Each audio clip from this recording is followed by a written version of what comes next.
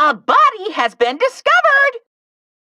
Now then, after a certain amount of time has passed, the class trial will begin!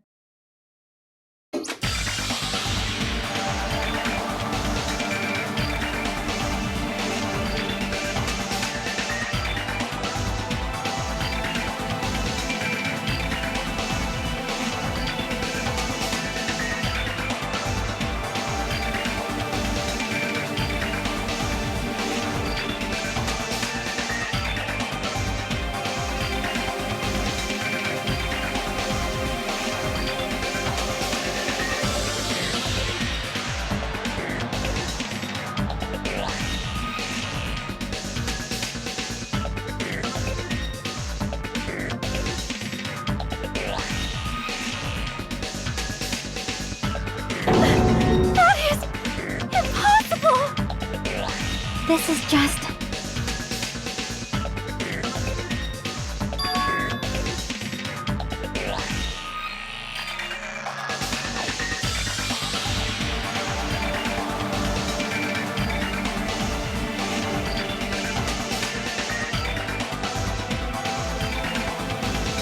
Hey!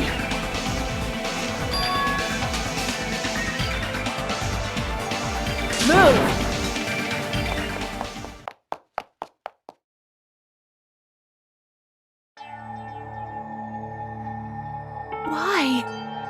Why is Nekomaru? Why did he have to die again? Damn it. I never paid you back. I never paid you back. For your help last time.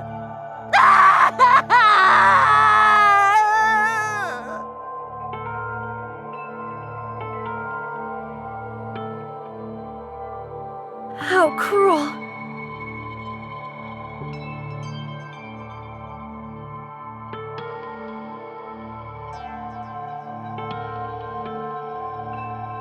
Oh.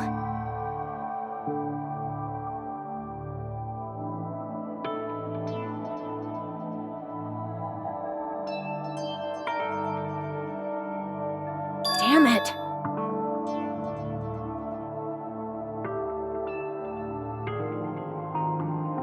I won't forgive you. Hiya!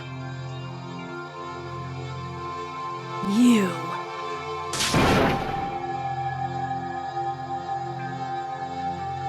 What? What do you want?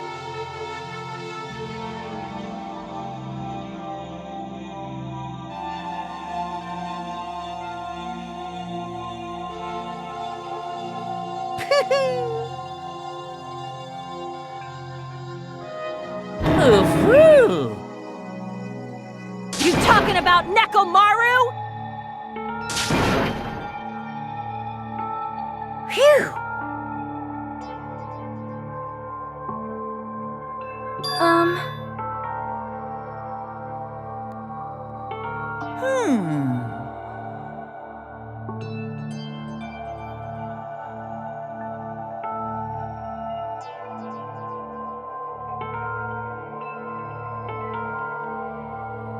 Yep.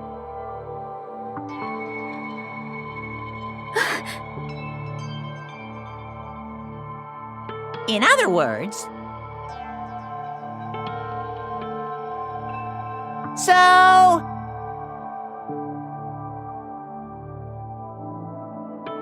it's the Monokuma file! Red bean bread and milk!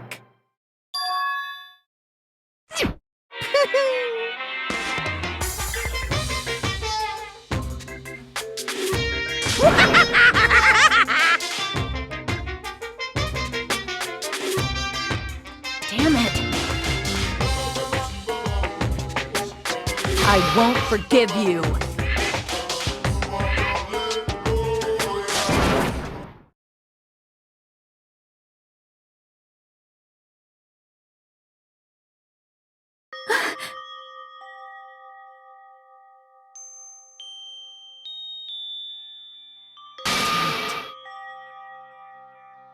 See?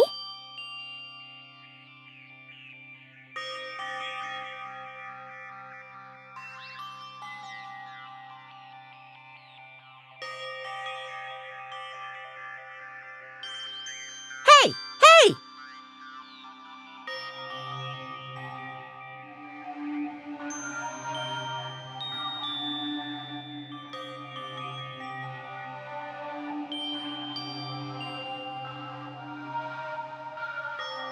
Isn't that wonderful?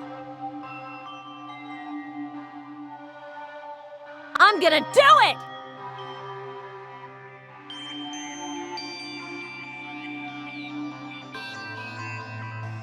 However,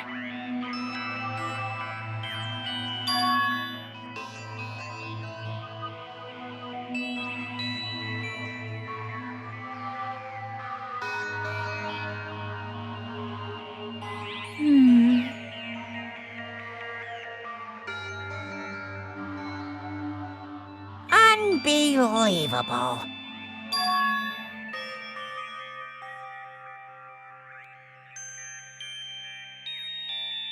What are you gonna do?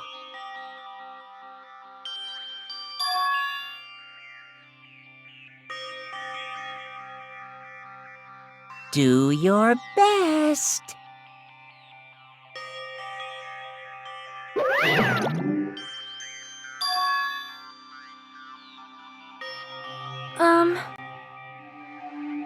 huh?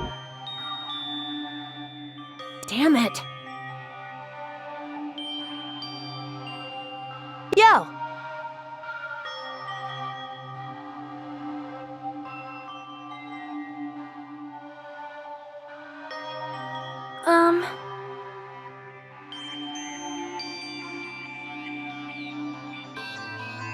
Huh.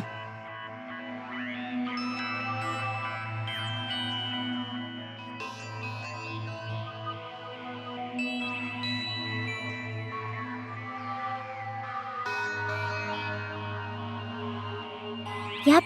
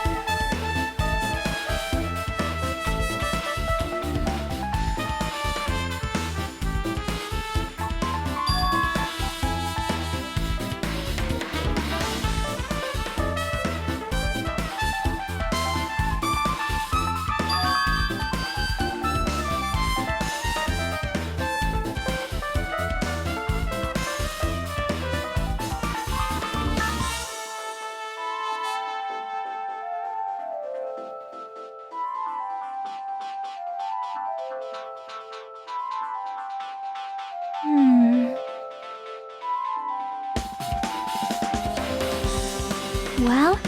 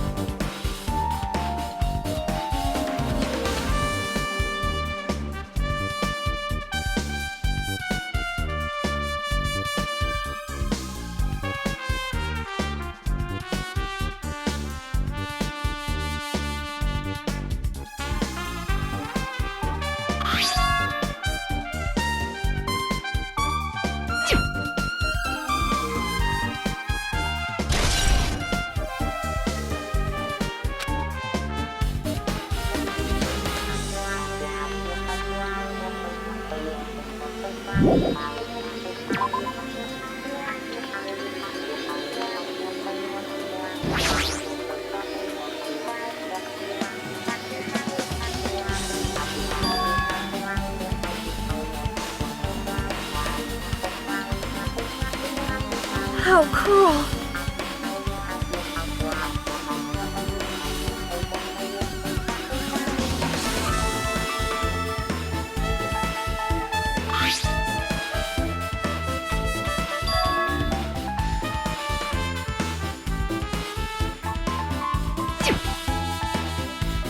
It is strange, no?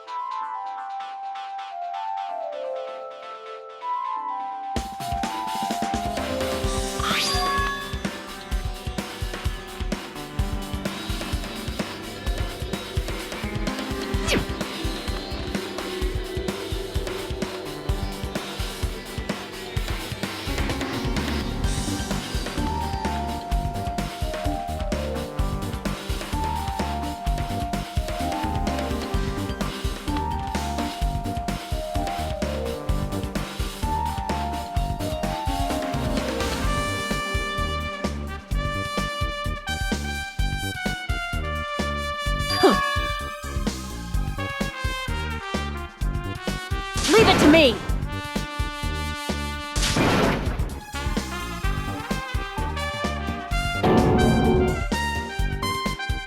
Damn it!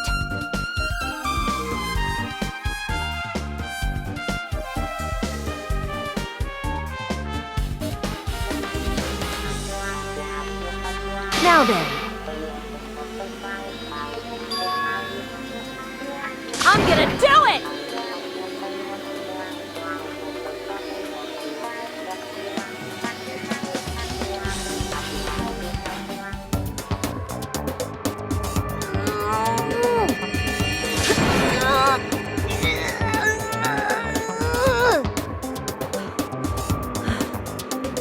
no use. It's barely budging. Didn't I tell you? All right. If that's how it's gonna be, my body can take it. Power times 3!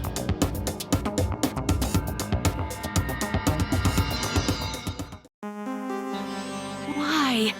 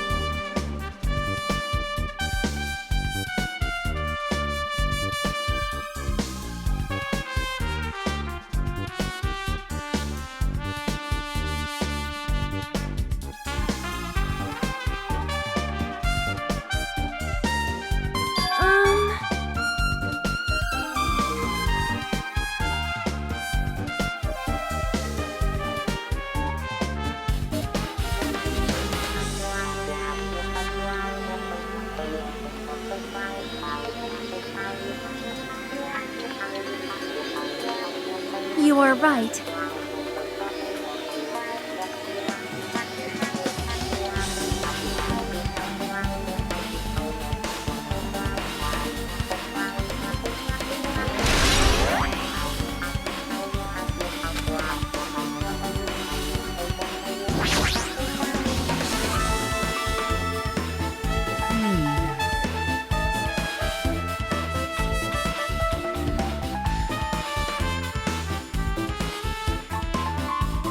Leave it to me!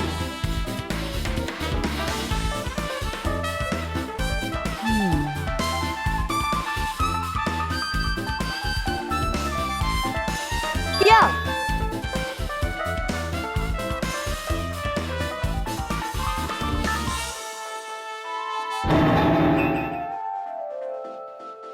Like...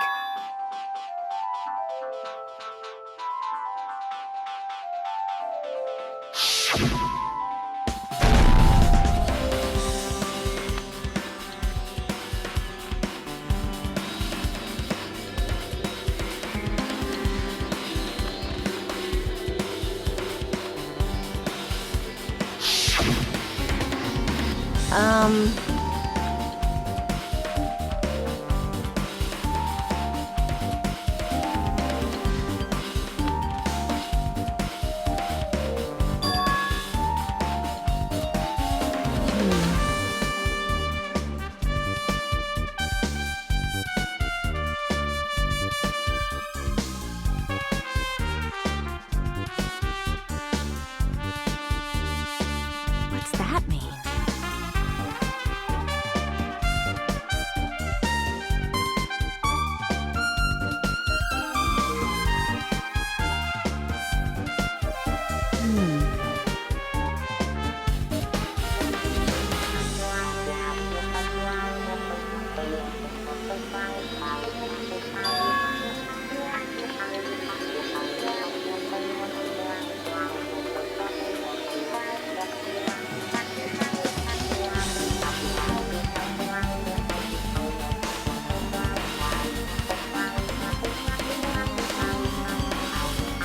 Why?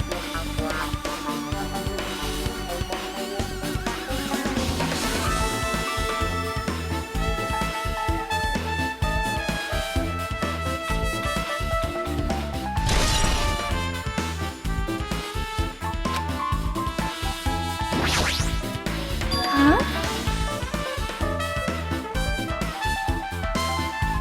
Well,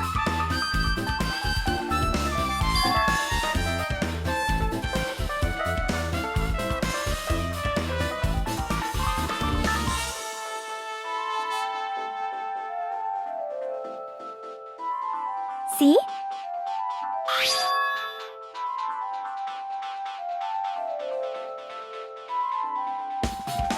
Well,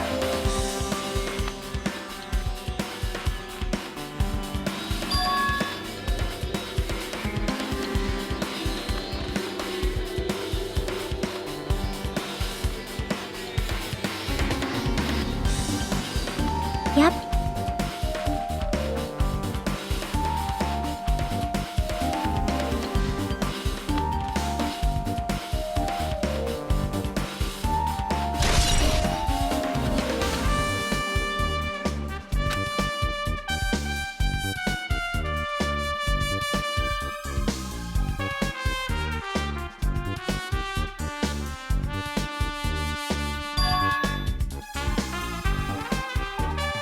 Hmm.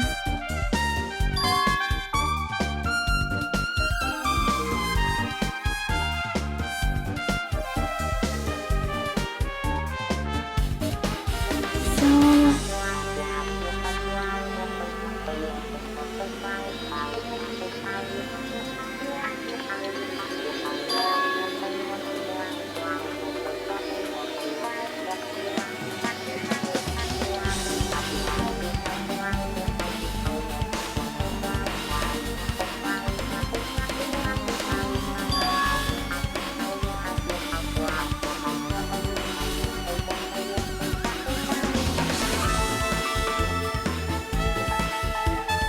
Yep.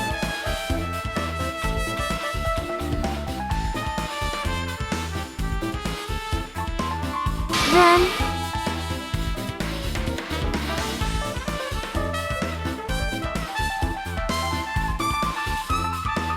Well...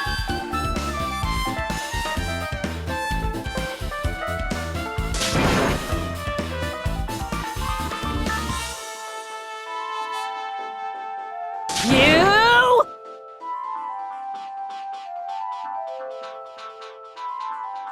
It's not like that.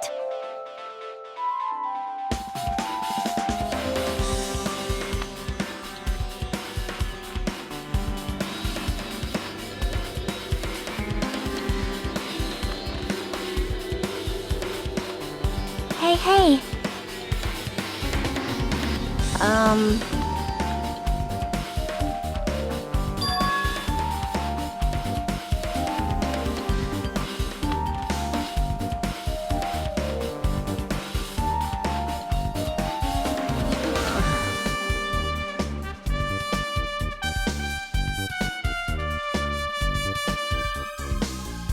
Then...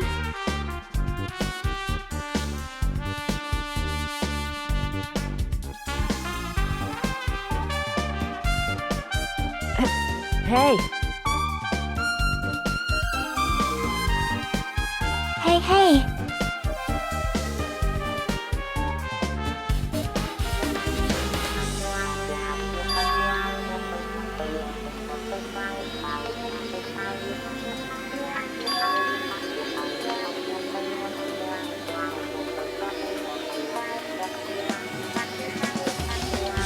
Yep.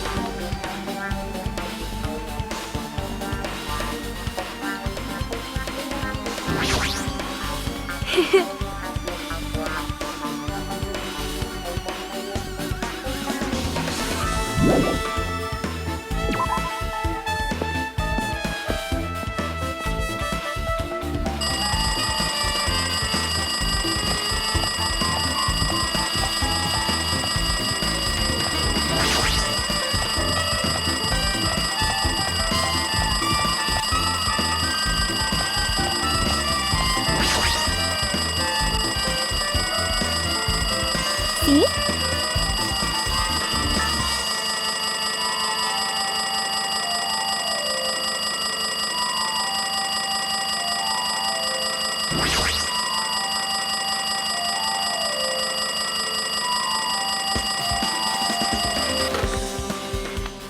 Damn right.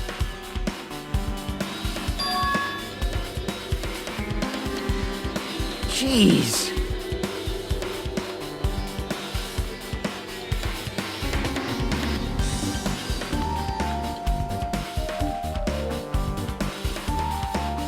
Like...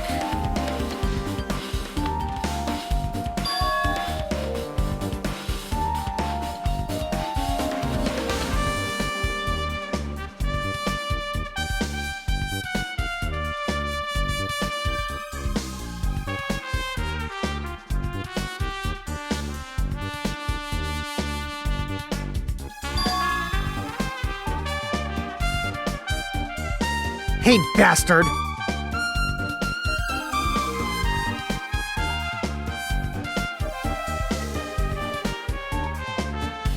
Well.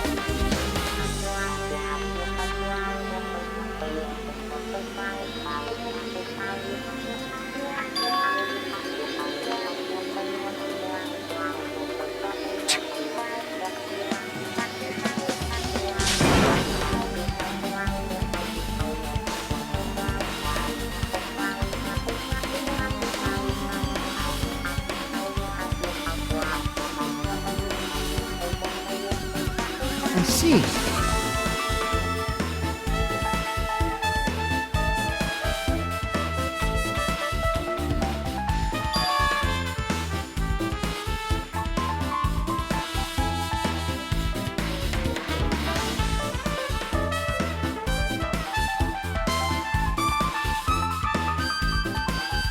Dumbass!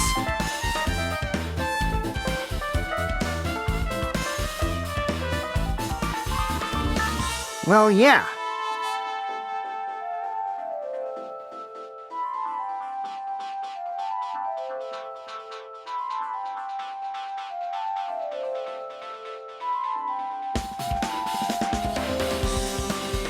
Like...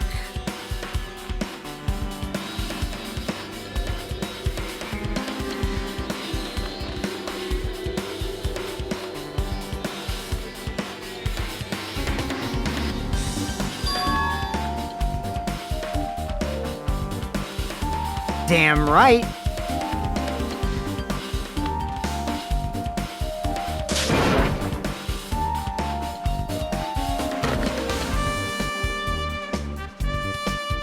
Hey, hey.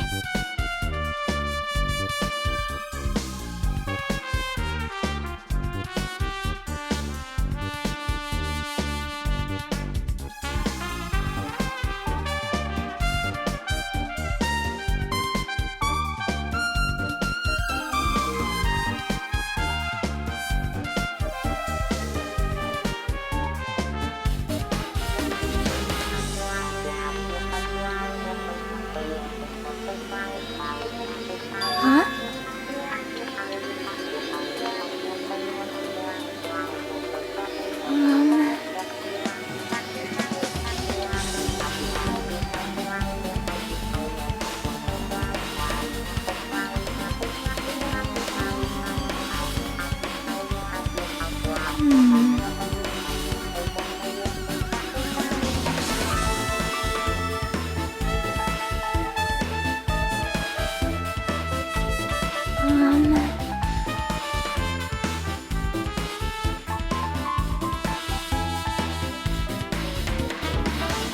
Yep.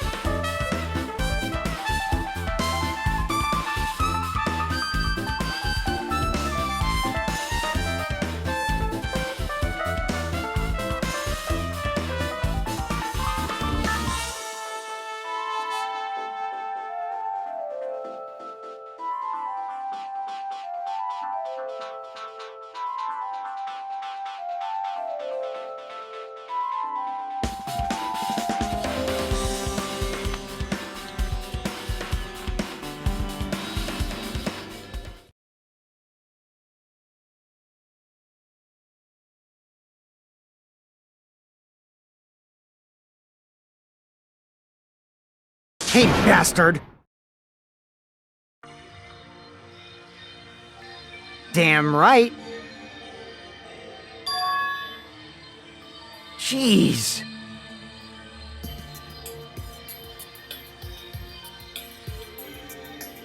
Damn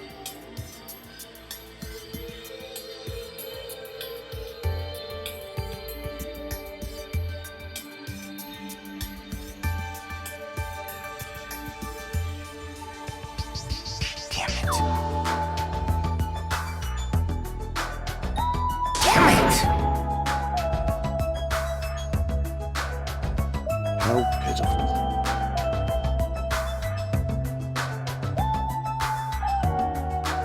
Hey!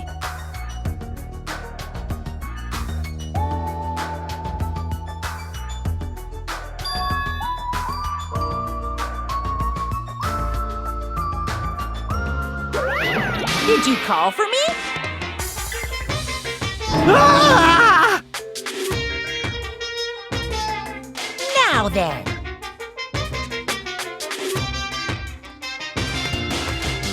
Red bean bread and milk.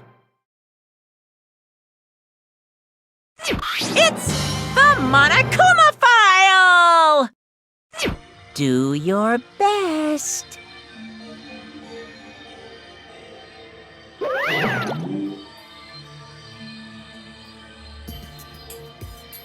Ah! Damn right.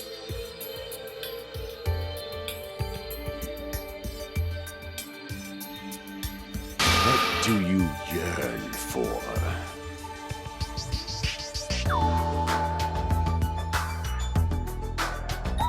Even so.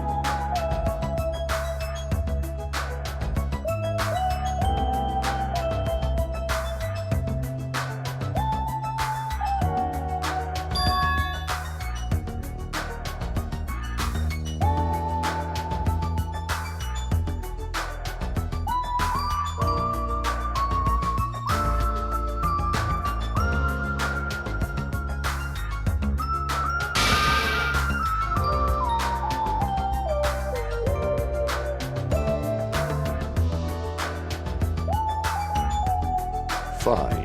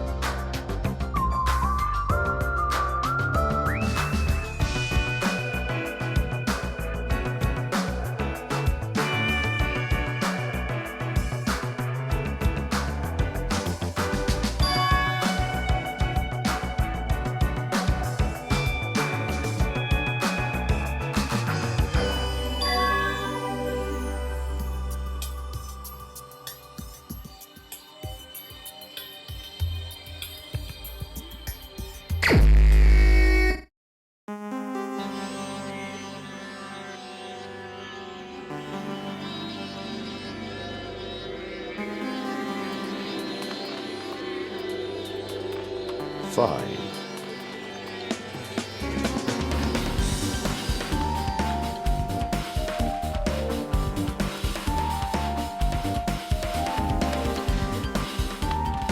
Damn right.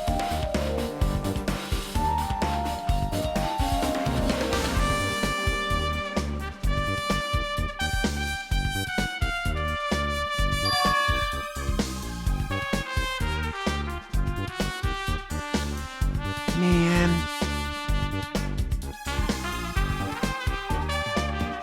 Anyway.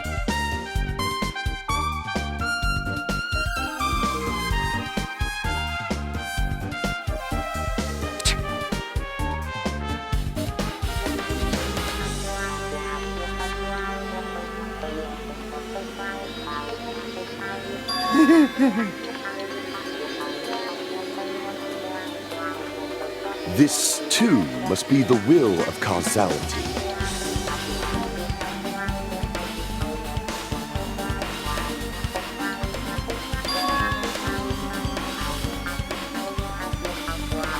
Man.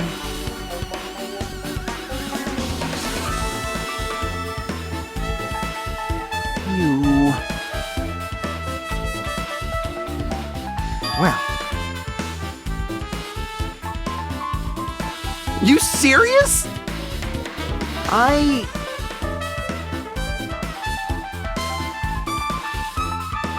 What? Hey, hey!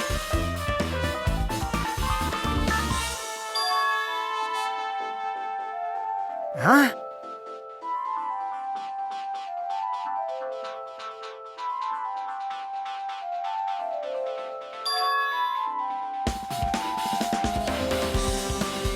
Hey, hey, hey!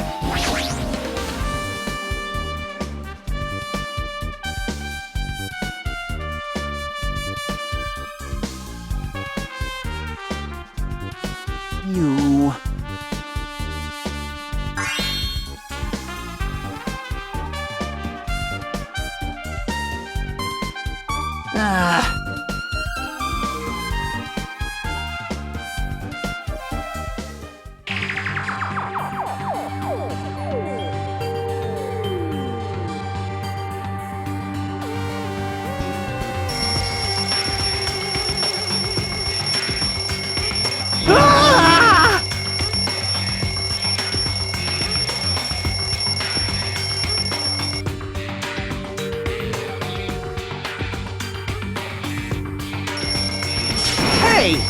What are you doing? This rock is... It's louder than the supreme ruler of the netherworld bellowing for a sacrifice! Don't go making all that noise so suddenly. It's not me. The wall clock just started ringing. I was just trying to stop it. Then hurry up and stop it already. I know. I'm in the middle of doing that.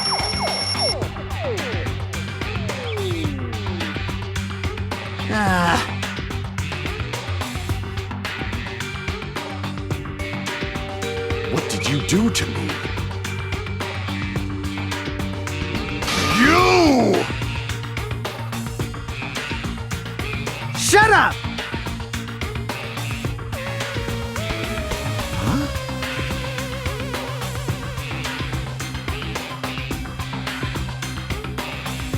Well, yeah.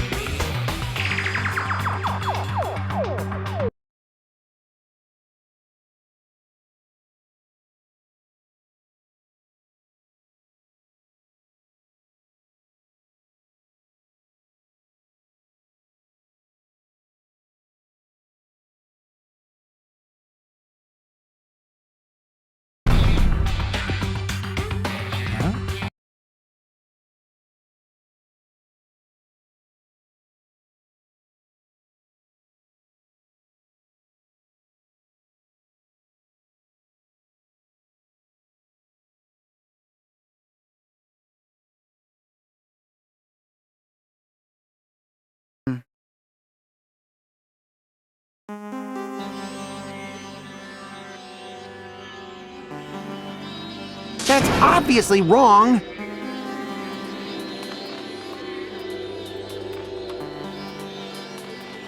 Hey.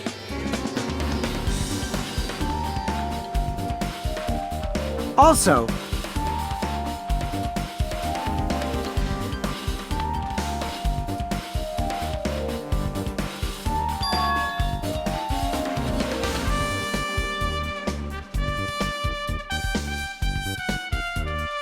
What?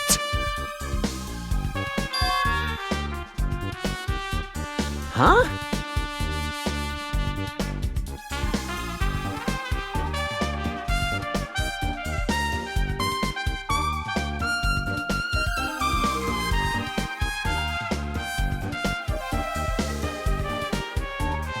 Why, you...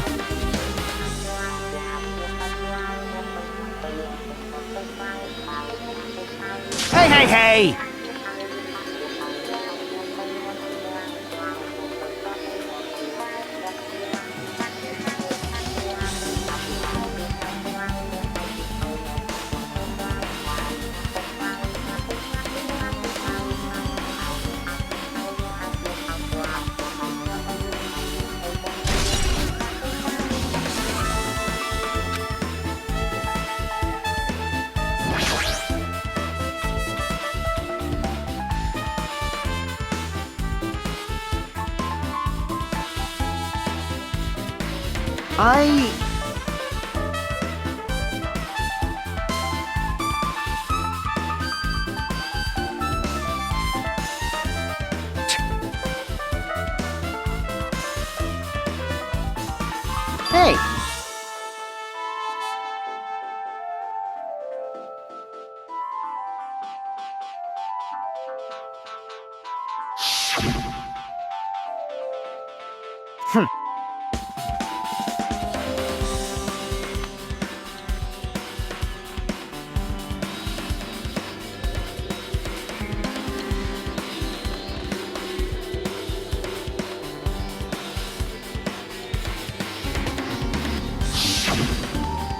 Hey! Hey!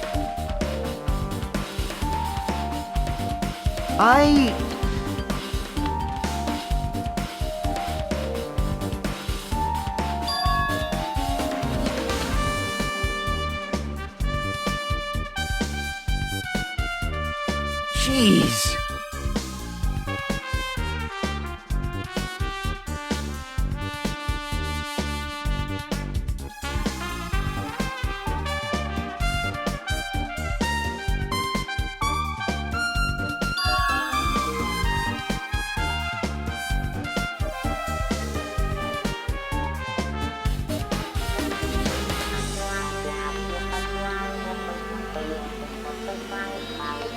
What?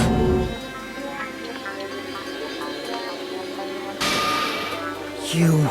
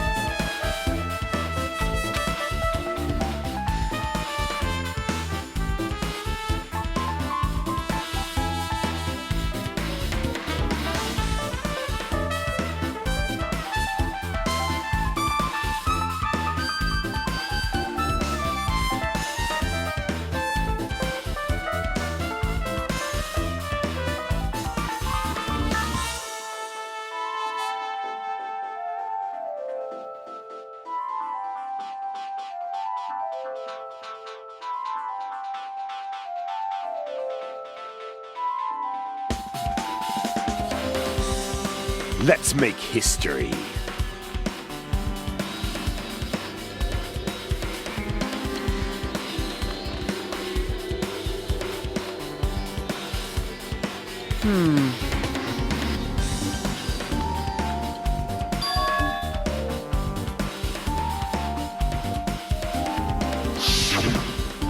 I mean...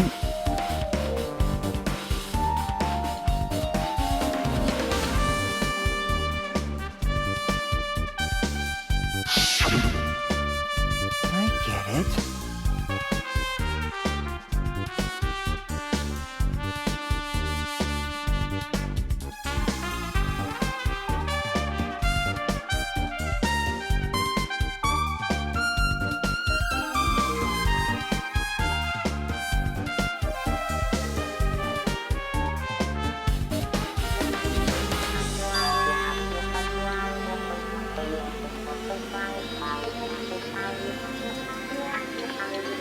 Hey.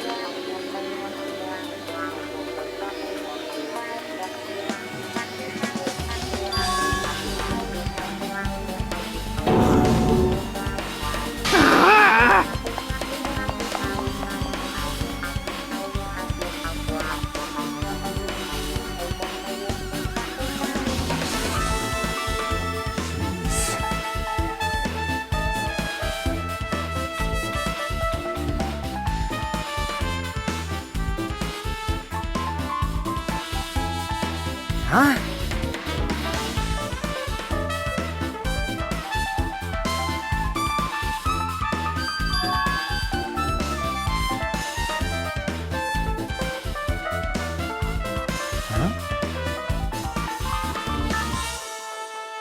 Hey, bastard!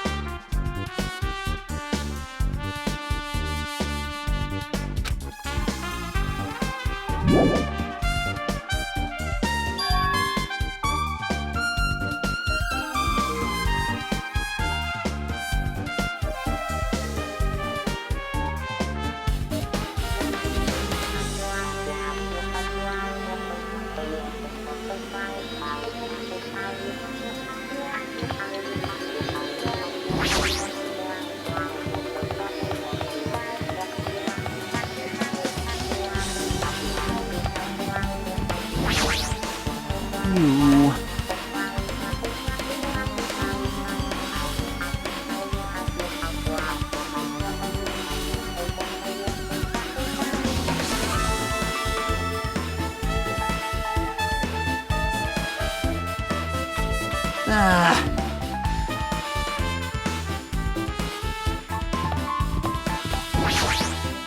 This, too, must be the will of causality.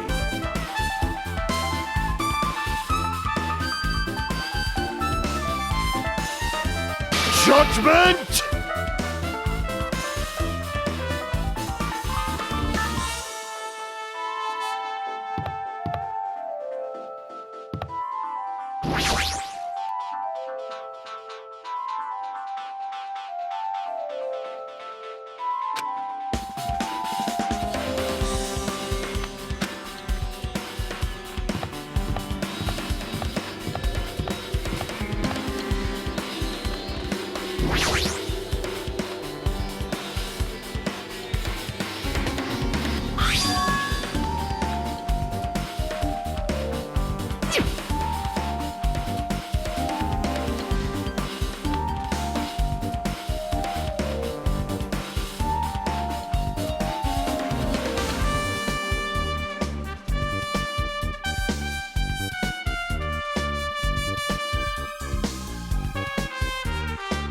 Let's make history.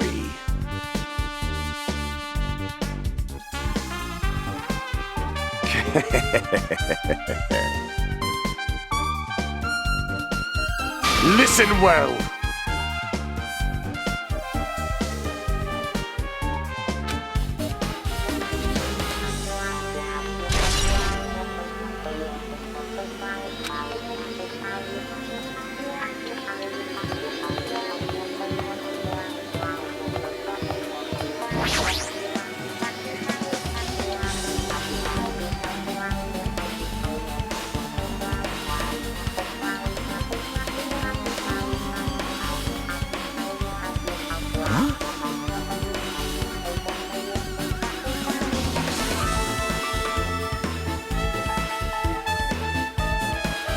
Man.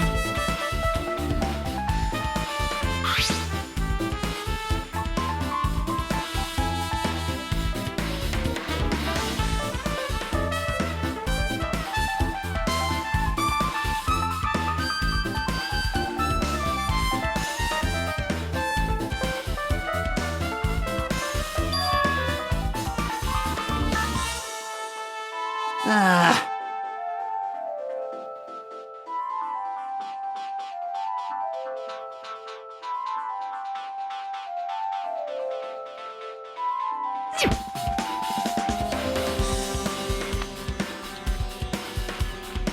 Yeah.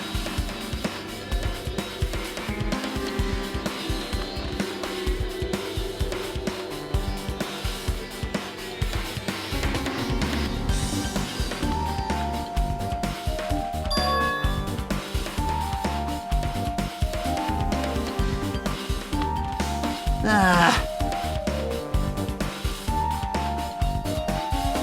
Hey! You...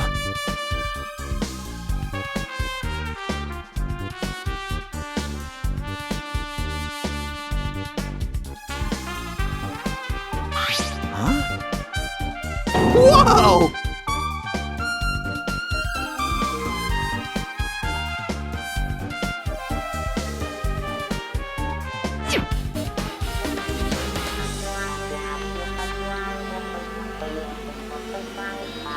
You serious?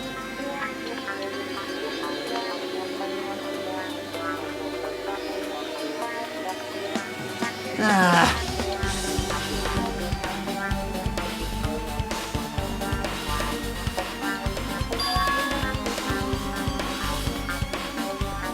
Huh?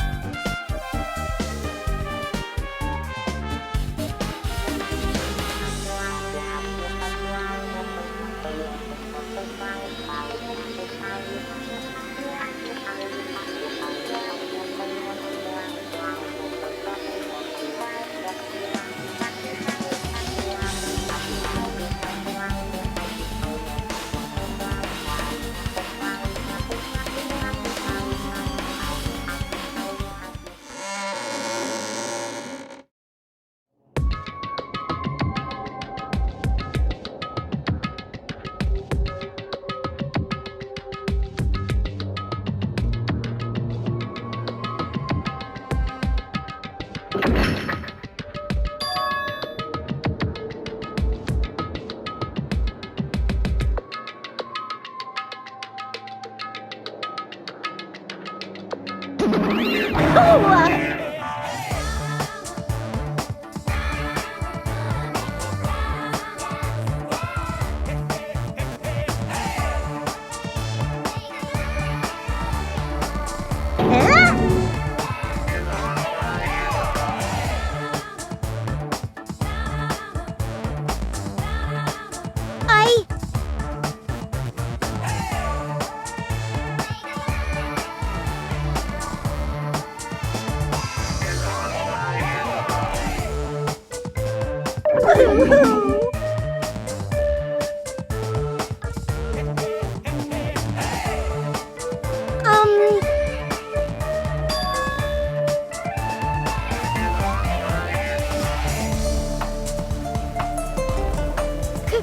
it be?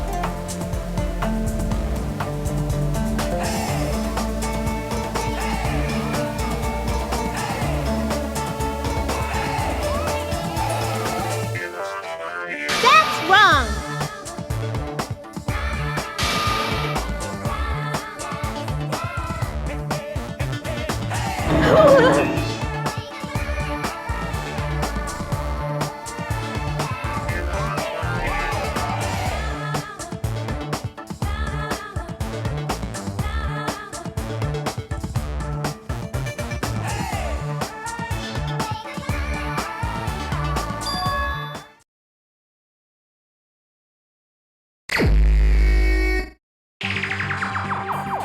Alrighties!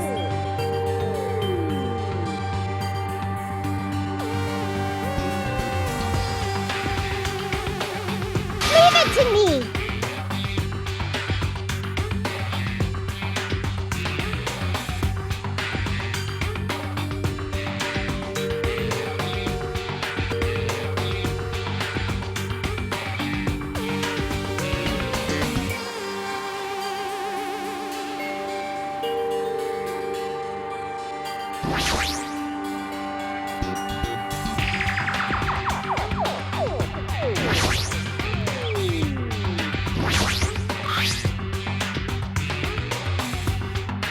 I got it!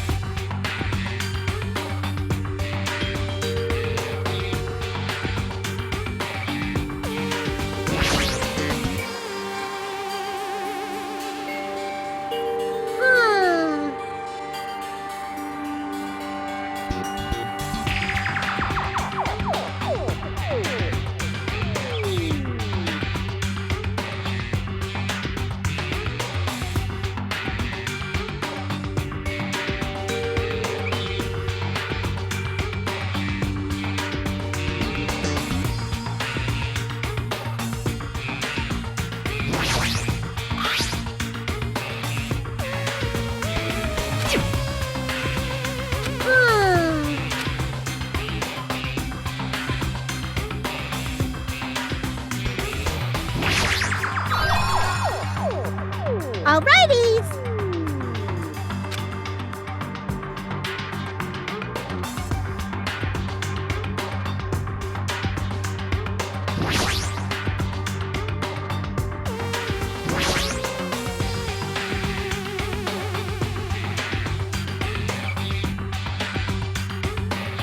No problem.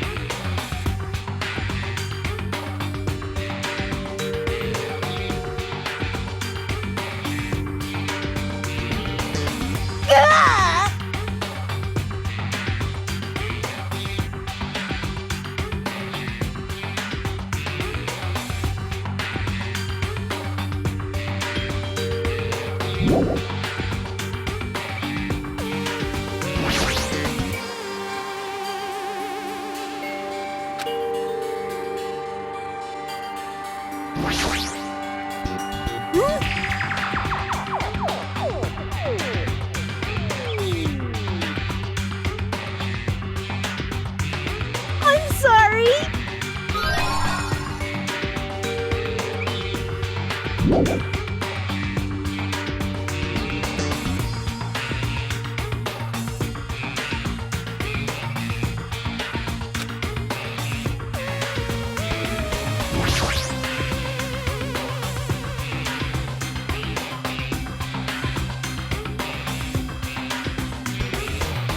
Enough already!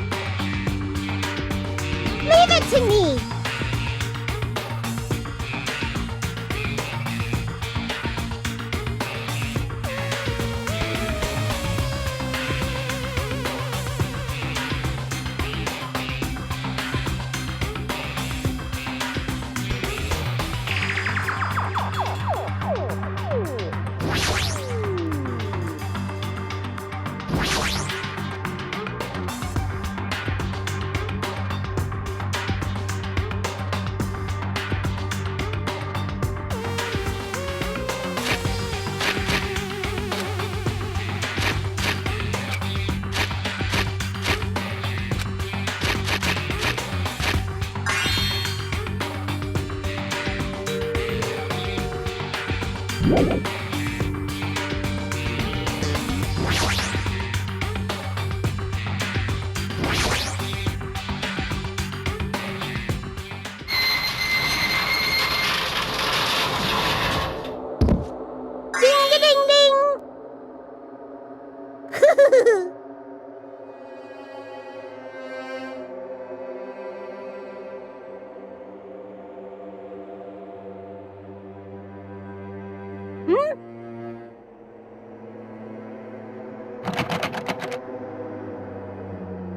Hooah!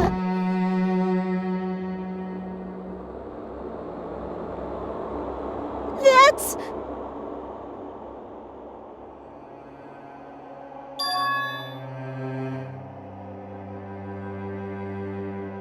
Could it be?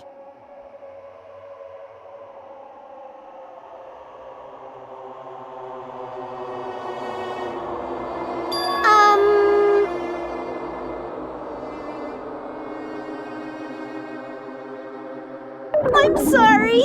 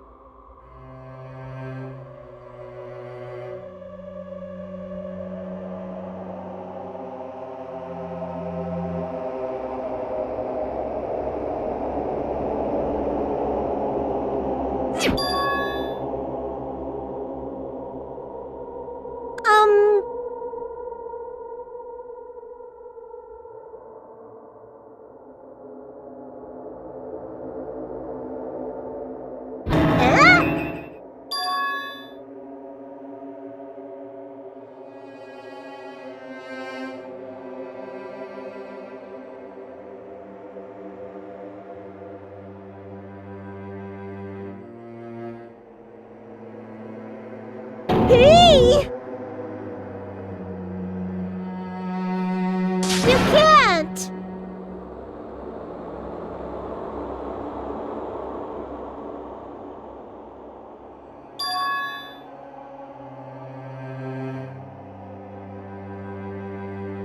Hey!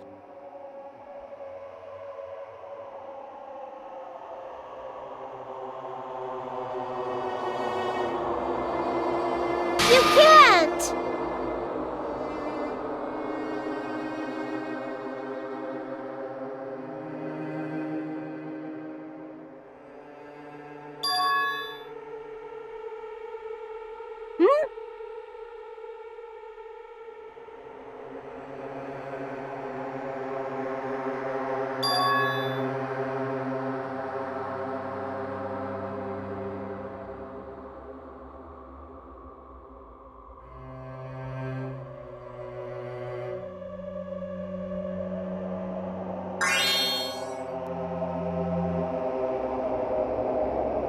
That's...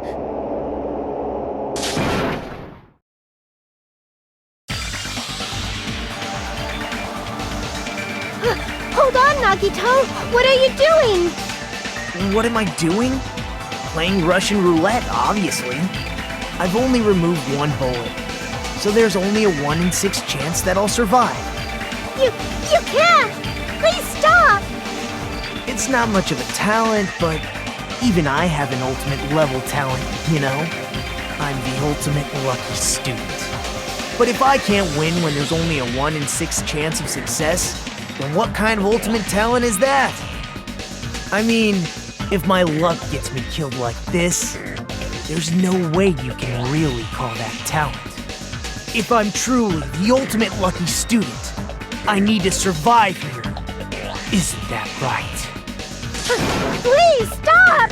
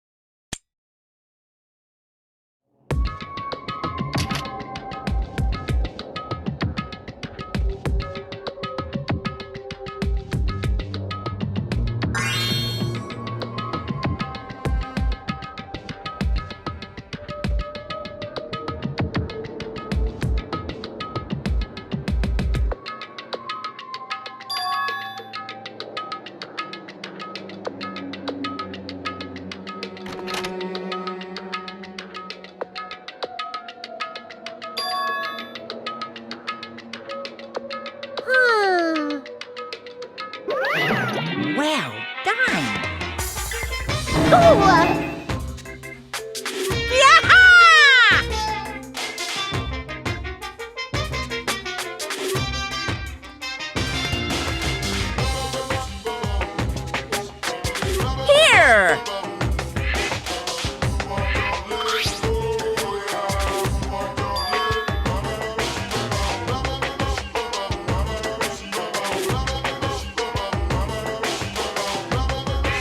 Uh-huh.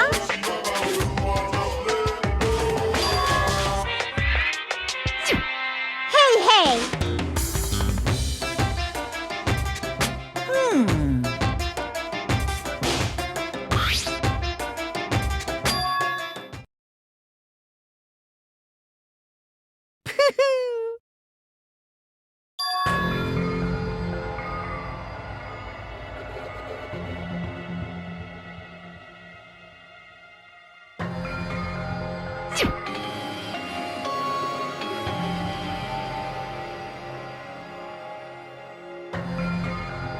What?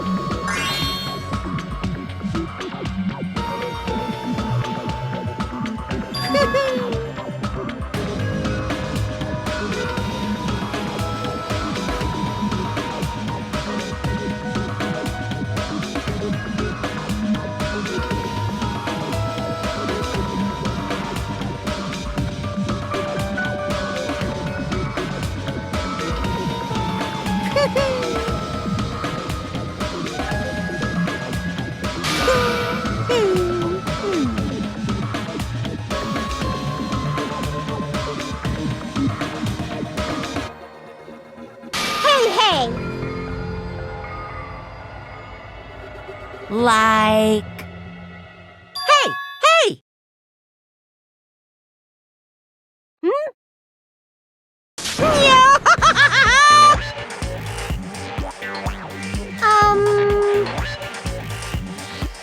What are you saying? No!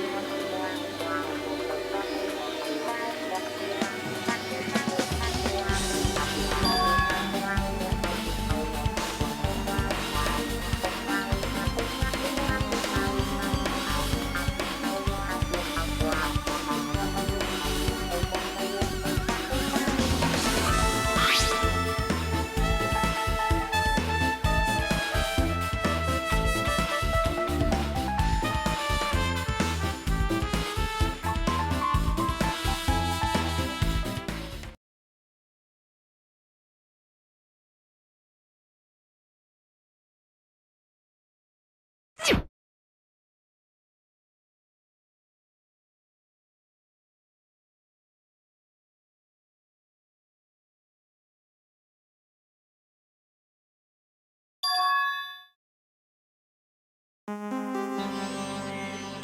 you hear me?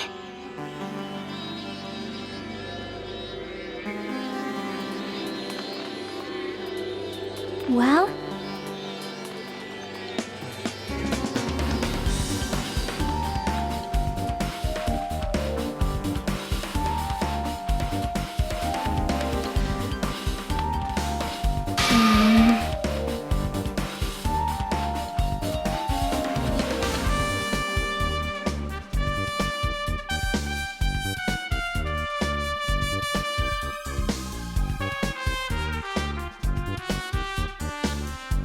I think...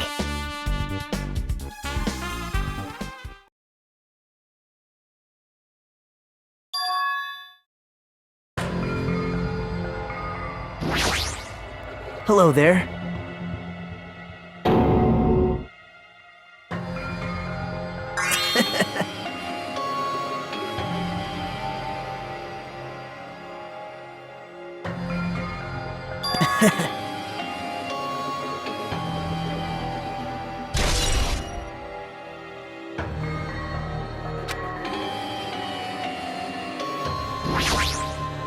I think...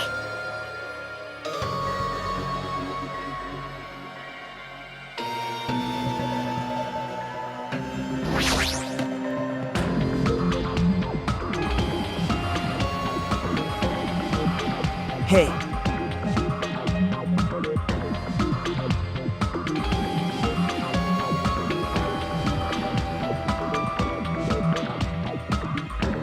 Now then.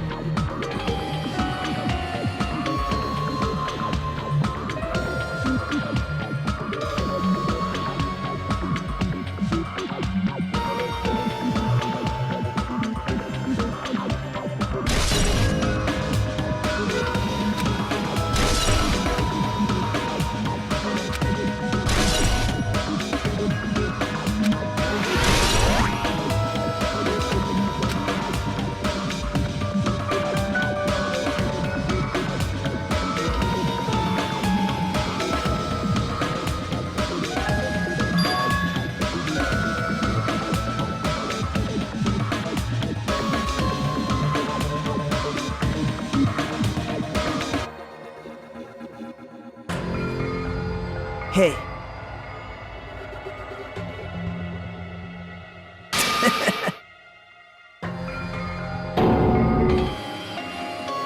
Could it be? Well.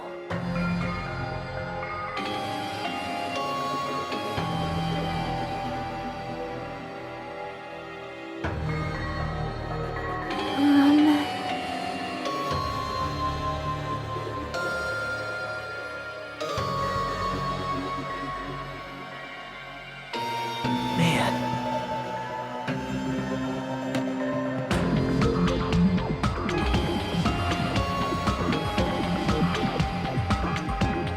Huh?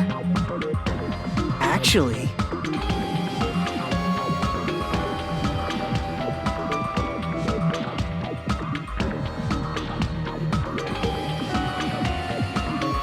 Well...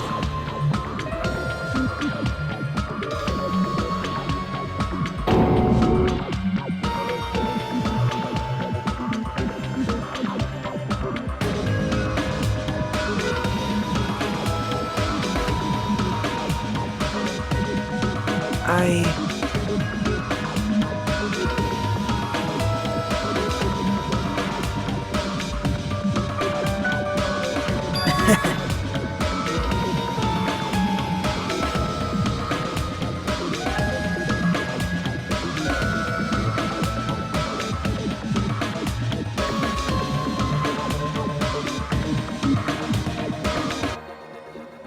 Man. You stay quiet.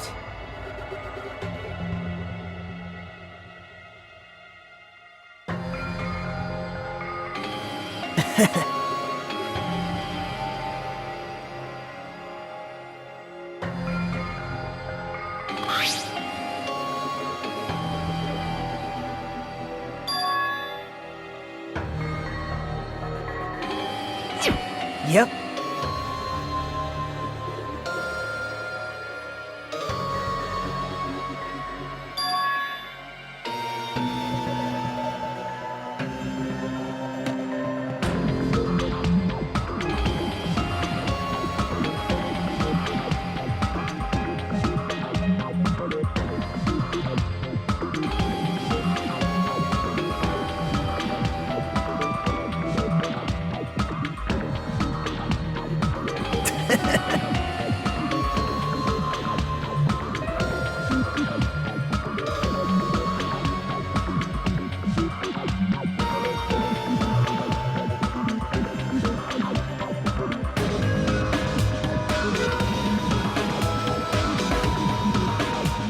Right?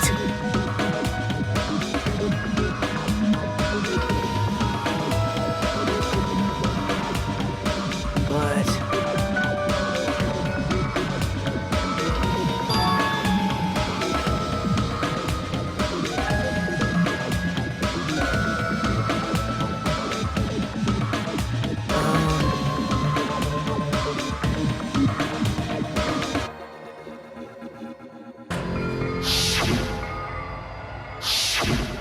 Hey.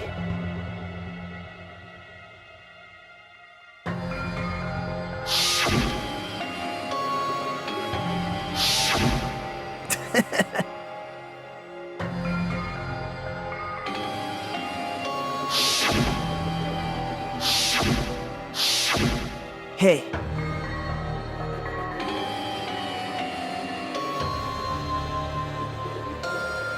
Well...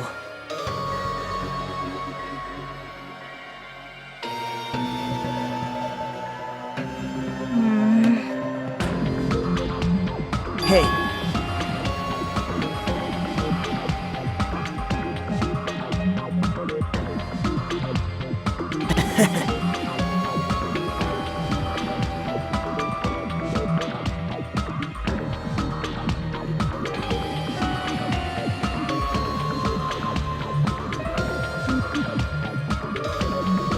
Jeez.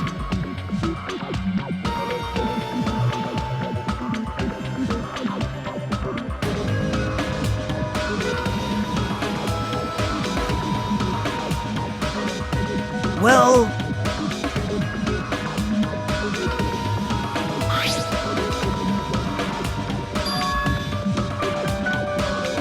Yep.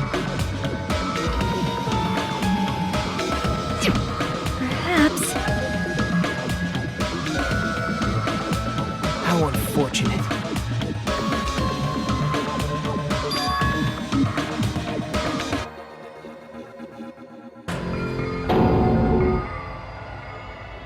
Why?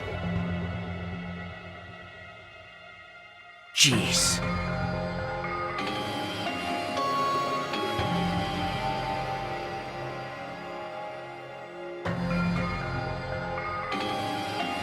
Right?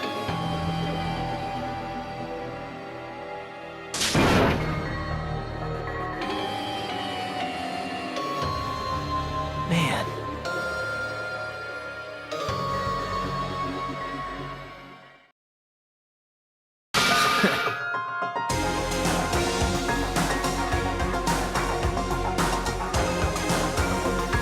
Well...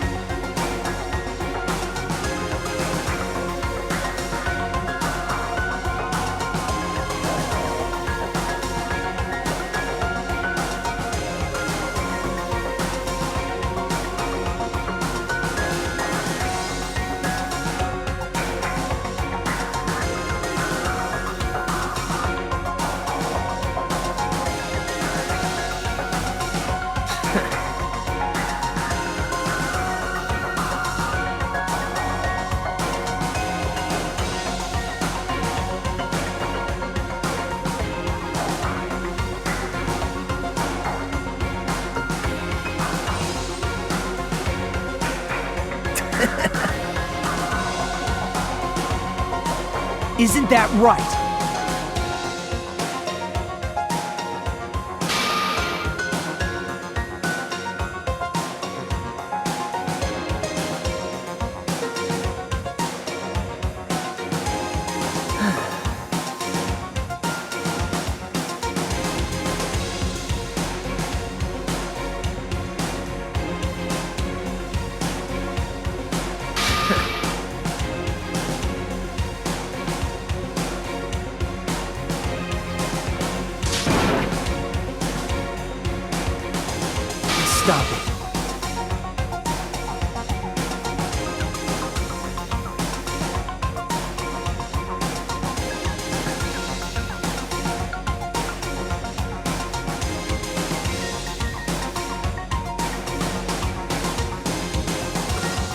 There's no mistake. You don't even know?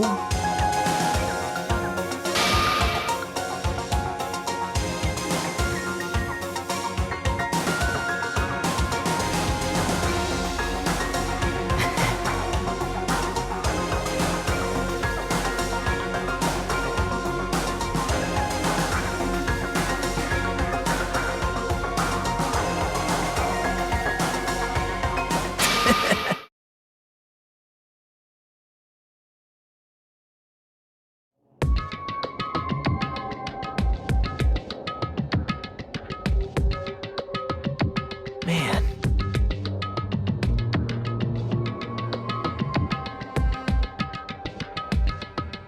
That's not it.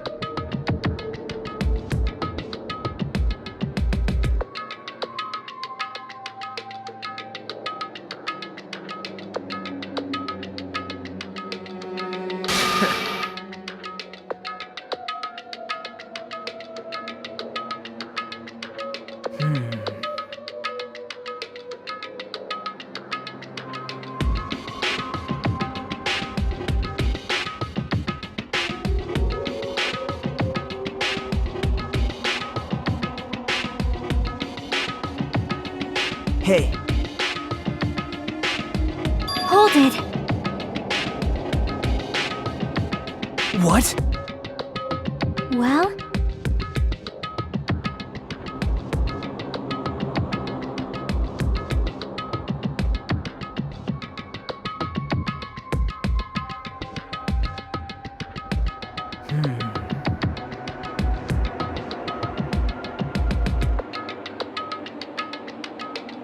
Yep. hey.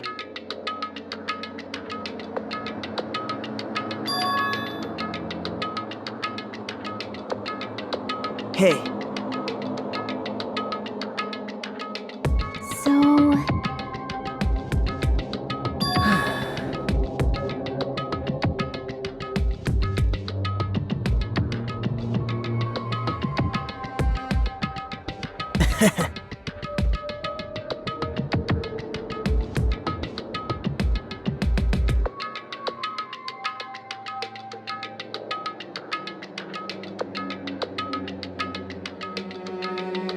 man.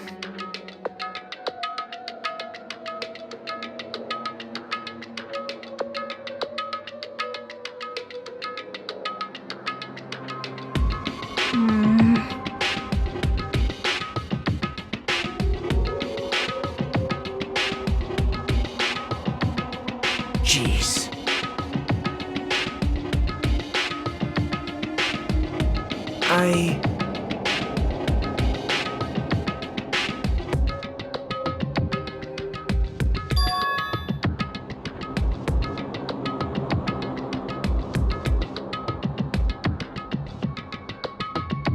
Stop it.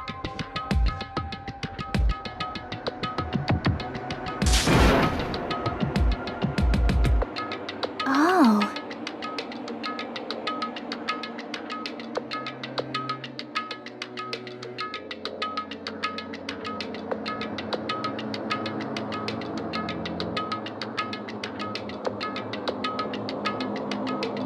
You're right.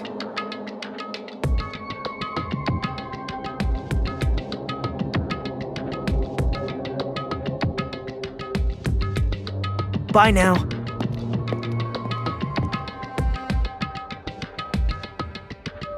Hey.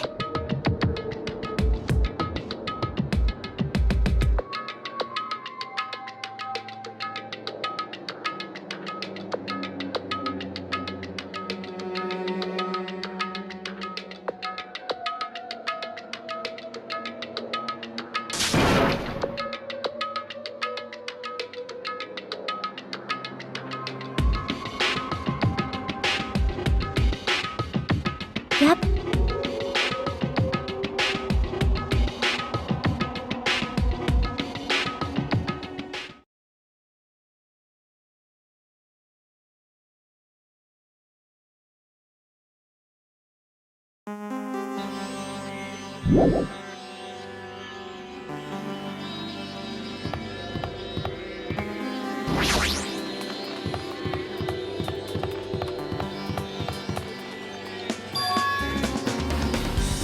Yo.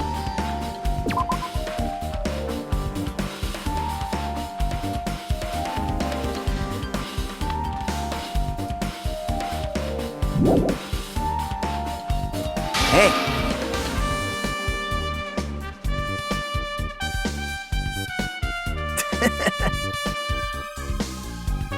Hey, hey! Hey.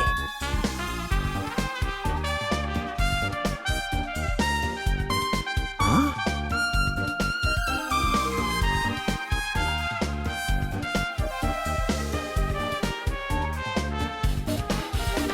You stay quiet.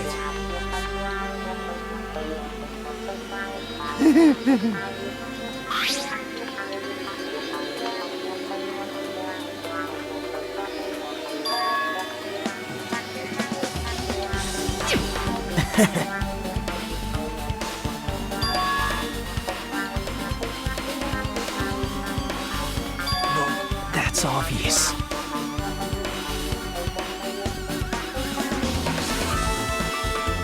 Now then.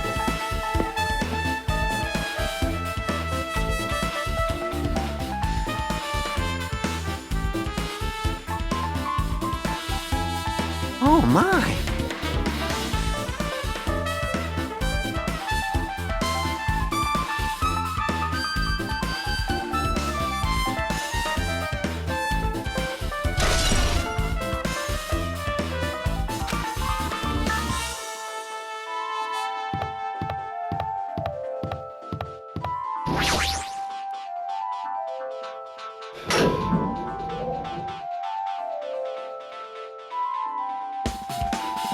You serious? Damn it!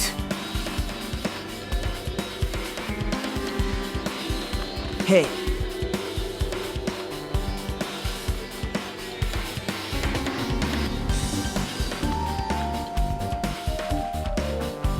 Wow.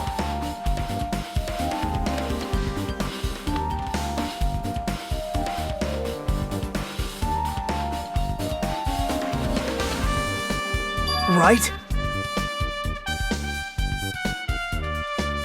Huh?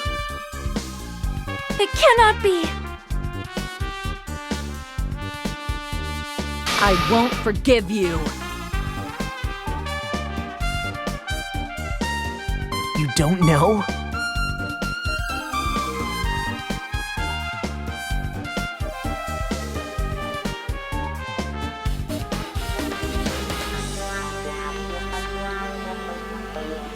Damn it! You stay quiet.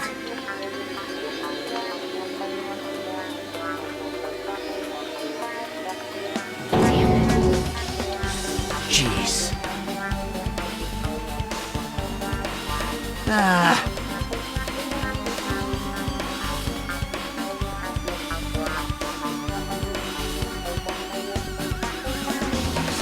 Well...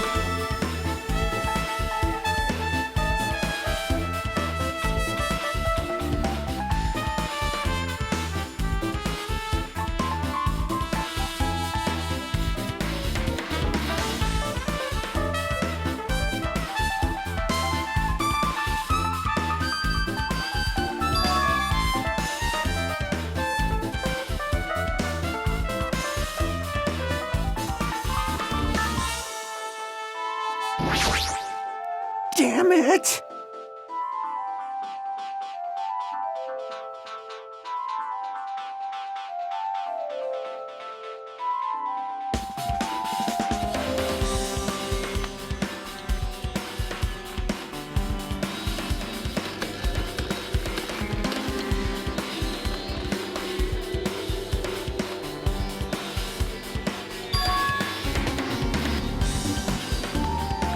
Huh?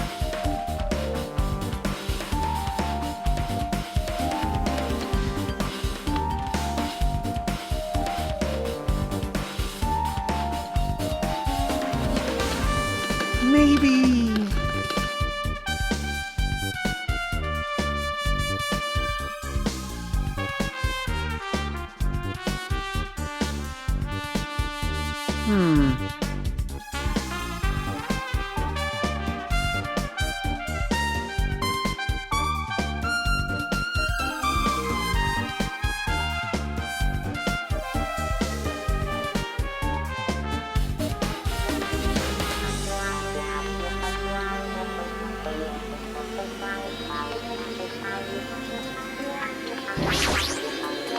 fine.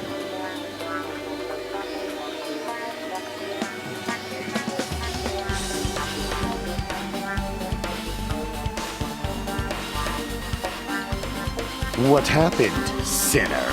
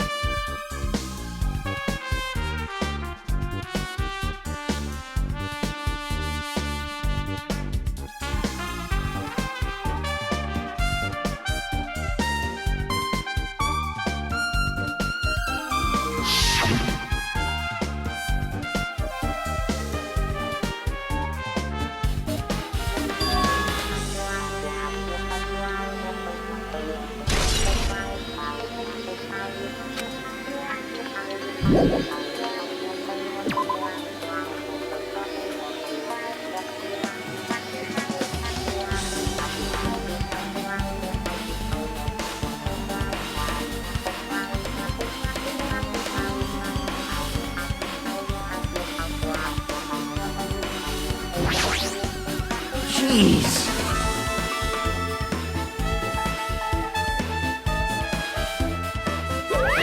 Fine, fine.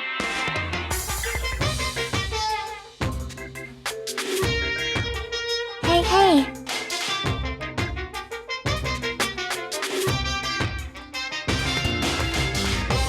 Gasp! Hey,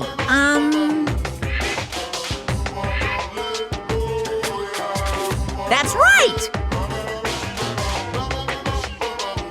You stupid brother! Monomi's such a dumb child.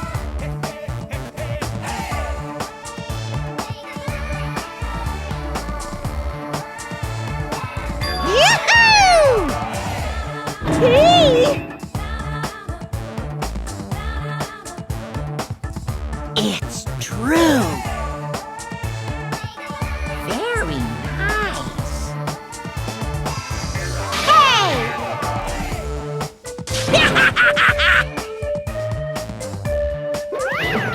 You're so evil!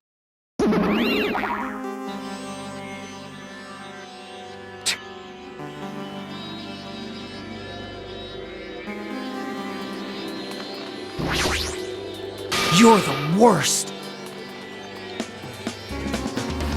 Jeez.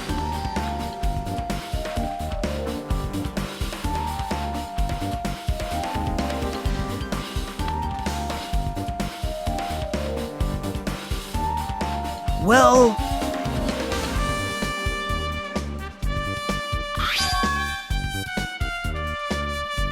You don't even know?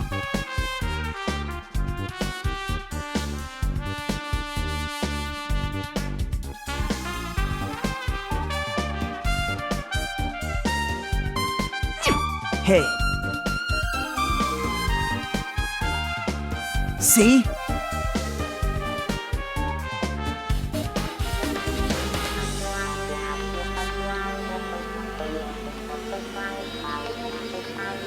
Now then,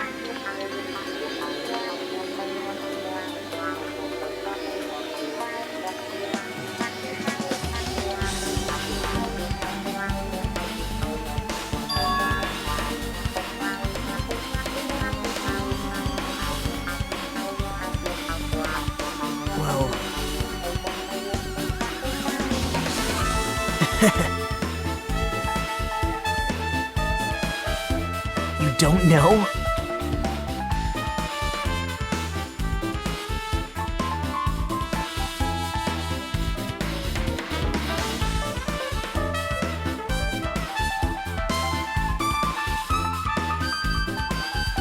It's obvious.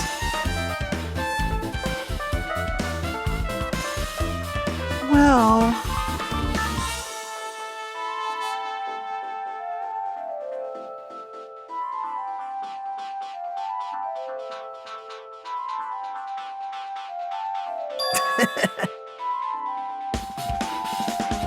Huh? See?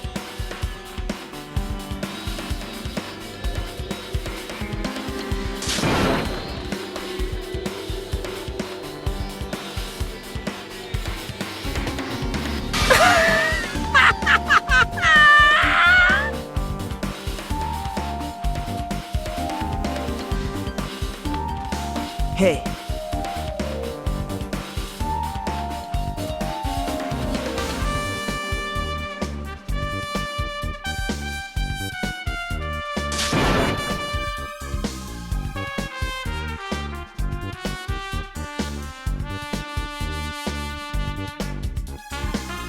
Huh?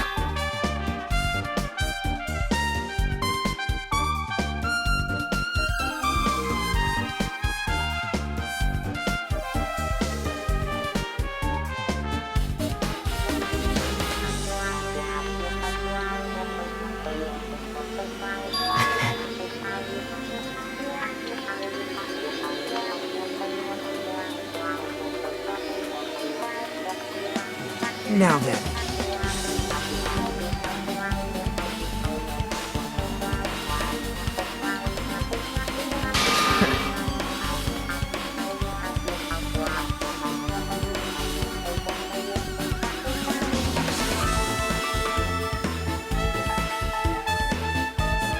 Right?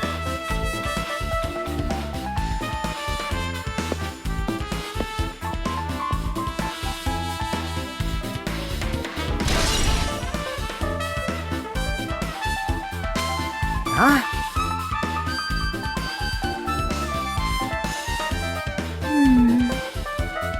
Damn right.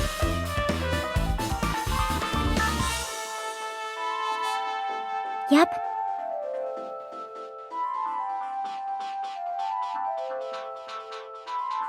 Hey.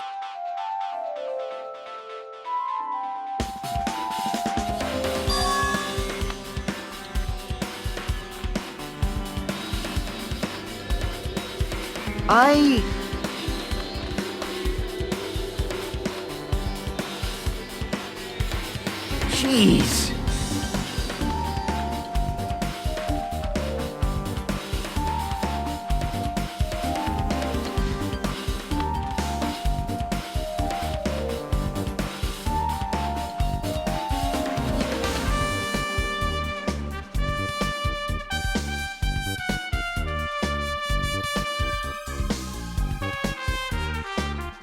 Jeez, you're pathetic.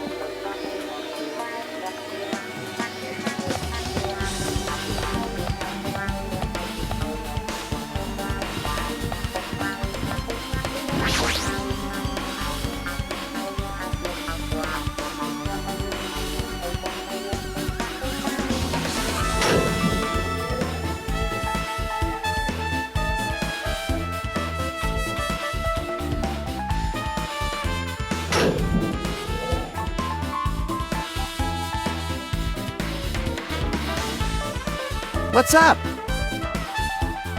Hey, hey.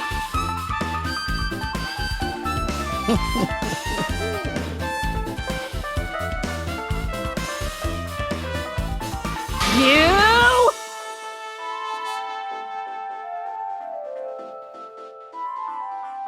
Hey, hey!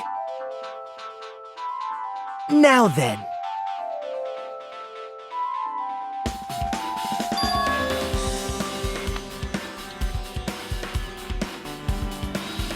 Even so.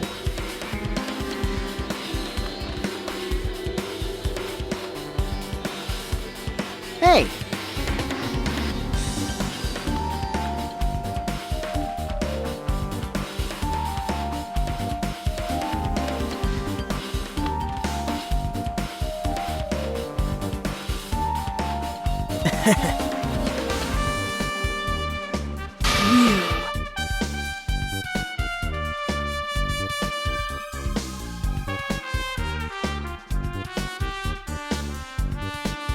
Yep.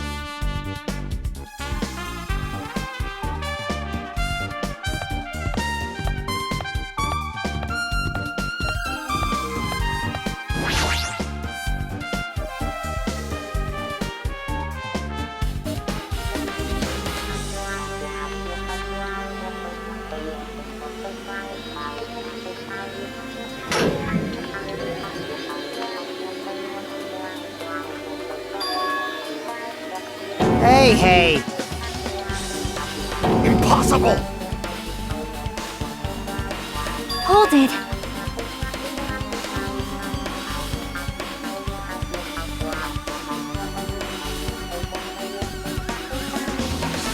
So... Hey, hey!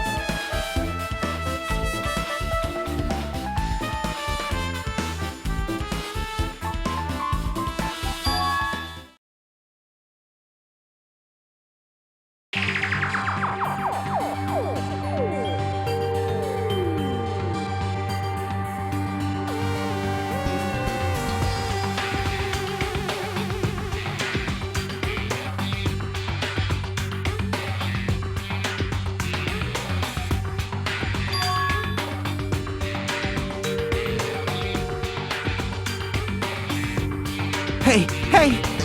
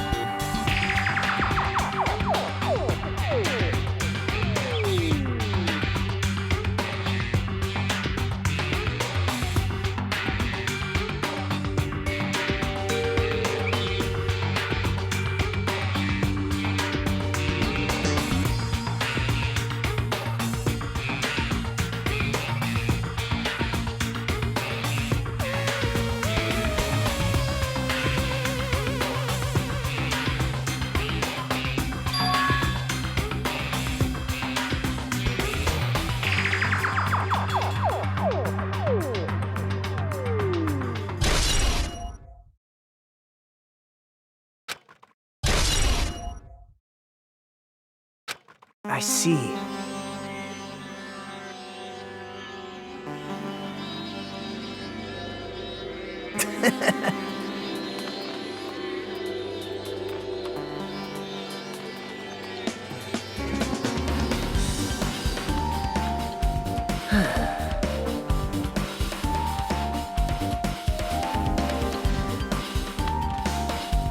See?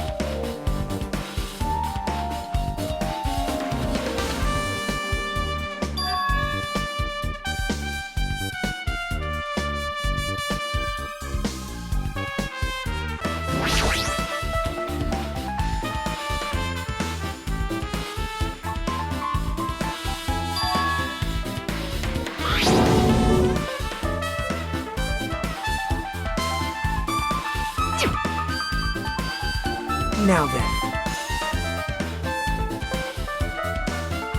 See?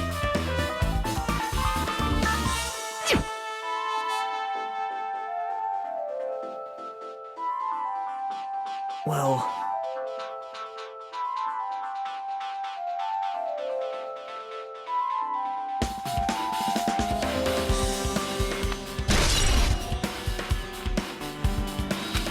What?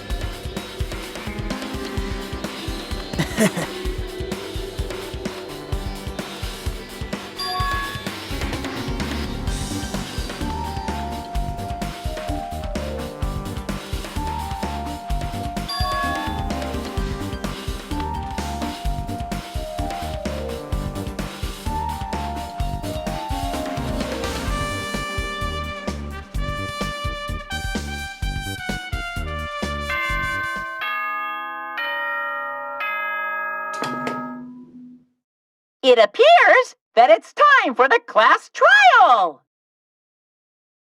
To tell you the truth, I'm tired. Extremely tired. I feel like spending the rest of my life hibernating already. Man, I know it's bad, but I'm so sleepy. I just want to ditch. Though I really don't feel like it, I'll show you my serious side when you come to the class trial. Even though it's impossible since it's so annoying, you can count on me to take this seriously.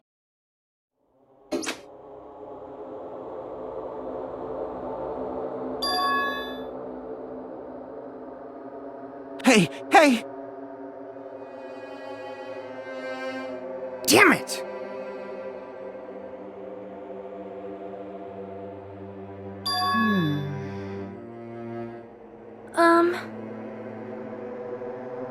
Hey, hey!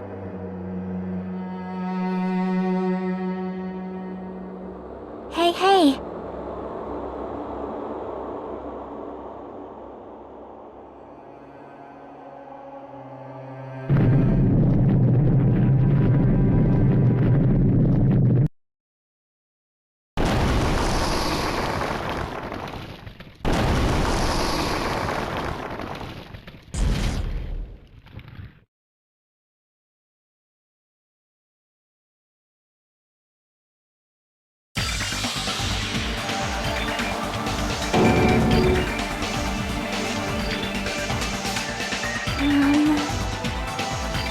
All right!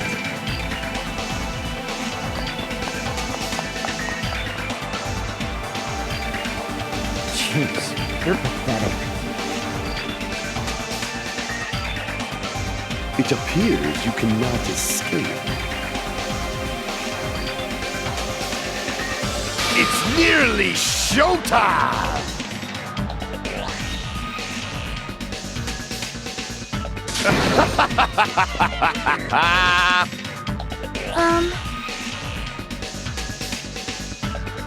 Yep.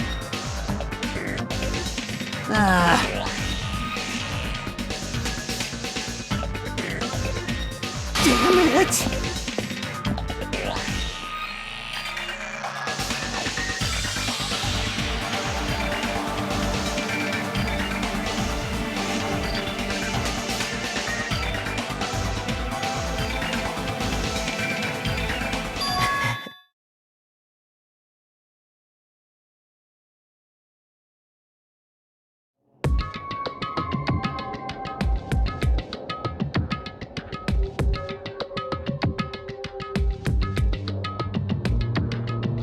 Well...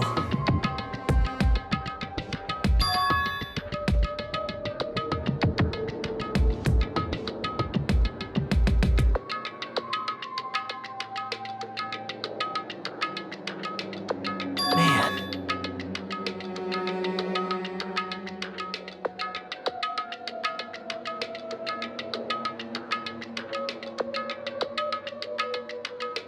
Damn it!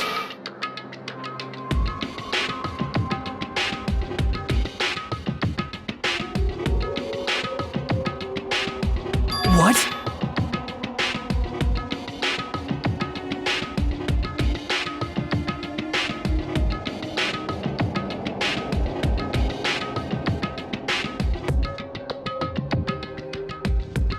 Isn't that right?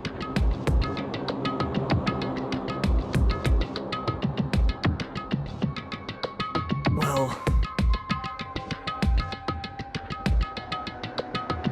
Hey.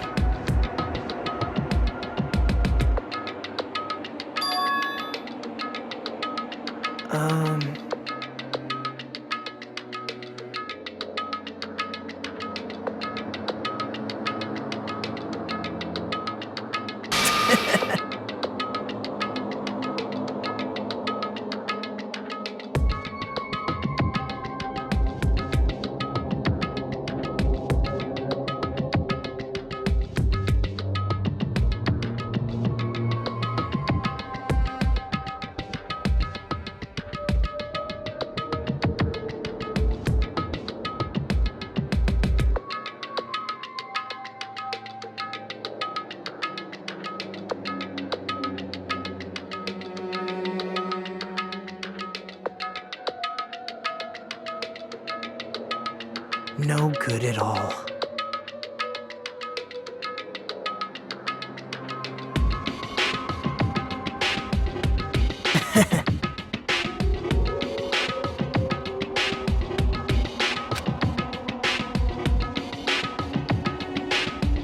Right?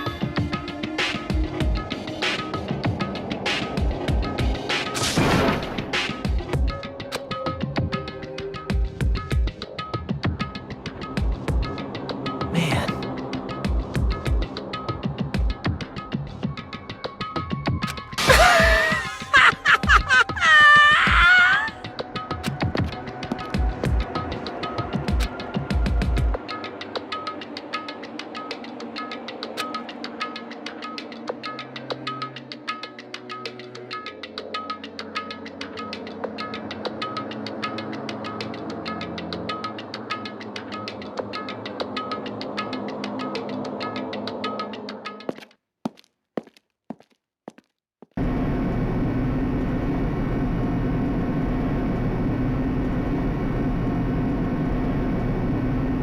Hey.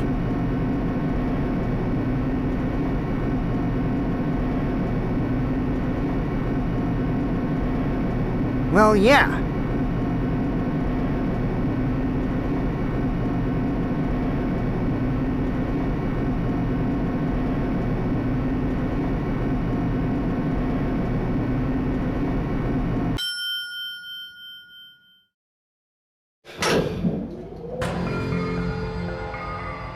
Well now.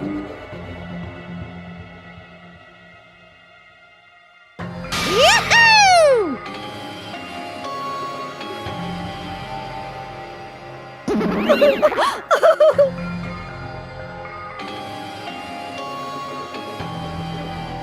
Hey, come on now. Now I'm really angry. Hey! Now then.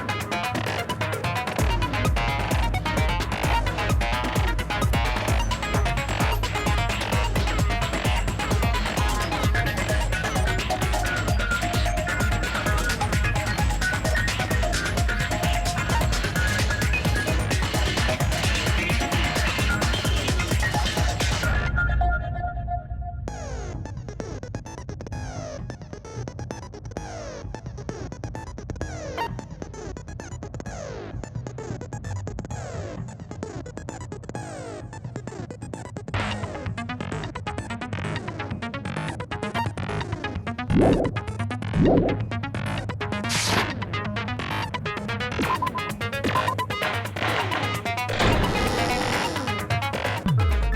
then, let's begin with a simple explanation of the class trial.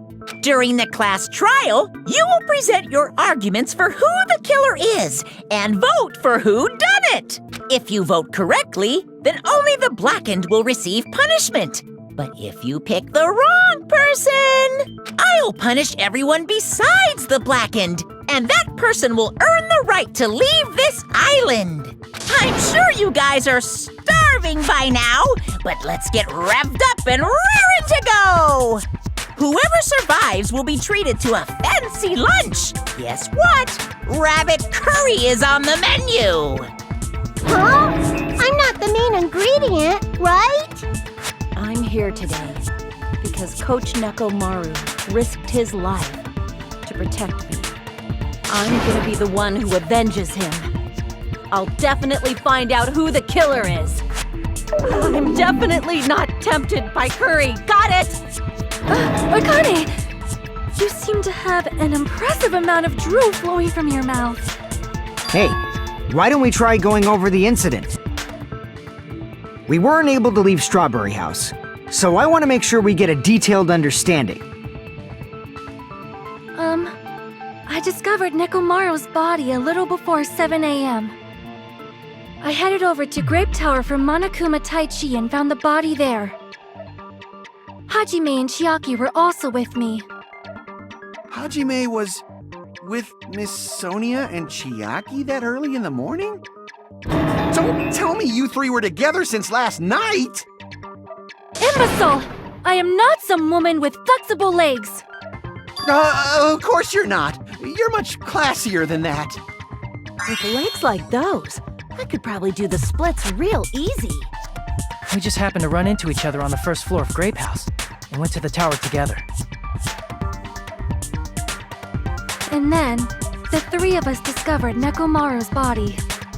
The body discovery announcement was made soon after. Akane heard that and rushed over.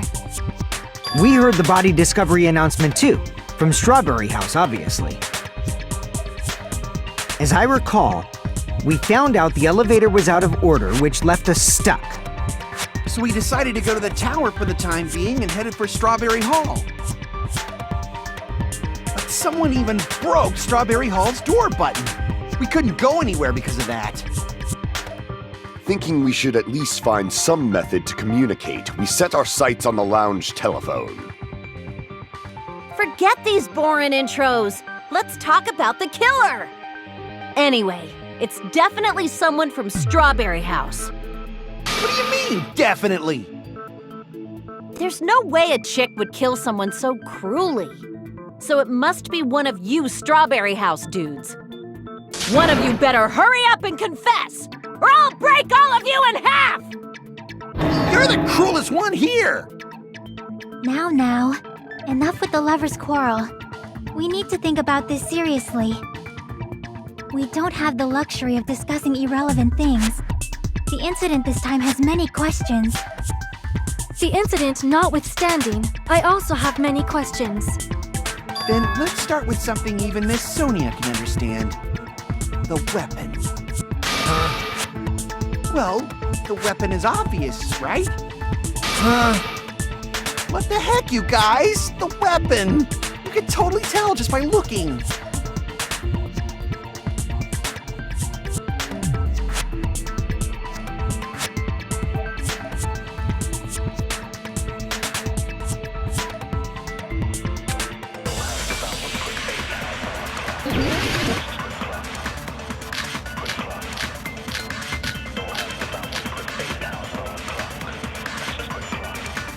I guess we should figure out the weapon first.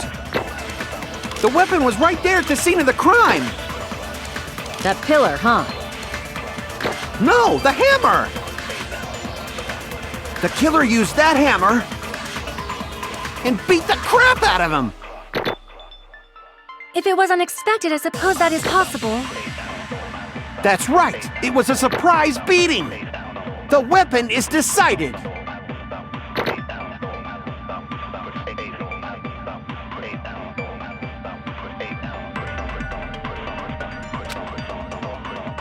guess we should figure out the weapon. The weapon was right there. That pillar. No, the hammer! The killer used that hammer and beat the crap. No, that's wrong!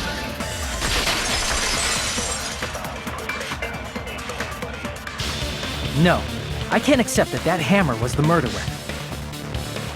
Why not? Why can't you accept it?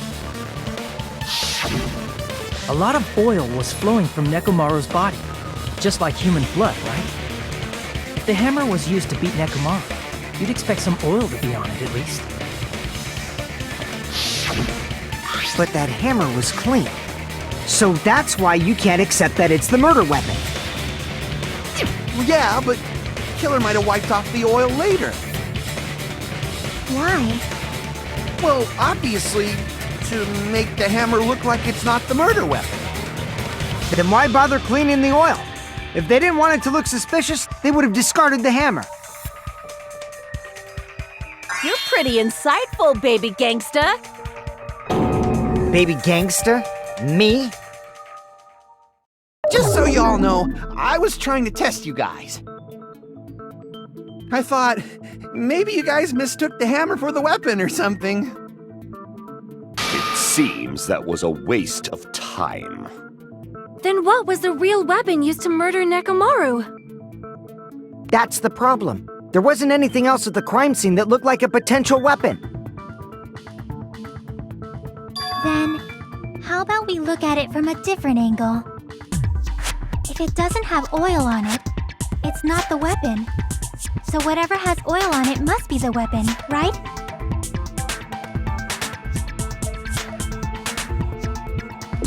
I see! The only thing with oil on it is that broken pillar. Then that pillar is the weapon! Coach Nekomaru got clobbered with that pillar! Nobody could withstand a blow from that pillar. Even if you used 100% of your muscle strength, it would be impossible to wield it as a weapon. Why? We tried to move it, right?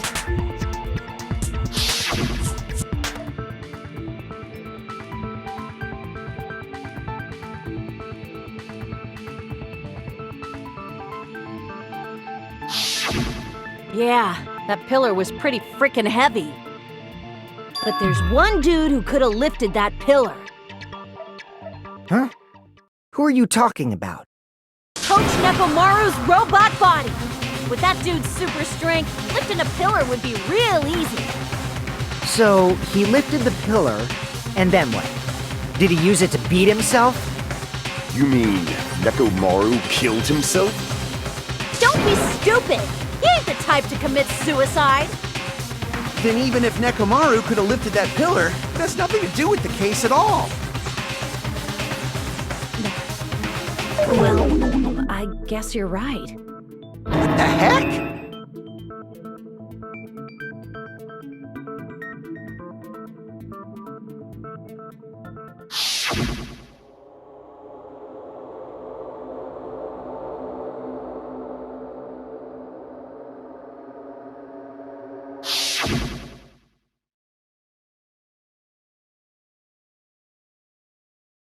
But that's a problem. If it's not the pillar, then there's no other weapon we can think of. There may be a way to use the pillar as a weapon without lifting it. Huh? For reals? Yes, for reals. I see. So my gut was right after all. All right, it's up to you, Sonia. Prove that pillar was the murder weapon. Understood. Then I shall give it my all. Sonia, here I go!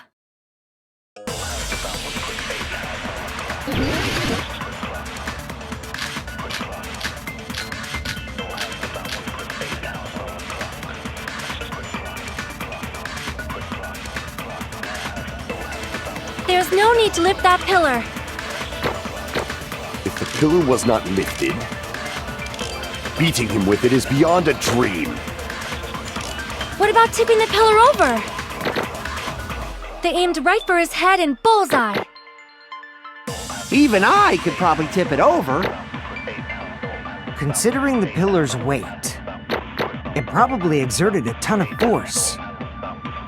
Sonia, you go, girl! I'm getting hella excited!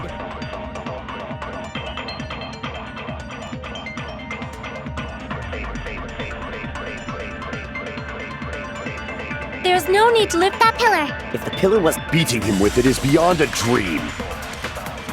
What about tipping the pillar over? Head and bullseye. Even I could, considering it probably exert. Sonia! I'm getting hella excited! There's no need to lift that pillar. If the pillar was not beating him with it is beyond a dream. What about tipping the pillar over? No, that's wrong!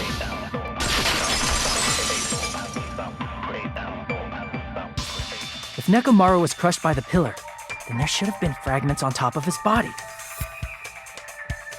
Huh? Fragments? The pillar fragments were scattered beneath Nekomaru's body, but there weren't any on top of his body. If the pillar had been tipped over and crushed him, the fragments should have been on top of his body instead. I briefly considered that too, but it's probably not what happened. I see. That was entirely my bad. If they didn't tip it over, then how did the killer murder Nekomaru with that pillar? How much longer are you gonna focus on the pillar? Just let it go already! There's no way I can let it go.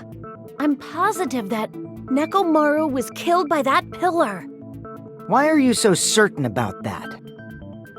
I just have a feeling. A feeling, huh? That's just your instincts. But we can't say for sure that that instinct is wrong, can we? There's another way to use that pillar to kill. You guys just haven't noticed it. Is that true? Then I shall ask you, what way is that? You guys, the same as usual.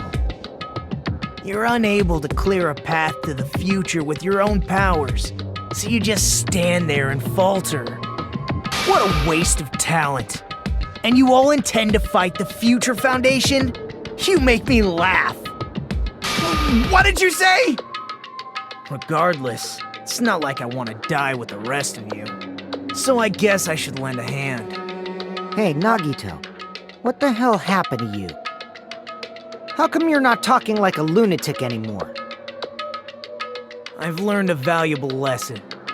Ignorance is by far the greatest shame. Huh? What do you mean? Who cares? Just tell us how the pillar was used to kill! Well, first of all, the pillar itself is not enough. But when combined with a specific item, there's a way it could be possible. A specific item? Of course, the ultimate weapon. Ultimate weapon? Isn't that the thing you get when you clear the final dead room? So, Nagito knows what the ultimate weapon is? Of course I know, but I'm pretty sure everyone else has seen it, you know? We've seen it? That's right. You've seen it clearly. Because I, the one who has claimed dominion over evil, am the ultimate weapon. I am he who cuts the insolent catalyst which flows out from the chaos with the sword of victory. It's only fitting that I deserve to be called the ultimate weapon. No, you are far greater than the ultimate weapon, since you wield your 4 dark devas of destruction. I see. I don't know why, but I'm not liking this. Cut the bullshit and say it clearly. What is the ultimate weapon? In order to clarify that, we first need to solve the secret of the funhouse. Huh? The secret of the funhouse? You still don't realize it? Jeez, get it together.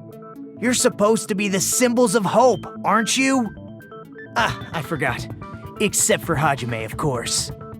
Except for Hajime? If we make it out of this, I'll explain it to you guys. Anyway, we must first clarify the secret of the funhouse, right? Then I think it must have something to do with the structure of the funhouse. Strawberry House leads to Strawberry Tower, and Grape House leads to Grape Tower. But in actuality, they are both the same building, and both houses are linked to the central tower. It is undeniable that such a sweet building structure is the secret of the funhouse.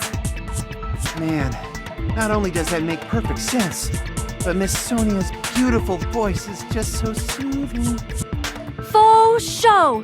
I shall leave this matter to your discretion.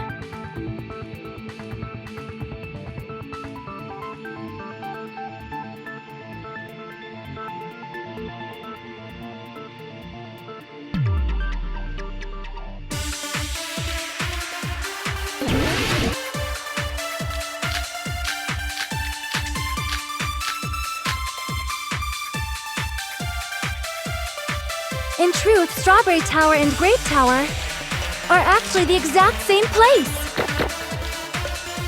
So that's the secret of the funhouse. Is that really it? It's weird to say they're both the same place. I mean, the walls are different colors. And the designs on the floor are also different. We've already settled this problem. Give it 10 years before you argue with Miss Sonia.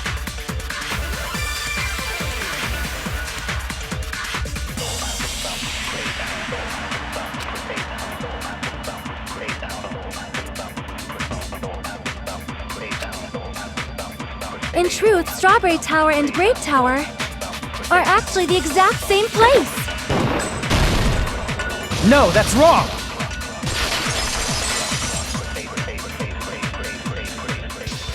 Both of those towers, are they really the same place?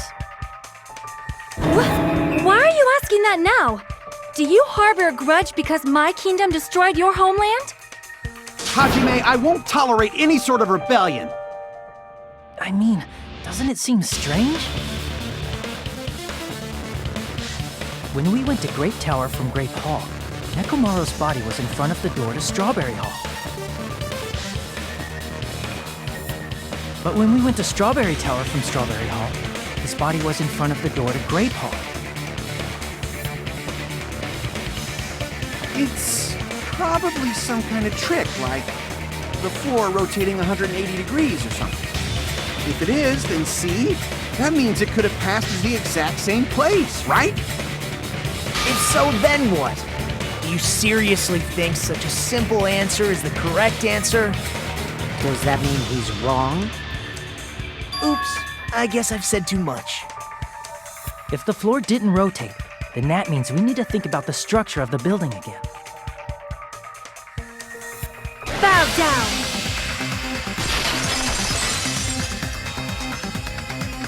Then how about this? Somebody moved Nekomaru's body.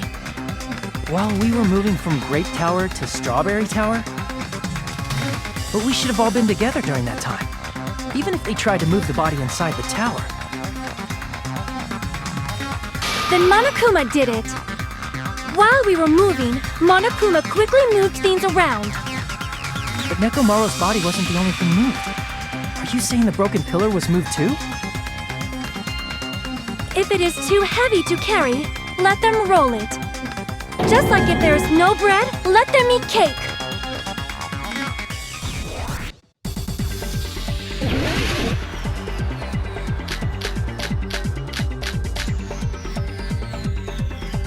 There are many different ways. The body and the pillar could have been moved. The pillar could have been rolled. And Nekomaru could have been moved piece by piece. I decree it was Monokuma's doing. Moving the body and the pillar in such a short time. That might be hard even for Monokuma, don't you think? It seems you have forgotten. Monokuma is surprisingly strong. Wielding the power of the futuristic Robo-Bear. The pillar, the body, everything at the crime scene? Allow me to cut through those words! Moving the body and pillar is possible, but it would have been impossible to move the oil on the floor.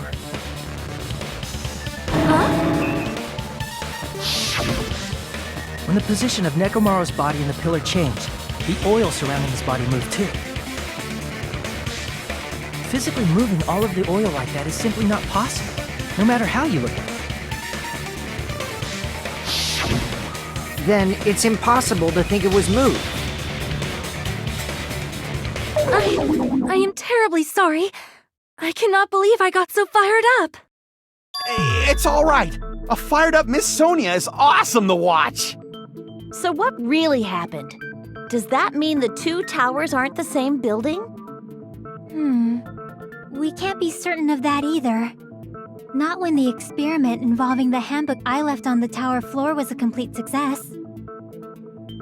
Yeah, the E-handbook was still there. That's why we thought the two towers were the same building. If they're not the same building or two different buildings, then what are they?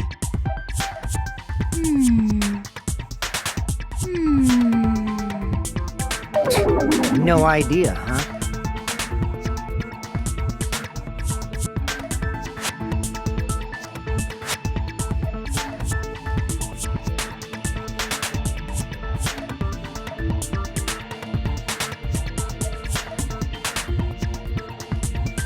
Hey, Nagito. I thought it would come to this. I knew my turn was coming up. Fine. I'll tell you guys a big hint that can help you solve the secret of the funhouse. Give us the answer, not a friggin' hint. But then it wouldn't mean anything. I need you guys to do this class trial properly. It's also important for me because it will help me determine something.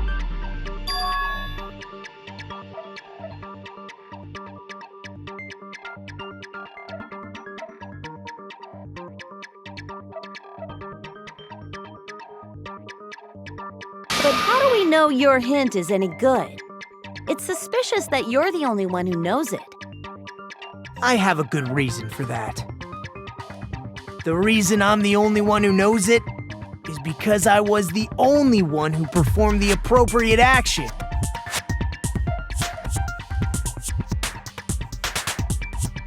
I see! You're talking about the final dead room, right? You cleared the life-threatening game there and found something, didn't you? That's right. The hint is what I saw after I cleared it. In the depths of the final dead room, there was a hidden room surrounded by concrete. And there, a small conspicuous window waited, all by itself. From that window, I saw some very strange scenery. Strange scenery? Instead of explaining it, it might be faster just to show you. At an opportune time, I found a perfect camera in the final dead room. You took a picture? Yep.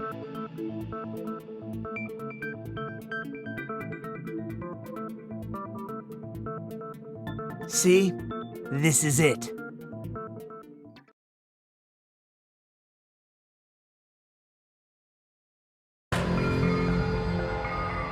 Let me explain it to you again.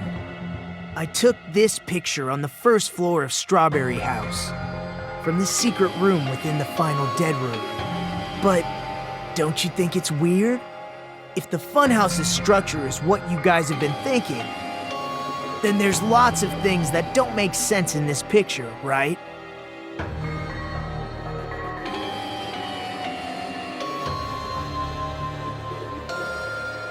Then let's begin. Shall I call it thinking time?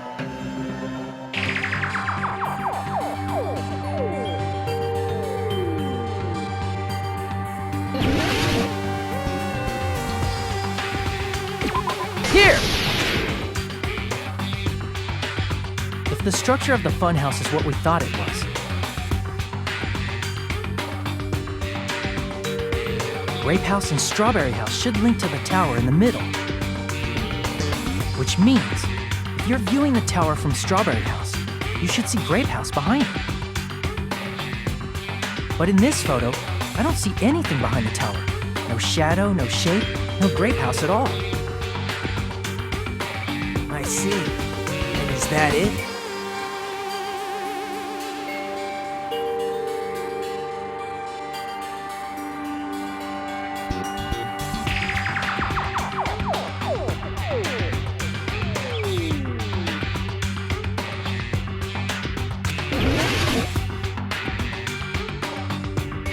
Here! You said this photo was taken from the hidden room inside the final dead room, right? If that's the case, then that means it should have been taken from the first floor of Strawberry House. Yeah, it should have been. Then, this is definitely strange. This photo doesn't look like it was taken from the first floor. The angles suggest it was taken from higher up. That's right. Good call. In summary, this is the truth contained in this photo. The first floor of Strawberry House is located in a high area, and Grape House is not behind the tower. It's not? Are you saying that Grape House is merely an illusion spell cast by Monokuma's cursed eye? From this point on, do your own thinking. Now that you've finally met the same requirements as me. If you guys are truly symbols of hope, you can easily solve a simple mystery like this. It might be possible for Hajime to solve it too, even though he's just a normal high school student. Despite the fact that you don't have a real talent, you already know about the other clue.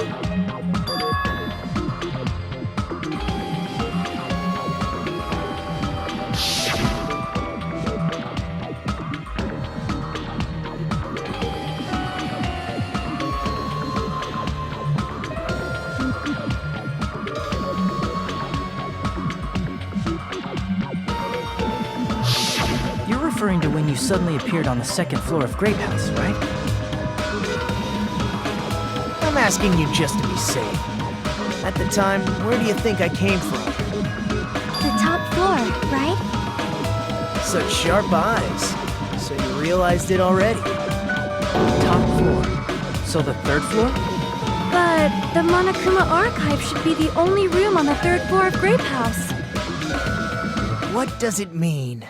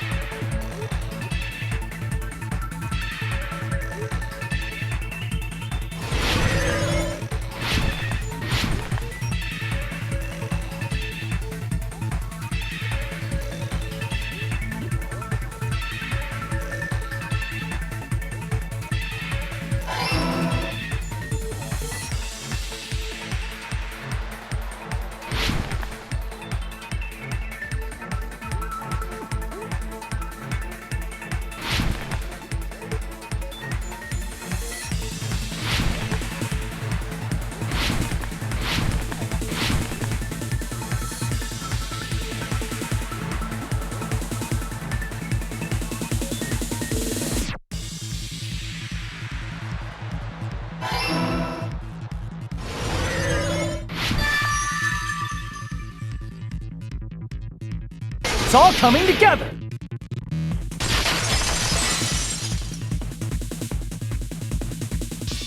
Got it. I know the secret of the funhouse. Then let me hear it. What kind of answer will you give, I wonder? In the picture Nagito took from Strawberry House, I didn't see Grape House at all. So where did Grape House go? There was only one possibility. It was in a position where it couldn't be seen from Strawberry House.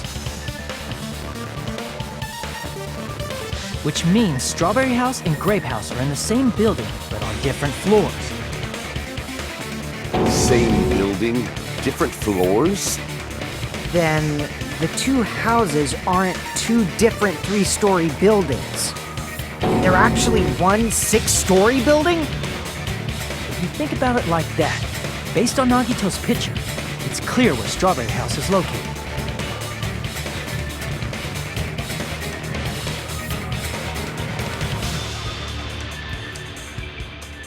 I see!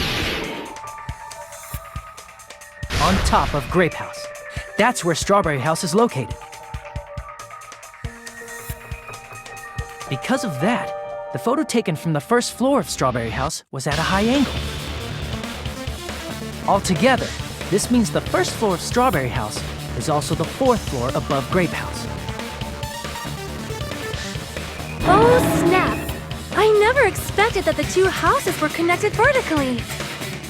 But what about the shape of the building? The two houses were completely different shapes. Strawberry House is 4-sided, and Grape House is 6-sided, right? It never occurred to us that they were the same building because it was structured with 2 different shapes.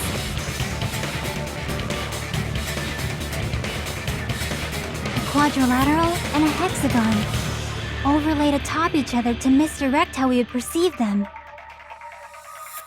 And it worked, didn't it? Disregarding the tower, we fully believed the two houses were 2 separate, distinct buildings. In order to conceal the unique design of the funhouse, Monokuma put us to sleep so we couldn't look at the outside of the building when he brought us to it. You've just been Kuma'd! Don't you think a building full of so many surprises totally deserves to be called a fun house? Then it's true? The building was really like that? That's right! Those 2 houses exist on different floors in the same building! Constructing a building like that on your own without my knowledge? How horrible! Then what about the towers? Are they arranged vertically just like the houses? Yeah, Strawberry Tower and Grape Tower should have also been different floors inside the same building.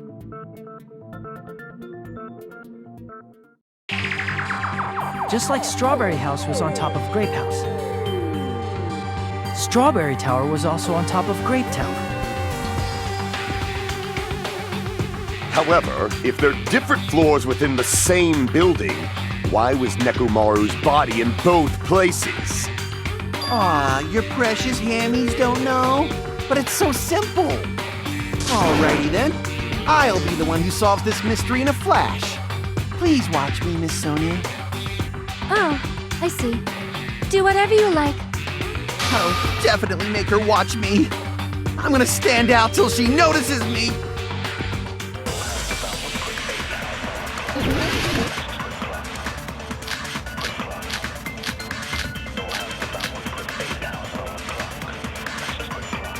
I'm gonna solve this mystery in a flash. Then hurry up, dumbass!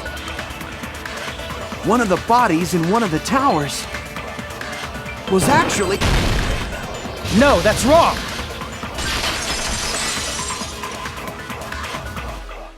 Nekomaru's body wasn't a dummy. That can be proven by Kazuichi's account. Huh? Me? Remember, when we moved from Grape Tower to Strawberry Tower? We thought the body had moved, and that's when you said,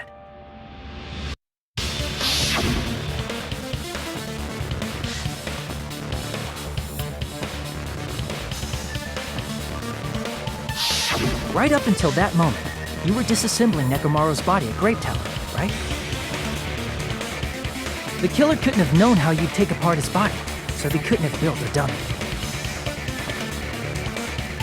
Unless Kazuichi was the one who built the dummy, then it would be a different story. Miss Sonia, that's a pretty harsh joke. You are joking, right? It's alright. Kazuichi is not the killer. If he was, he wouldn't have fixed the elevator or the button in Strawberry Hall. It'd be much more convenient for the killer if it stayed broken. I see. That is disappointing. I'm even more disappointed. However, even if Nekomaru's body wasn't a dummy, it's meaningless if we don't have the important answer. The reason Nekomaru's body was in both towers, even though it was supposed to be on different floors. Maybe it was simply moved? The body moved to a different floor? You can't think of a device like that? A device that moves things to different floors in the same building?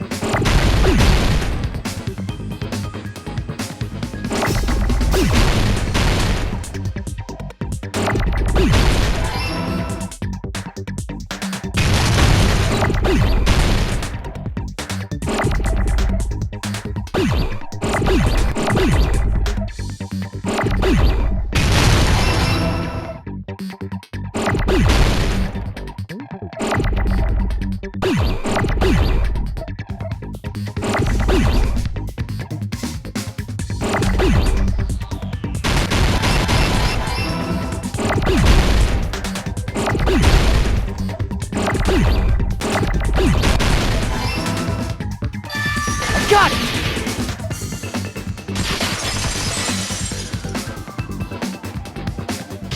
You must be talking about an elevator. What? Are you saying Nekomaru's body was transported using an elevator? Where the hell is this elevator anyway? It's the tower itself. The inside of the tower is one big elevator. Which means the tower was designed so that the whole room goes up and down like an elevator. So whether you enter from Strawberry Hall or Grape Hall, it all leads to the same room, right? So that's why we could only enter it from one side or the other. Now that you mention it, sometimes when I pressed the door button, it took a while for it to open.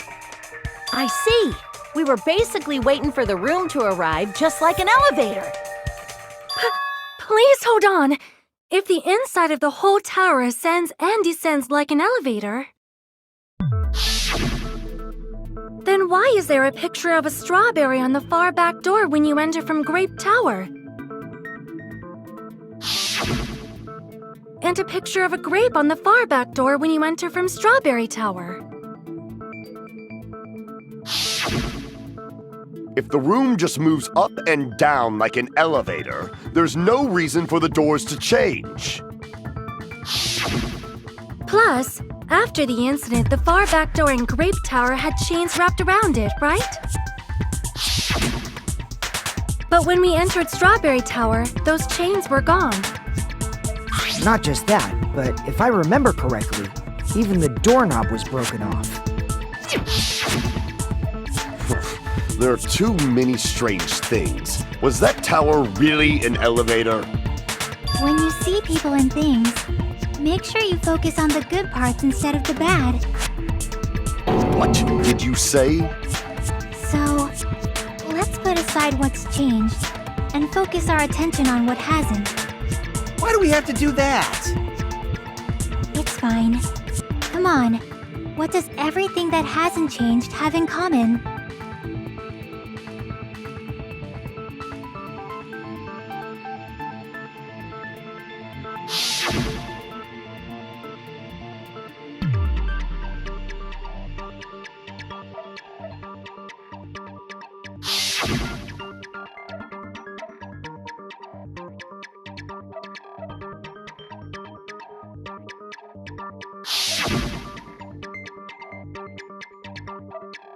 I see! Is it safe to say that all the items on the floor didn't change? And? And? Why did the picture on the far back door change? If you can figure that out, you'll have the answer. The reason is because that elevator has something unique about it.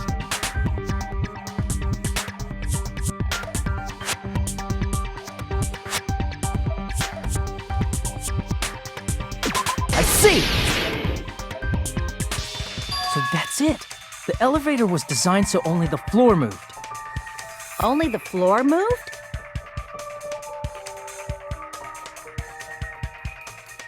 Which means the whole room wasn't an elevator, only the floor was.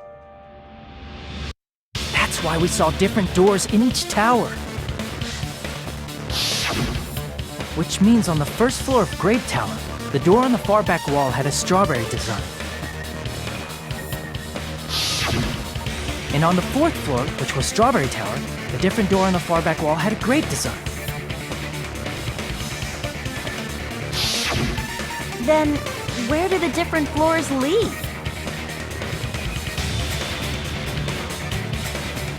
I want to say they lead outside, but they're probably just for show. Just for show? Why was something like that necessary?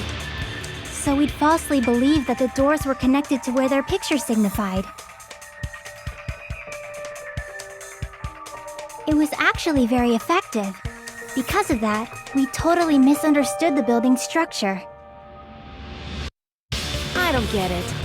But I guess it means whoever designed this building had a totally twisted personality.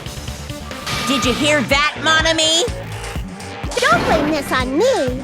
Take responsibility for yourself. Then I'll take responsibility and gently caress you. Like, there's no way that's gonna happen. Stop with the tasteless jokes. By the way, what does the chain on the far back door in Grape Tower mean? It was probably wrapped there by the killer to keep us as far from Strawberry Tower as possible. Why? Because of that chain. You guys thought you couldn't enter there, right?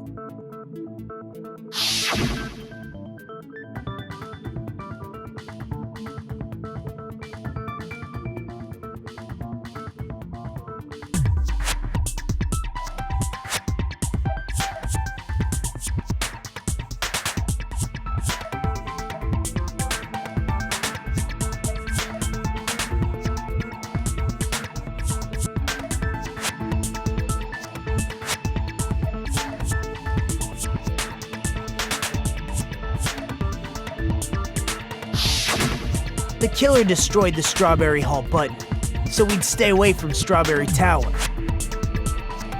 Everything was done to tamper with the evidence, so we wouldn't find out about the secret of the funhouse. The appearance of a body in the tower would contradict what we thought we knew about the building.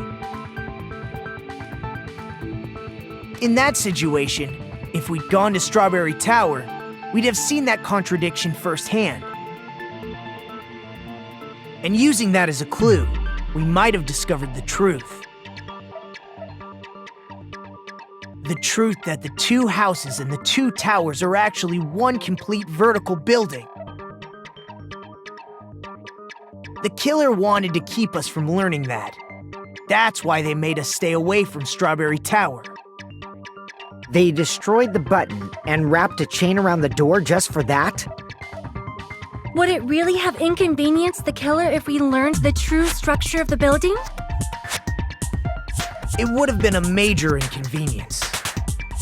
After all, This funhouse is strongly connected to the ultimate weapon that killed Nekomaru. Hold on. You're progressing much too quickly.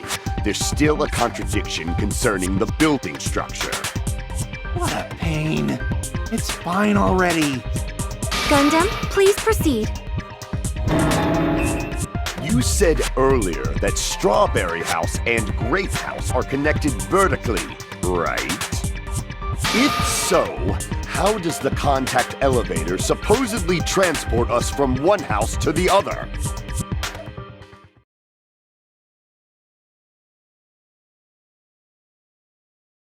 If that elevator moves vertically, then when your back is facing the elevator, both towers should be on the same side. But does this reflect reality? Inside Grape House, Grape Hall is on your right when your back is to the elevator. And inside Strawberry House, Strawberry Hall is on your left when your back is to the elevator. Which means the houses are on exact opposite sides of the tower. Answer me, fiend! What does this mean? What does this mean?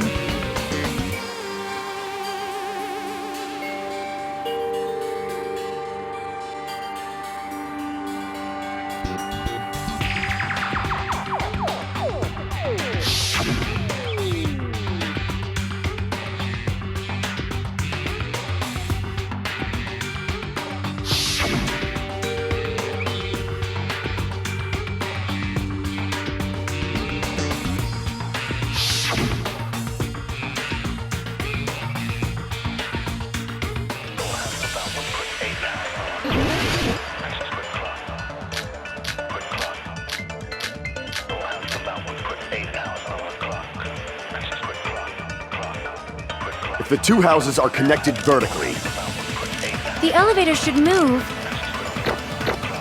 vertically, not horizontally. However, at both houses, if the contact elevator is behind you, the towers are in opposite directions. Which means your reasoning. It's clearly contradictory. What's with this iron curtain of teamwork?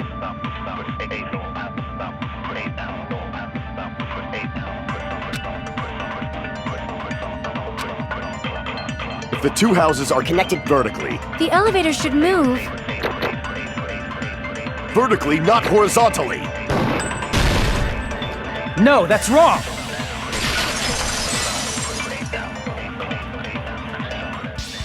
The elevator wasn't just moving vertically. Isn't that right, Kazuichi?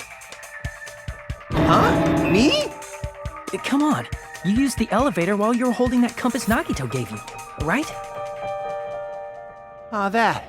Yeah, it was pretty strange. From start to finish, somehow the compass needle rotated 180 degrees.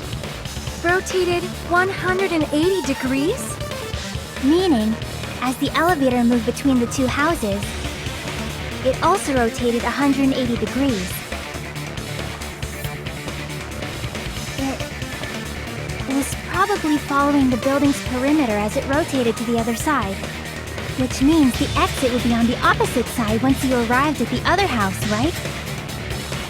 And thanks to that, the tower we saw on our right side when we arrived at Grape House appeared on our left side when we were at Strawberry House. An elevator that rotates while it moves. Is that even possible? It's like something from an amusement park. Well, a funhouse is an amusement park attraction, you know. And since the building doesn't really need to be structurally practical, it makes for some splendid fun.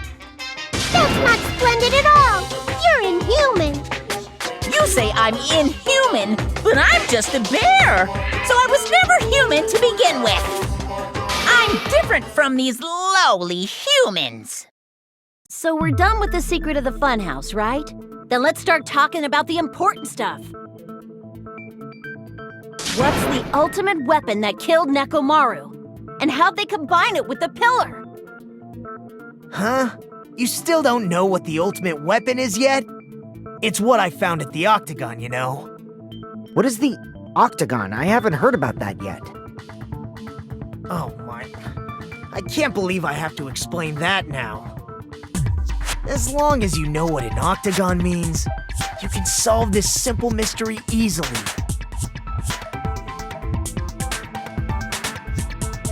I see!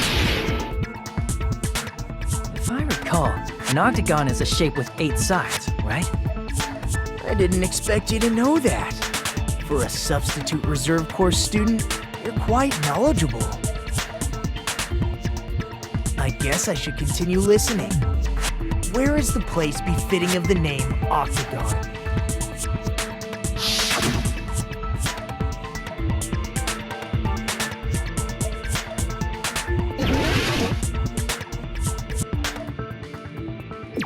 Here! You're talking about the secret room surrounded by concrete in the depths of the final dead room. Why is that place the Octagon? You know how the 4-sided strawberry house is on top of the 6-sided grape house? If you cut a 4-sided shape out of a 6-sided one, you get 8 edges. It becomes an 8-sided shape. That's basically the gist of it. The true identity of the Octagon is that secret room in the depths of the final dead room. In actuality, that place contained various weapons. Then the ultimate weapon was there too? That's a little different. I learned the true identity of the ultimate weapon at the Octagon. Learned? The true identity of the ultimate weapon is the funhouse. Which means the killer used the building structure as their weapon and killed Nekomaru.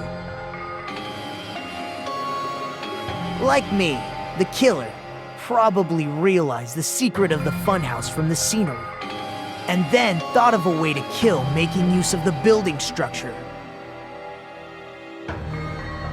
The funhouse itself is the weapon, so they killed using the building structure?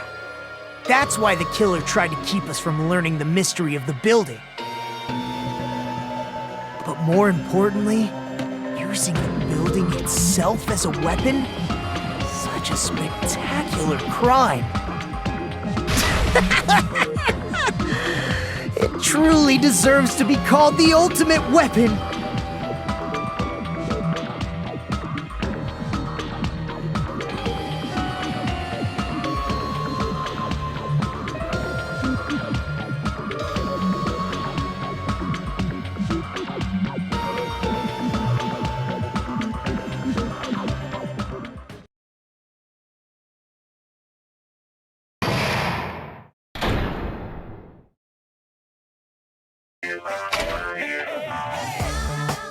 Hiya!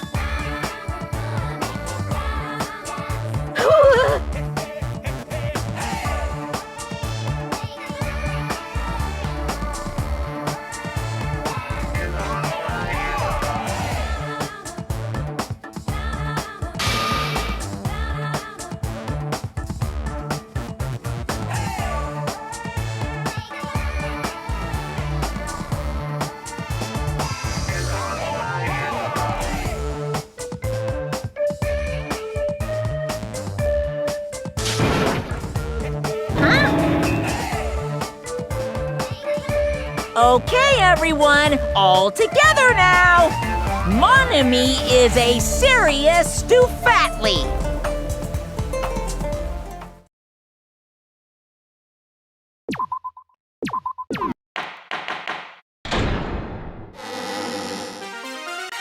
Hello! I hope your day is well.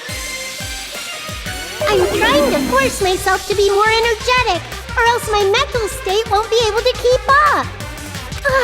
My heart's thumping like crazy. I might as well have a laid-back, so what attitude and go ahead with high energy. Yeehaw! But be careful that your batteries don't run out for various reasons. And just like I say each time, don't forget to save frequently.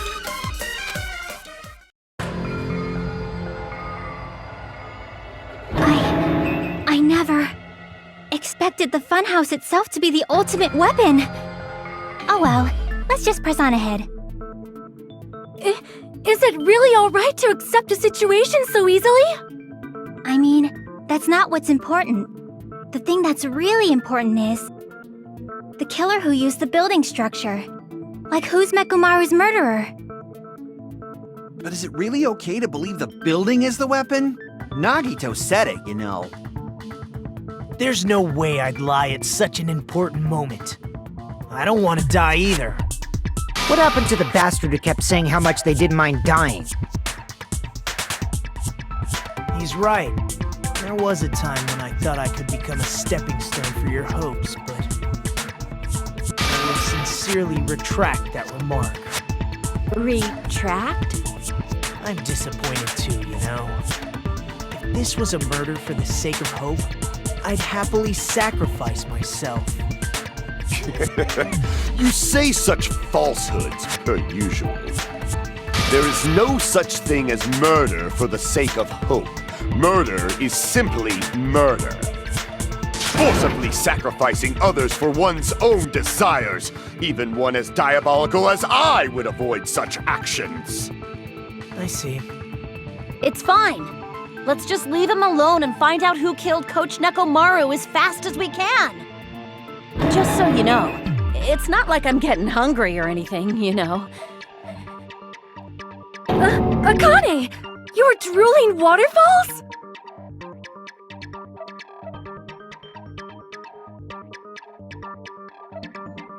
Anyway, if the killer used the building structure, why don't we think about how they used it? How they killed Nekomaru. It might be better if we clarify the cause of death first, don't you think?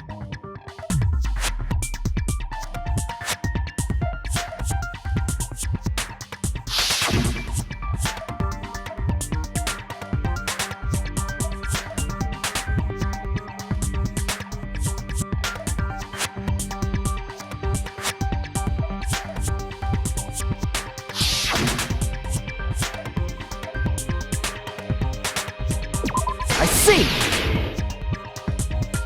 That's it. I think he might have died from falling. Died from falling? If the funhouse's secret is that it's a structure where both towers and houses are vertically connected, then the killer made use of its height and caused Nekomaru to die from falling. Are you saying they pushed him off? Where'd they push him off from? That I don't know yet. Don't just make things up when you don't know the method. Where in that building would you even be able to push someone off in the first place? It might be possible in the tower. You could push him off the 4th floor when the elevator is on the 1st floor. Did you forget how the elevator functions? When it's on the 1st floor, the door on the 4th floor won't open. Saying he died from falling is truly incorrect. You should burn in the flames of hell. But my gut is going crazy right now.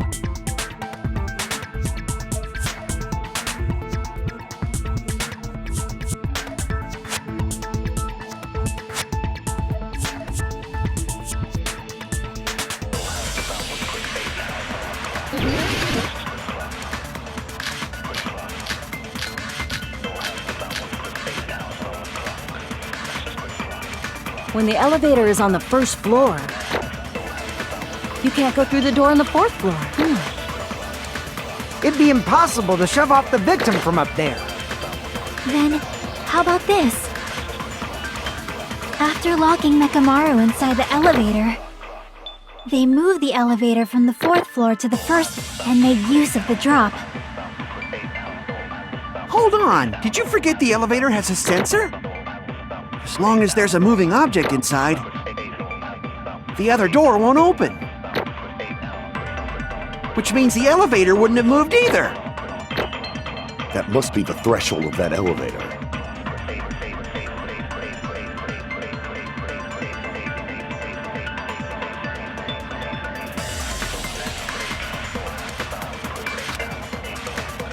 When the elevator Is on the first. You can't go through the door. It'd be impossible to. Then, after locking They moved the elevator from the 4th floor and made use of the drop. Hold on, did you forget the elevator has a sensor? As long as there's a moving... No, that's wrong!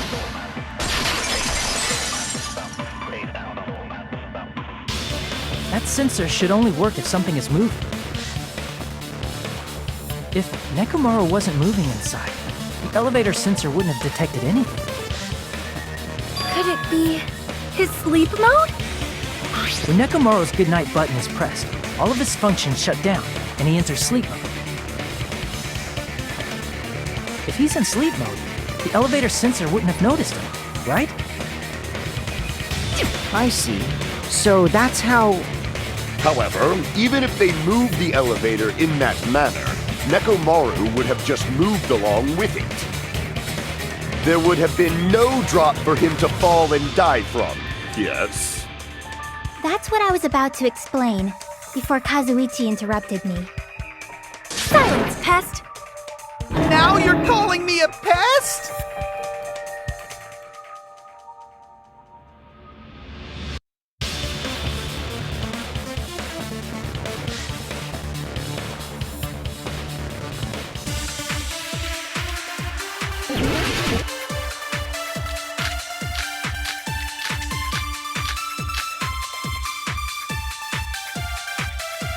If you arrange it a certain way, you can cause the drop within the elevator. So you're telling us all to think about the arrangement, right? That arrangement is... The hammer is suspicious. Isn't it about time we went over the pillar again? What about the oil on the floor? The doorknob on the floor seems suspicious. How about we all shut up and listen to what Chiaki has to say? Silence, pest! Don't be so cold. What if I start to enjoy it?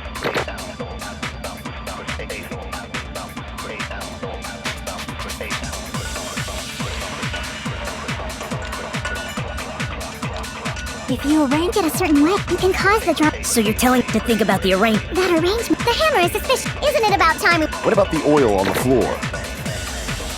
The doorknob on the floor seems suspicious. I agree with that!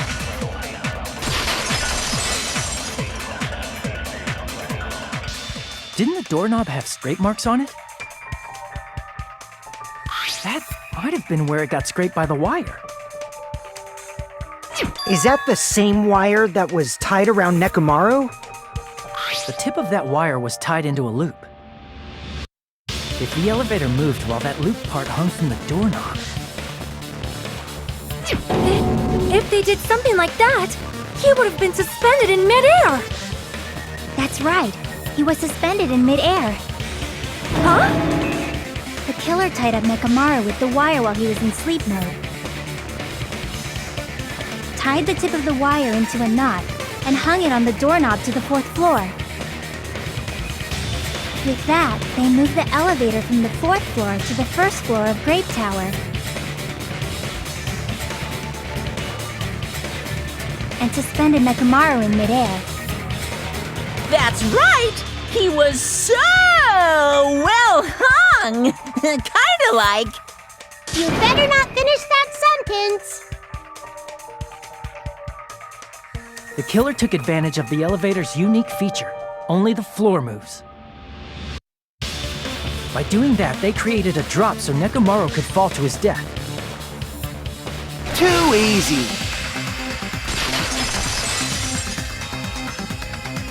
So what if they created a drop? There's no way you can make him fall and die with just that. Why? If Nekomaru is suspended in midair like that, then how do you get him to fall? Because if he's suspended in midair, he won't die if he doesn't actually fall.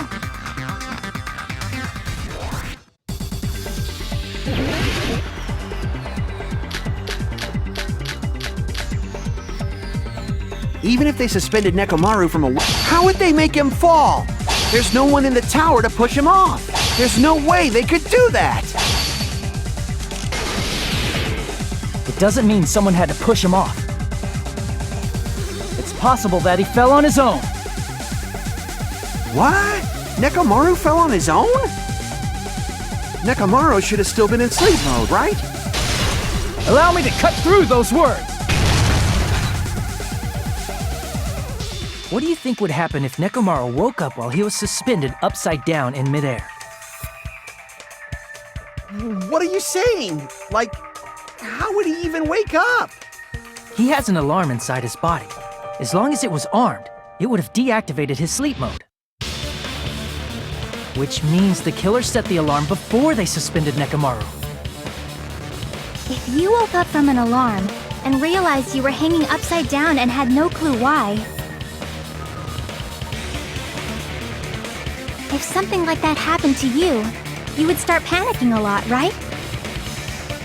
Instinctively, your body would start moving. Nekomaru probably did exactly that. And then, in order to make him fall from the force he was generating, the wire was hung on the tip of the doorknob so it would easily slip off. In actuality, the scrape marks caused by the wire were near the tip of the doorknob, right? But Nekomaru didn't fall because the wire came off, right? He fell because the entire doorknob came off. When Nekomaru awoke, he must have struggled much more than expected, which caused the doorknob to break off. Was that unexpected for the killer too? Well, that's probably it. If they knew it'd leave behind evidence like that, they would have at least tried to do something to cover it up.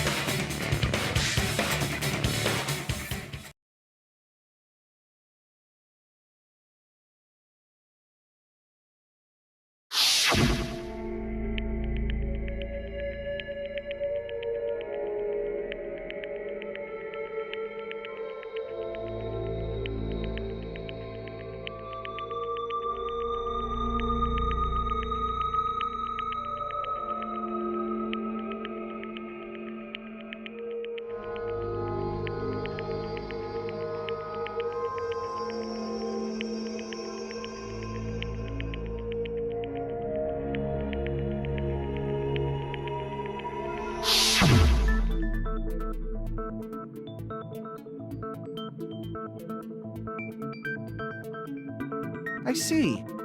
So that's how Nekomaru fell to his death. Do you finally understand now? Yeah. It appears it's just as Miss Sonia said. I'm just a pest. No, I'm not just a pest. I'm a total fucking pig. Isn't that right, Miss Sonia? If I'm a fucking pig, you can say so! No, I believe you gave your all. Hey! Why aren't you teasing me anymore? This guy. He gets off on this! So thanks to that alarm, Nekomaru ended up falling while he was still hanging upside down. That doesn't mean he just crashed straight into the floor. Of course, you know that too, right?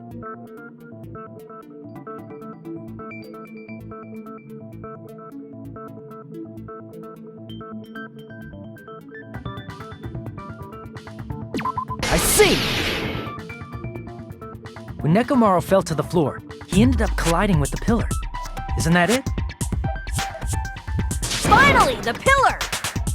So that's how the pillar shattered, and why oil was spilled all over the place.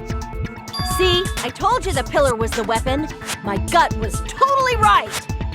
Well, the pillar was a bonus. It's not even clear if the killer intended that, or if it was just a coincidence. At this point, it is quite difficult to find a clue that will lead to the killer. Then what about the alarm? I'm positive the alarm was set for 7:30 a.m., and if we map it out from there... Hold on, baby gangsta. Stop calling me baby gangsta! What'd you just say?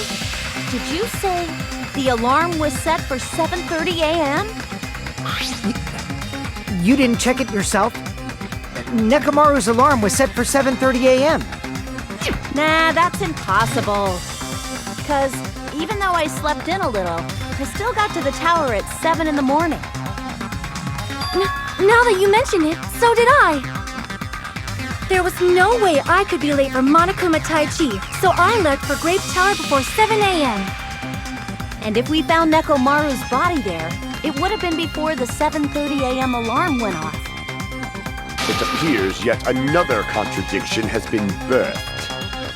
How were you able to discover Nekomaru died at 7:30 a.m. when you went to the tower at 7? That's what I want to know!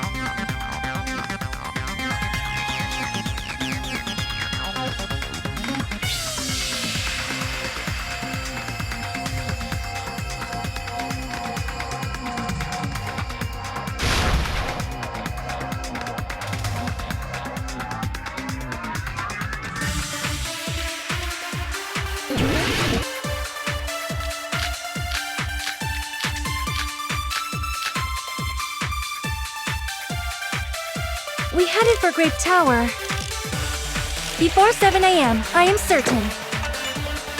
But the alarm inside Nekomaru's chest was set for 7:30 a.m. Nekomaru died because of that alarm, right? His time of death and the time the body was discovered. One of those must be an illusion. Killer probably did some tampering. They probably messed with the clock inside Nekomaru's chest. That's gotta be it!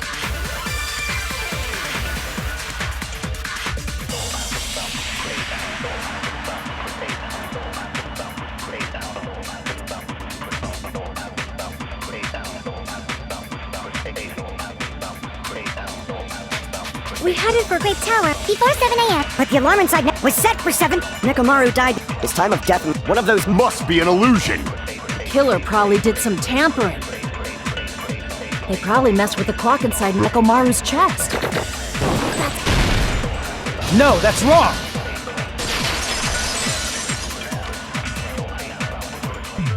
No, the clock inside his chest was a radio clock, so it would have been impossible to mess with.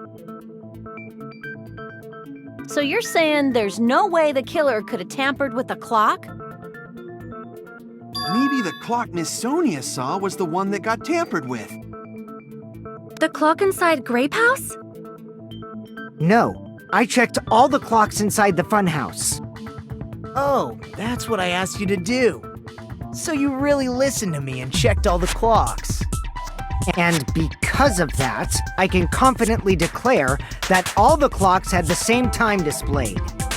If there's no possibility that the time was tampered with, then we must doubt that human's testimony. Please believe me, we are not lying! Then maybe it's a misunderstanding? I never misunderstand! I'll crush you into dog food!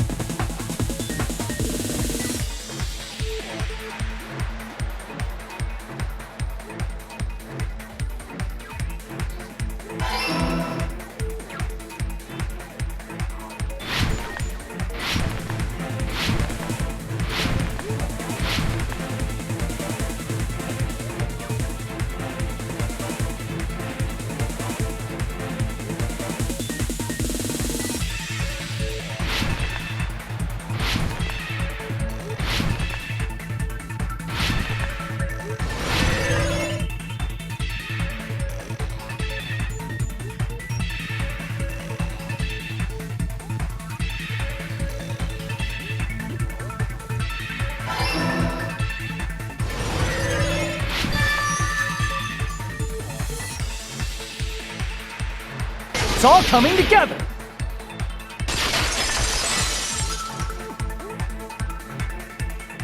You said you checked all the clocks inside the building. Isn't that right, Fuyuhiko? Yeah, none of the clocks had the wrong time. But what if all those clocks had been messed with? What? All the clocks? So even if you checked all the clocks inside the building, there's no way you'd have noticed it. I see. So the killer messed with the time inside the whole building by changing all the clocks. So that's what it was. There's no way I would have noticed that. This is truly fantastic! Now's not the time to be pleased. More importantly, how much was the time off?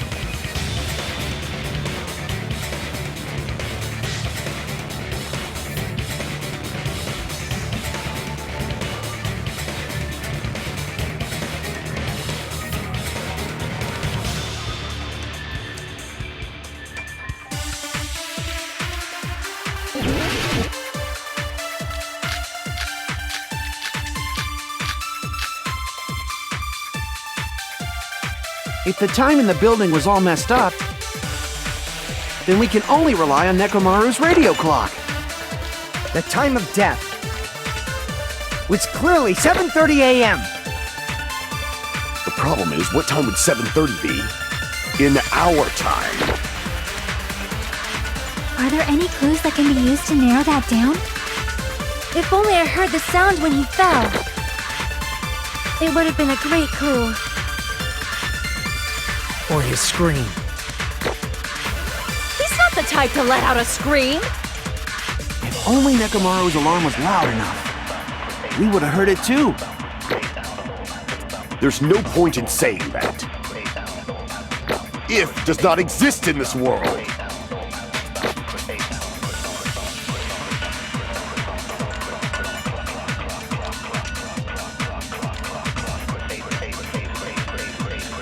If the time in the building was all messed up, Then we can only rely the time of was clearly 7. The problem is, what time in our time? Are there any clues that can be used to narrow that? If only I heard the sound when he fell. It would have been a great clue. Or his scream. He's not the type. If only Nekomaru, we would have heard it too. There's no point in If does not exist in this world. If the time in the building was on, then we can only rely on the time of which clearly 7. The problem is, in our time. Are there any clues that... If only I heard the sound when he fell. I agree with that!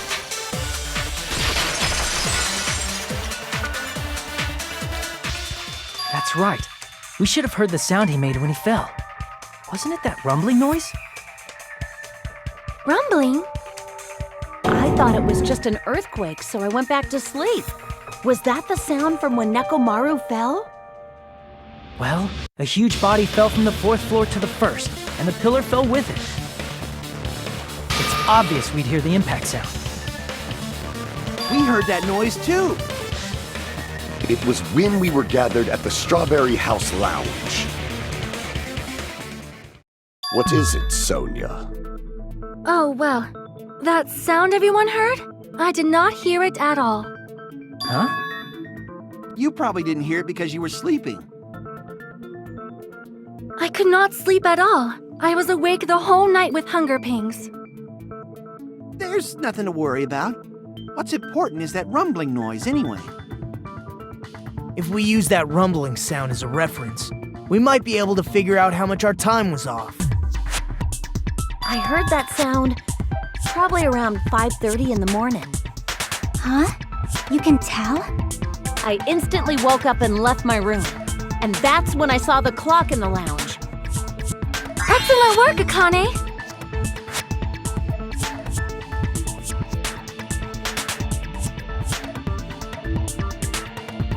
I see! Nekomaru's alarm went off at 7:30, and if we heard the sound of his impact at 5:30, that means our time was off by 2 hours. 2 hours? That much? We were starving pretty badly. There's no way we would have noticed. Plus, the funhouse has no windows. And there weren't any Monokuma announcements either. However, for what reason did the killer alter our perception of time? The reason is obvious. So they can lure out just Nekomaru. If you messed with the clocks and used a specific thing, you definitely get Nekomaru to the tower alone, right? From there, the killer's plan was a splendid success. That's all it means.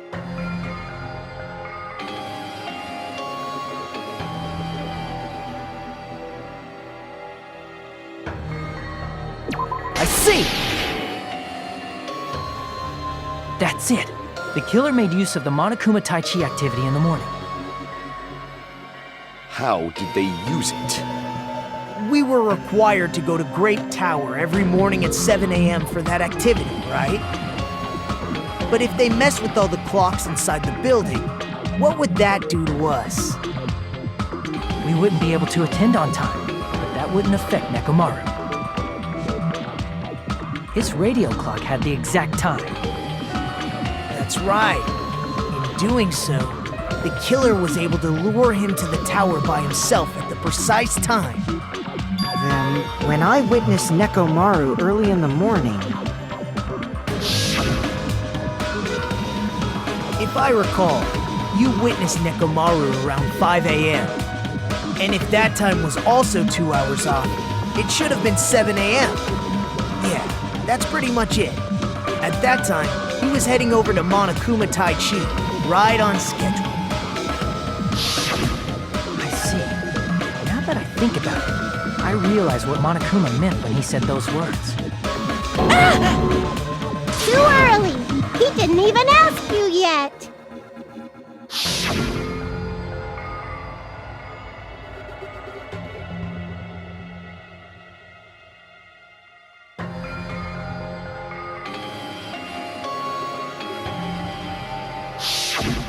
When you said everyone, you were including us, right? We thought we came to the tower on time, but in truth, it was way past the meeting time. Ah, jeez! That's, well, how should I put it? What was it? You know, tripping over a foot, or something like that. Are you talking about tripping over someone else's fault? Wrong! Too bad! Liar! I'm right! That's not it! It's incorrect! That's definitely the correct answer. You always get so stubborn like this. Let's just ignore the peanut gallery. Now that we've found out how the killer lured Nekomaru, the number of suspects has drastically decreased. Hey, why would that decrease the number of suspects? Don't be a friggin' liar! You'll know I'm not lying when you listen to what Fuyuhiko's going to say next. Huh? What the hell do you mean?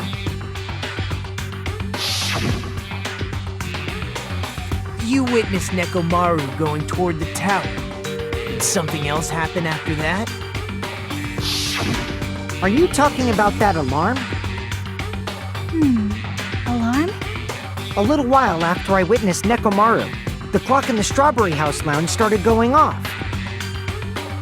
Plus, it was just before that rumbling sound occurred. That's it.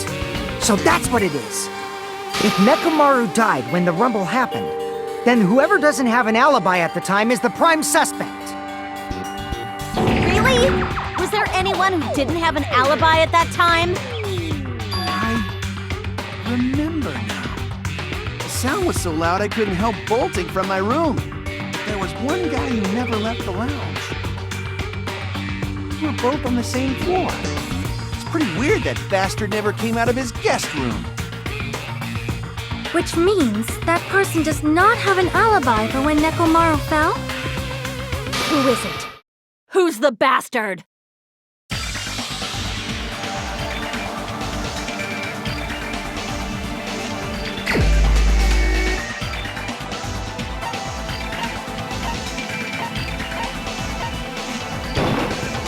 You're the only one!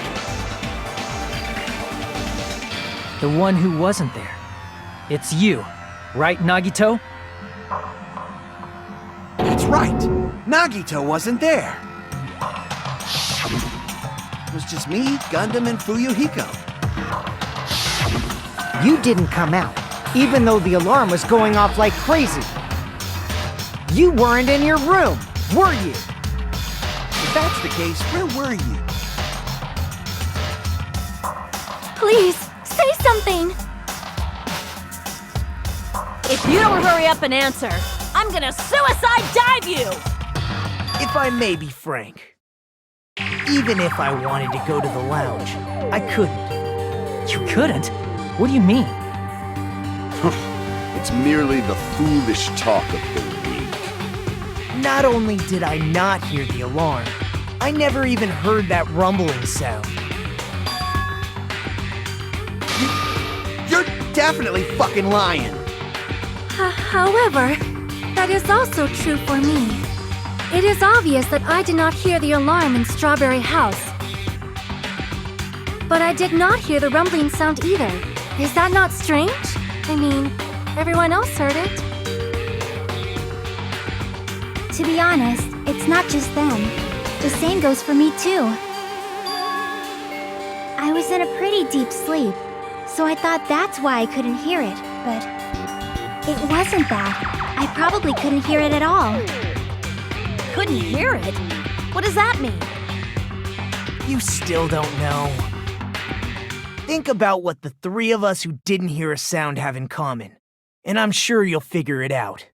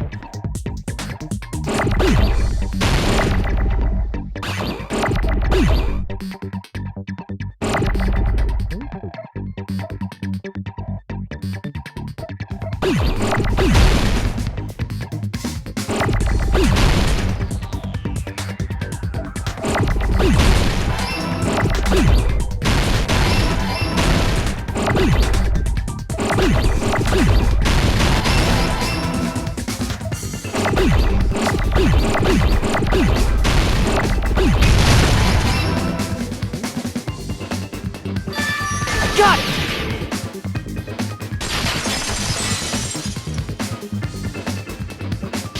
Nagito, Sonia, and Chiaki. The three of you were staying in deluxe rooms, right? If I recall, the deluxe rooms are...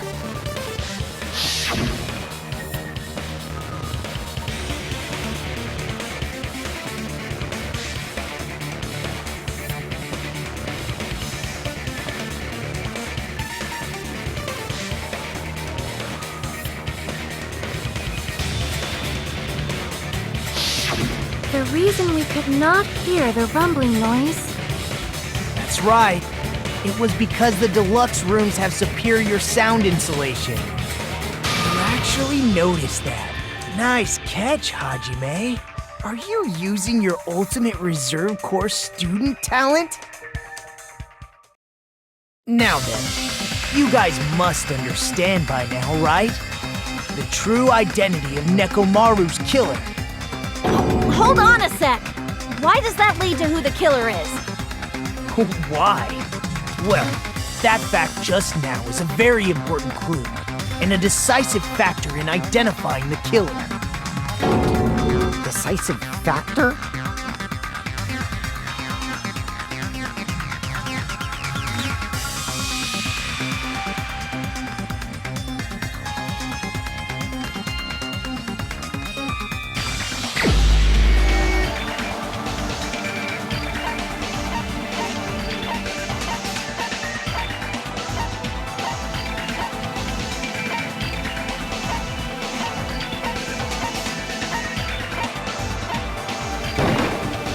You're the only one!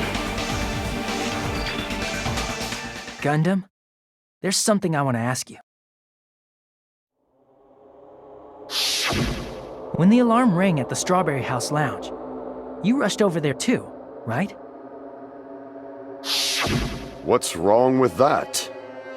If the bell of catastrophe rings throughout the night, it is the universe's providence to stop it. Why were you able to hear it? Hear what? I mean, you were also staying in a deluxe room, right? Nagito was staying in a deluxe room in the same house on the same floor, and he couldn't even hear it. So why were you able to hear that alarm? Now that you mention it... Gundam? There is only one possibility. You weren't in your room at the time. That's why, even though you were staying in a deluxe room, you still went to the lounge. Am I right? Gundam, you have some sort of explanation, right? Gundam probably couldn't return to his room because of Fuyuhiko. Me? After you saw Nekomaru heading to the tower, you stayed at the lounge for a while. Am I correct? Until the moment that alarm started ringing, right? If you were in the lounge for that long, the killer who had left earlier obviously wouldn't be able to go back. Even though Mekamaru's murder was a death trap that utilized the alarm in his chest, the killer still needed to prepare the murder in advance. Like putting Nekomaru in sleep mode and tying him up with the wire. In order to do that, the killer needed to be waiting for Nekomaru at the tower.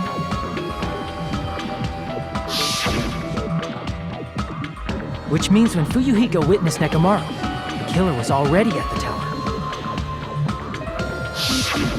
And once they tried to go back, they couldn't because Fuyuhiko was at the lounge.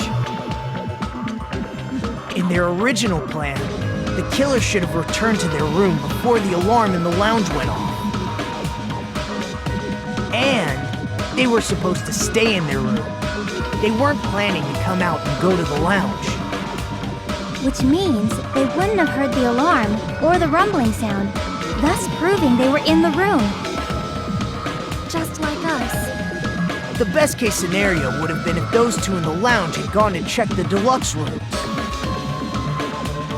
After all, if they personally saw the killer sleeping in their room, it gives the killer a stronger alibi. Unfortunately, they failed to secure that alibi. Because I was in the lounge. So the killer couldn't go back to their room, and ended up hearing the lounge's alarm.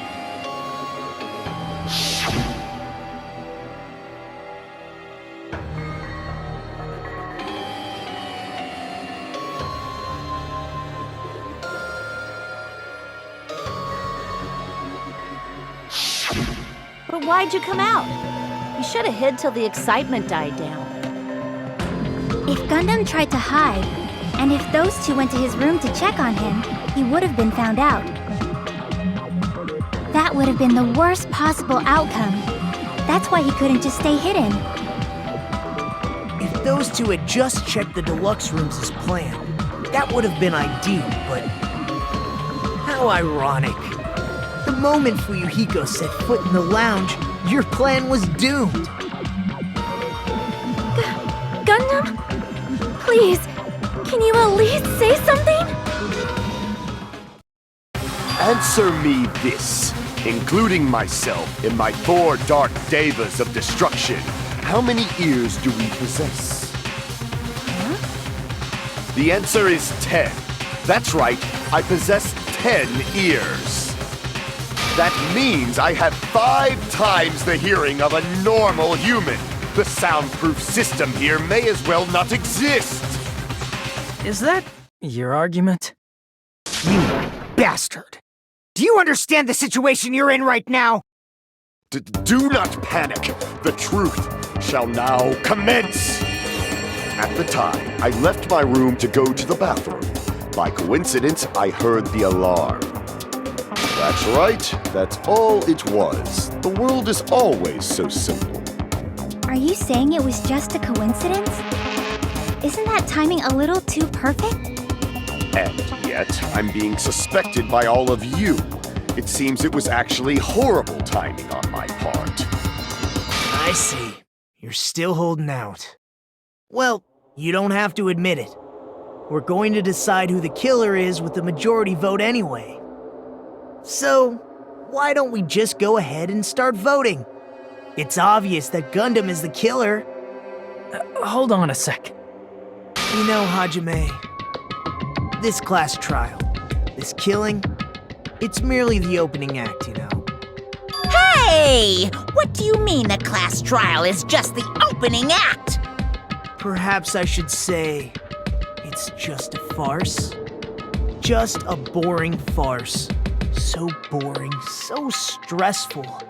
I'm so painfully bored that I might develop stomach ulcers. Seriously, let's just hurry up and finish this before I collapse from poor health. Nagito, something definitely happened to you, didn't it? At some point during the investigation, your behavior became even weirder. What actually happened? Did you discover something? Well, let's just leave that fun for later. And finish this opening act already. Ah! You said opening act again! Please hold on! We have yet to hear Gundam's rebuttal! But he's completely shut up. Perhaps he can't argue anymore. Gundam! I was simply at a loss for words after being dumbfounded by your pathetic assumption.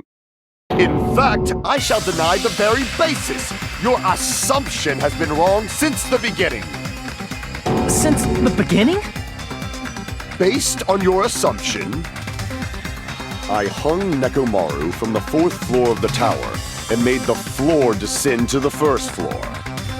From there, after returning to Strawberry House, I was present when the alarm at the lounge went off, correct?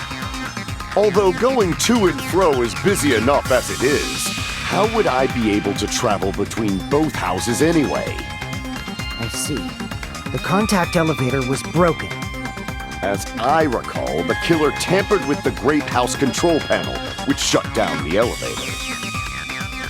Plus, the stopped elevator should have been facing the Grape House side.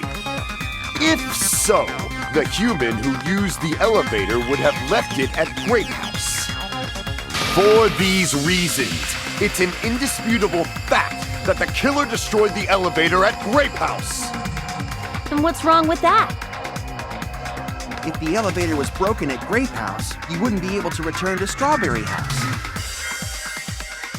However, I was already at Strawberry House. I was present when the alarm in the lounge started ringing. Which means your assumption is clearly wrong. Are you serious? And here I thought it's already been decided.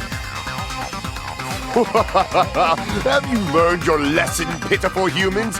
You cannot overcome this contradiction.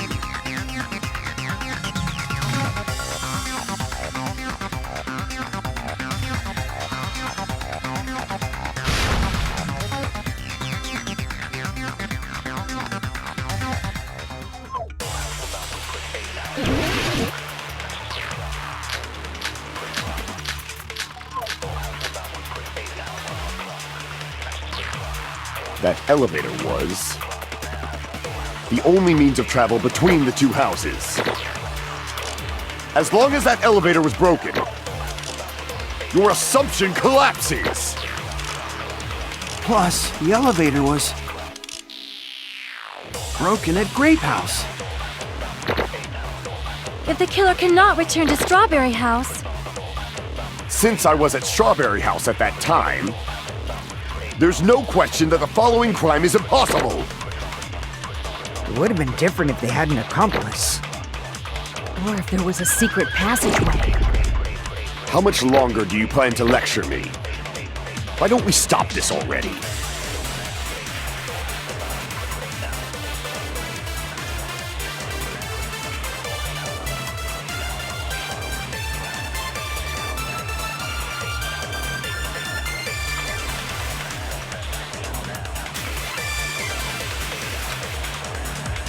That elevator was the only means of travel between the two.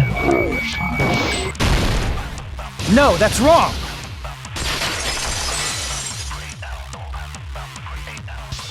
No, there should have been another way to move between the two houses without the elevator. Such a method does not exist! Then why don't we ask the person who actually used that method?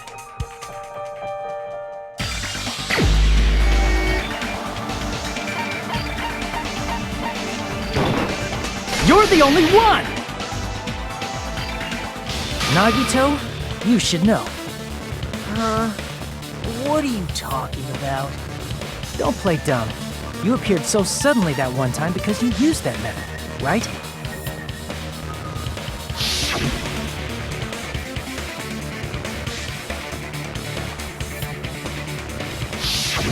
There's a secret passage connecting the first floor of Strawberry House to the third floor of Grape House. Isn't that right? Jeez. Once again, I let the reserve course show up. But you're right. There's a door on the floor of the Octagon, which is on the first floor of Strawberry House. After I opened the door and went down, surprise, surprise!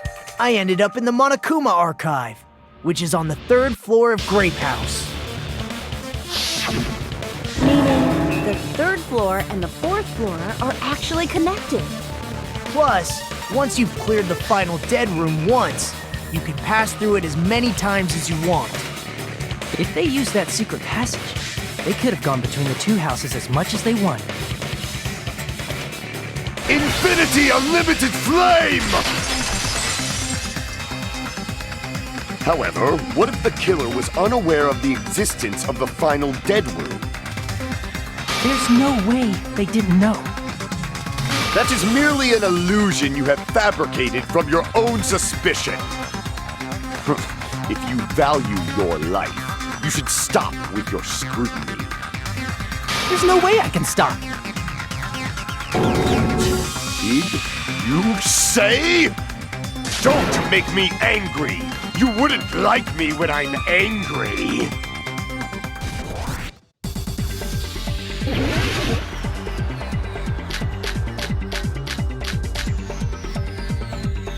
Even if the turbid box doesn't exist, you could travel through multiple planes, provided you use a spacious wormhole. However, how frail I say!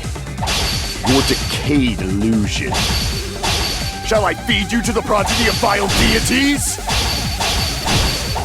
I can't back down!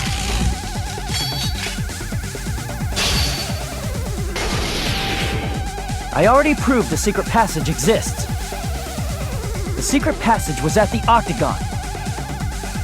Know the limits of your own reasoning! You say the killer went to the Octagon? Don't bark, you cur! If you don't want to drown in the maelstrom of blind confusion... Allow me to cut through those words! The wire used to string up Nekomaru's body. The hammer that looked like the weapon, and the chain on the door in the tower. Those are all the items that weren't in Funhouse. Where did the killer obtain them? The only place I can think of is the Octagon. There were various weapons and tools there. I'm pretty sure I saw stuff like wires, hammers, and chains too. Since those items were used in the crime, there's no doubt that the killer went to the Octagon.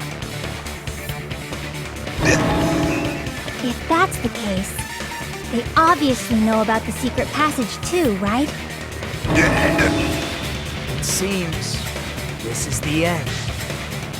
Normally we'd end up listening to Hajime lecture us with a very long summary of the case. But there's no reason to waste any more time on this opening act. So I'm going to end this right now. Hey, what are you... First of all, by messing with all the clocks in the building, Gundam tried to lure only Nekomaru. The elevator was probably broken by that point. Thanks to that, Nekomaru wasn't able to go to Grape Tower, which was supposed to be the meetup point. So he tried going over to Strawberry Tower, just like we did when we found out the elevator was broken. Well, it's obvious he'd attempt that. At that time, we didn't know the two towers were the exact same place. Also, the button in Strawberry Hall wasn't broken, so he was easily able to enter Strawberry Tower. But surprise! Gundam was waiting for Nekomaru's arrival. Hold on. If Nekomaru didn't go to Strawberry Tower, what would the killer have done then? Their plan was a balancing act of uncertainties, but even if they failed, they probably wouldn't have minded. They can just greet everyone the next morning as if nothing happened, and come up with a different plan.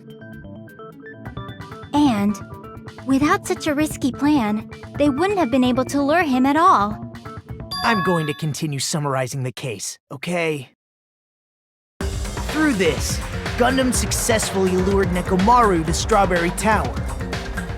There's no way he could fight head-on with the robotic Nekomaru. So by pressing the goodnight button, he rendered Nekomaru powerless without fighting him. Hold on! What did you just say? That I didn't battle? What's wrong with that? Don't mess with me! Don't mess with me! I cannot ignore those words! Why are you angry all of a sudden? You fools do not understand! You don't understand at all! Ha! You make me laugh! After all this time, you still don't understand anything at all! I don't understand anything. What does that mean? It appears I cannot finish just yet. Maybe I'm just a human destined for hell. However, I cannot finish just yet. I cannot finish! What do you intend to do? It's obvious! I'm going to destroy your illusory assumptions! Are you saying you still have more? You still have room to argue? Your words. You said I pressed Nekomaru's goodnight button. However, that button was on the back of Nekomaru's neck. To press it, I'd have to get behind him. It's not easy to get the drop on Coach Nekomaru. It's even more difficult if it's a one-on-one situation. Just as I thought, truly frail. Succumbing so easily to this simple argument, it was just a mere illusion. If you want to set me up as the killer, at least surpass your own human limitations. That's wrong, Gundam. You're the one who's wrong. Such a wonderful line. However, I cannot say that I'm satisfied. Listen well. I shall teach you 2 tips for making someone admit their defeat. First, you must crush them with your own overwhelming power. And as for the other, you must provide a reason that will persuade that human. You have not fulfilled either of those yet.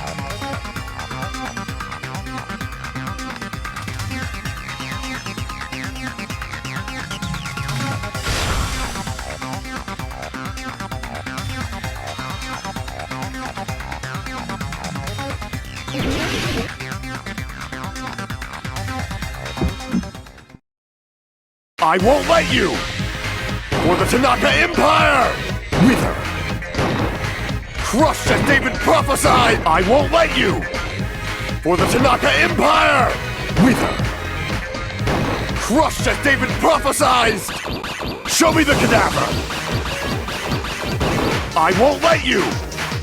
For the Tanaka Empire! Wither! Crushed as David prophesied! I won't let you! For the Tanaka Empire! Wither! Crushed as David prophesied! For the Tanaka Empire! I won't let you! For the Tanaka Empire! Wither! It's Nekomaru's back. Do you really think I can get behind him so easily? This is the end!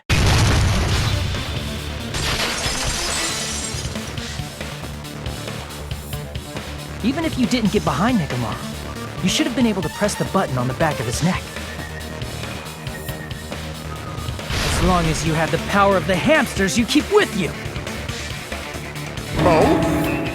Are you seriously saying he used his hamsters to press the button on the back of Nekomaru's neck?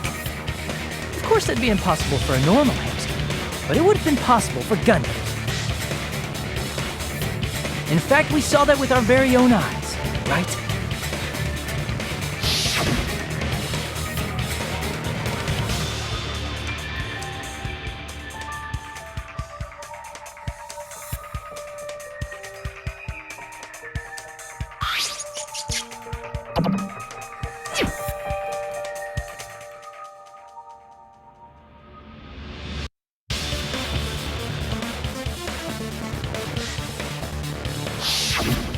Now that you mention it, after Ibuki was killed in the music venue, one of Gundam's hamsters retrieved the piece of wallpaper from the baton lighting, right? Hey, with your friends and their exceptionally smart brains, it must have been possible to secretly get one of them behind Nekomaru and press the button on the back of his neck. How about it, Gundam?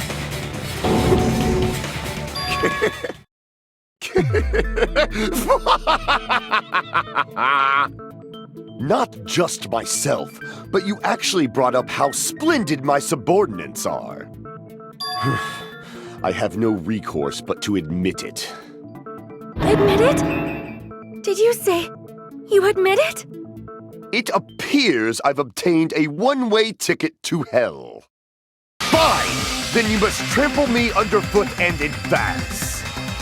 Victory can only be built upon a foundation of corpses. You cannot find peace without sacrifice anywhere. Now, trample this life. Trample it as though it were mere trash on the side of the road. Pull the curtain strings of this worthless performance with your own two hands.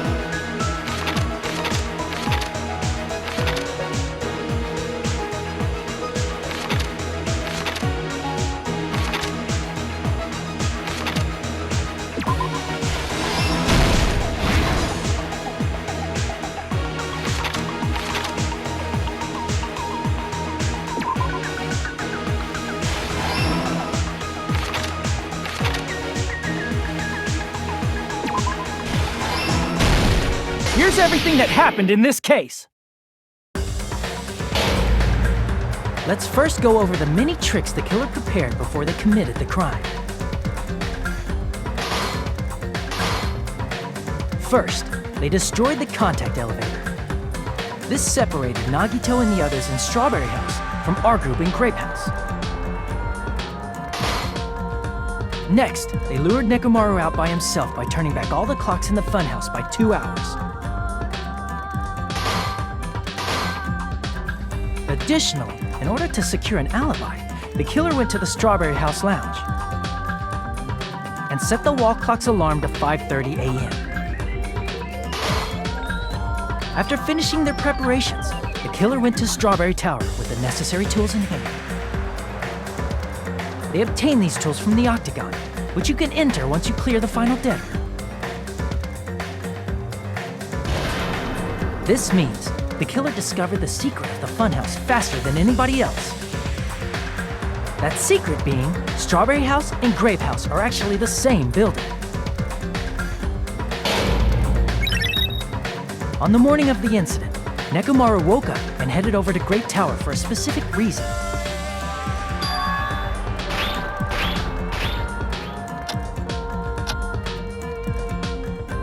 There, Fuyuhiko, who was at the lounge by coincidence, witnessed Nekomaru.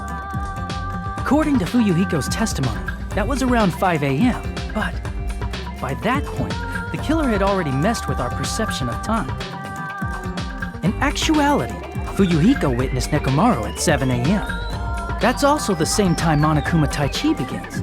Nekomaru went to Grape Tower to participate in that. However, because the contact elevator was broken, Nekomaru was unable to go to Grape Tower. So he decided to try going to Strawberry Tower.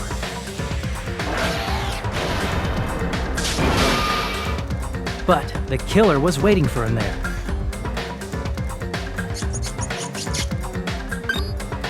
With the power of hamsters, they were able to press the good night button on the back of Nekomaru's neck.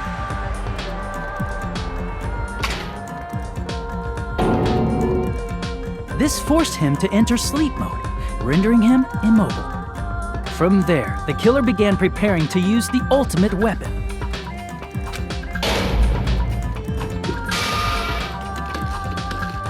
First, they set the alarm in Nekomaru's chest to 7:30 a.m. so he'd wake up. Then they tied him up with a metal wire, tied the tip of the wire into a loop, and hung it on the doorknob.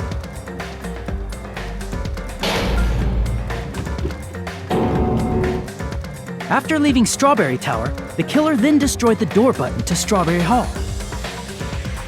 They did this to keep us from entering Strawberry Tower, and to keep us from discovering the secret of the building's structure that they used to kill Nekomaru.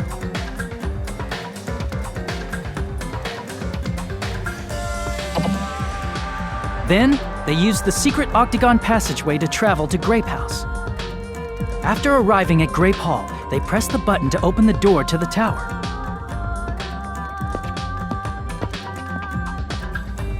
When that happened, the elevator-like floor of the tower began descending. And Nekomaru's body was still inside, dangling upside down in midair from the wire. The killer entered Grape Tower to see if their setup was successful.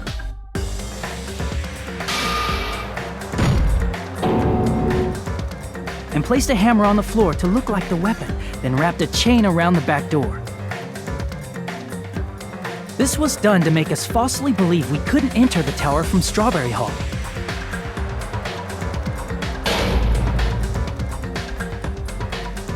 With this, the killer finished their setup and tried to go back to their room using the secret passage,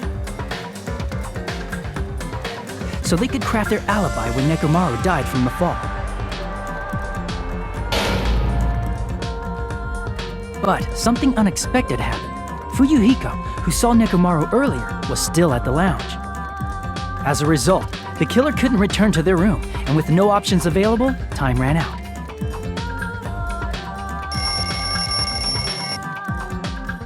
The lounge's wall clock alarm started ringing at 5:30.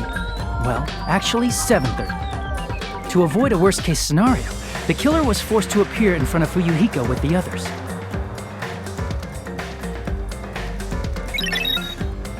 When the wall clock's alarm rang, that was also the same time Nekomaru was waking up.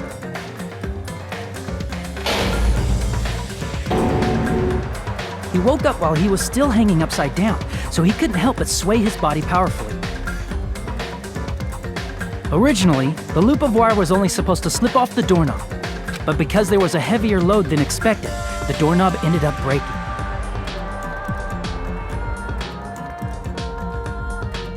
Nekomaru fell from the 4th floor all the way to the 1st floor.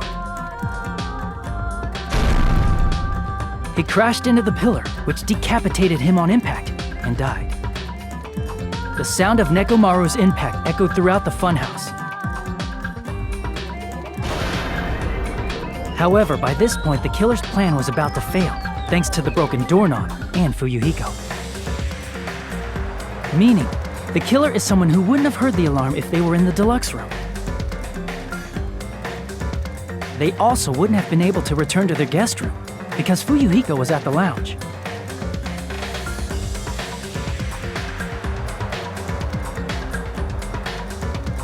That someone is Gundam Tanaka. I can't think of anyone else but you.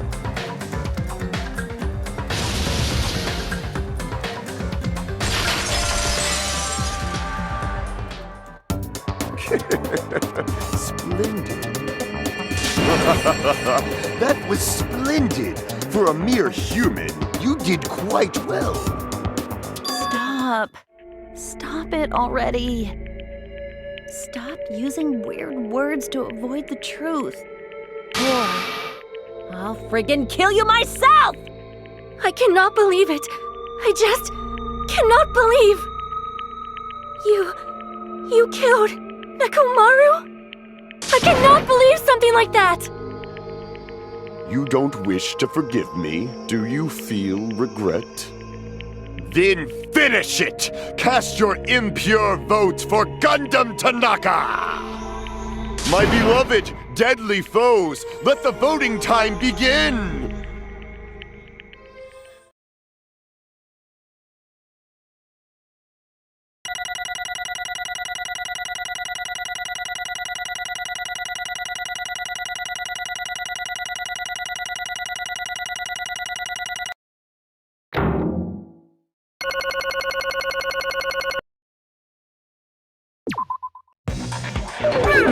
This result isn't all that exciting.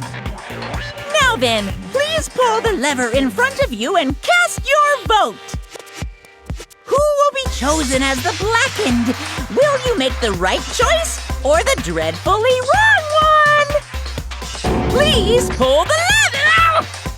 Crap! I bit my tongue at the most important part!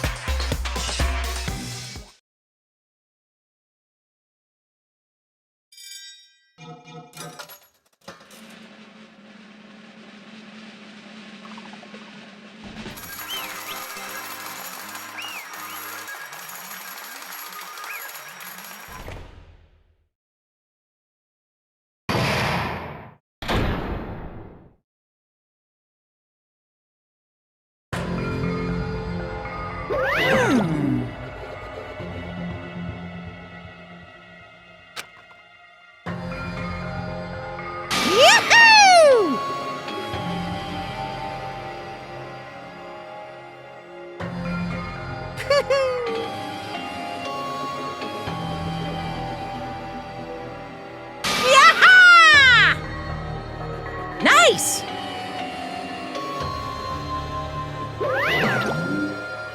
Now then.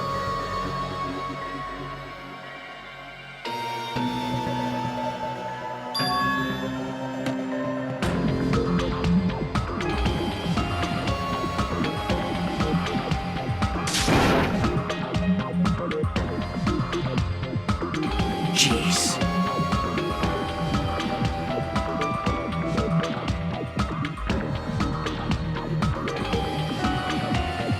Fall, my tears.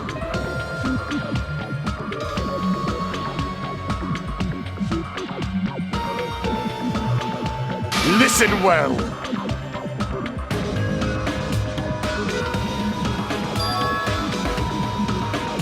How pitiful.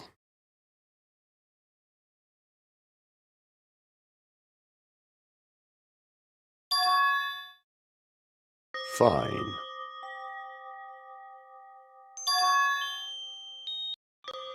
Damn it!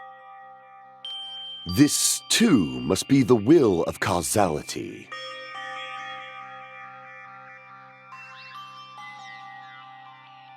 You.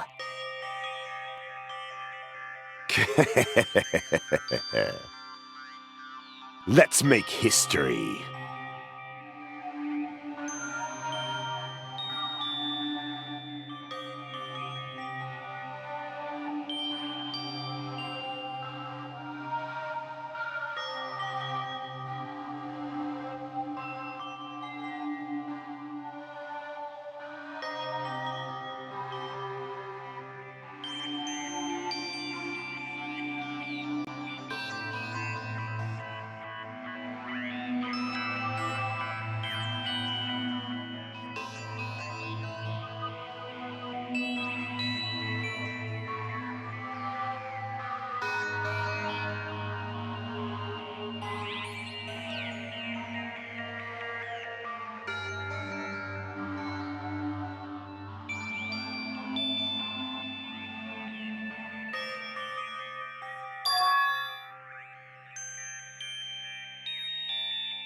That is...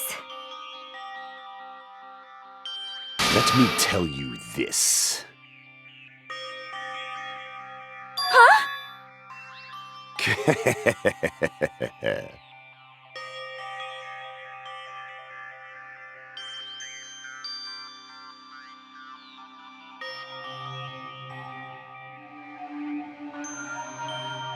I can see it!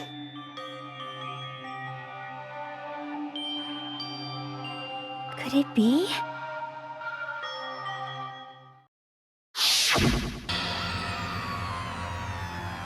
Sensing even my subtle killing intent, as expected of you, Nekomaru. The scorching, stinging, tense atmosphere. I've been a team manager for so long, I'd nearly forgotten this. This is great! What a comforting atmosphere! That's a great one. And what is your reason? Do you intend to resolve this situation by killing me? I am the Warlock, Gundam Tanaka. Heroes, Lords of Darkness, and even the gods themselves flee from me. I need not cling to any trivial reason. I'm simply going to kill you because your very existence is an annoyance. You'll drench your soul with evil until the bitter end, huh? Splendid! In response to your spirit, I shall kill you with all of my might! I won't go easy on you! Don't even think about holding back! Don't waste your breath on cowardly tactics! Give me everything you got! Nekomaru Nidai, your blood will drench the foundation of my empire! That is...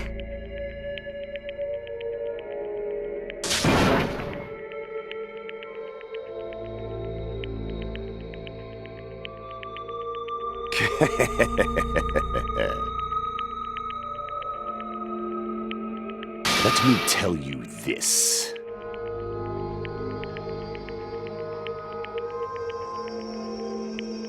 You weakling!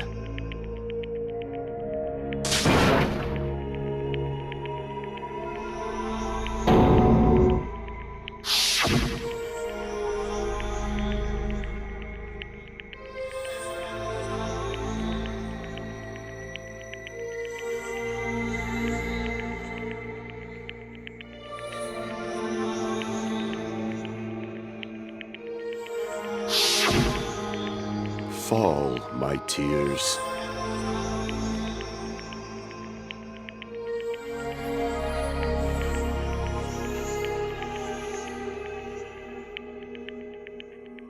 If you flinch, you will die! Let me ask.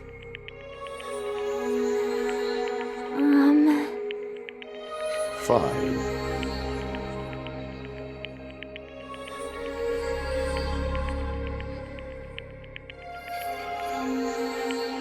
Listen well.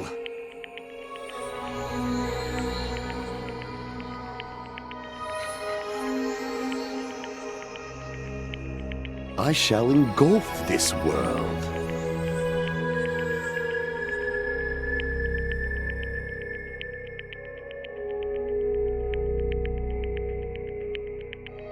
I renounce you! You. But...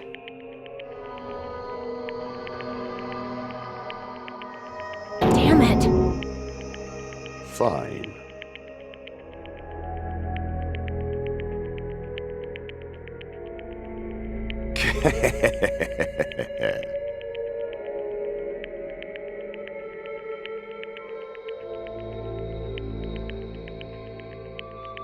Fall, my tears.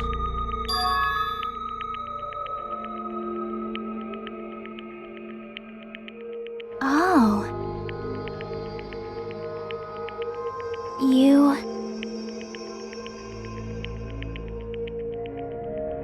Let's make history.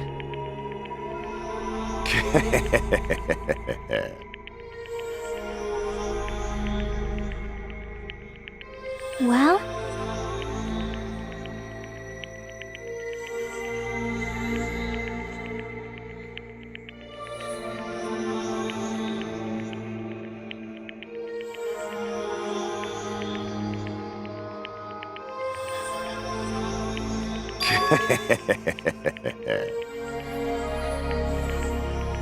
My name is Gundam Tanaka!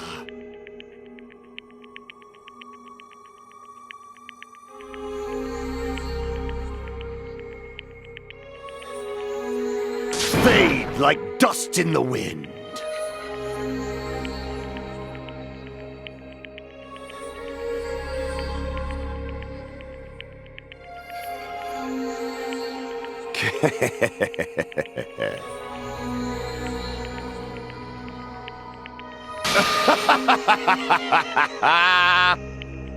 Yes, indeed.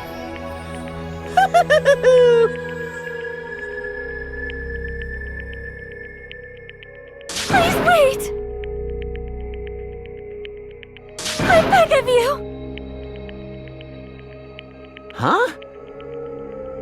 I beg of you! How pitiful.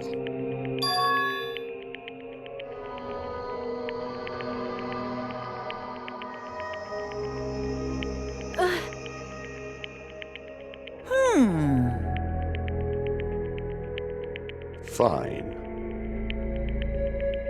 What is it, my four dark devas of destruction? Are you worried about me? Oh, my feared four dark devas of destruction, that is not like you at all. However, there is no need to fear. In this world, I am only a temporary visitor. I was simply visiting for a moment, and now that my duty is complete, I must return to the darkness. That is why, until the very end, pride, conceit, courage, insolence, fearful of nothing, daunted by nothing. Let us laugh uproariously! That is Gundam Tanaka! I shall stick with my evil until the very end! Open sesame pandemonium! I shall fill hell with true hell!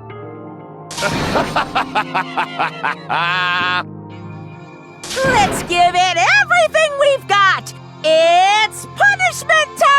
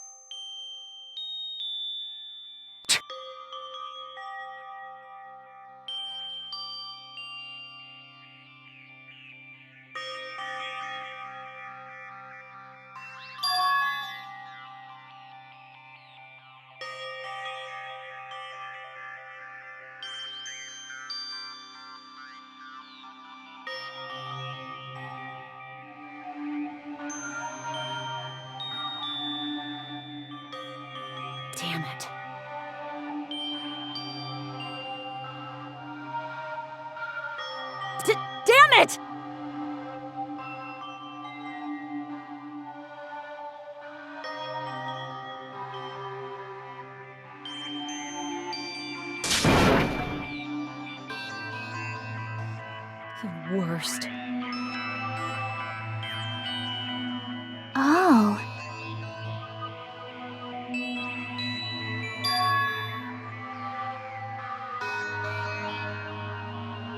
You are right.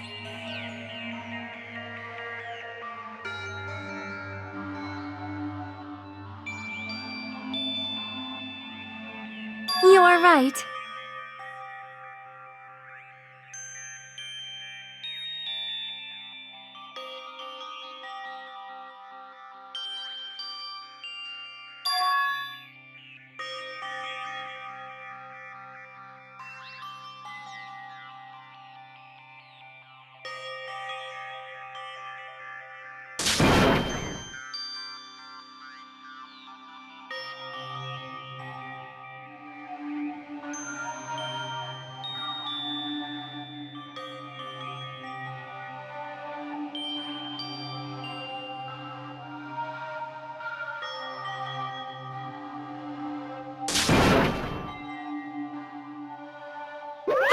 Hey!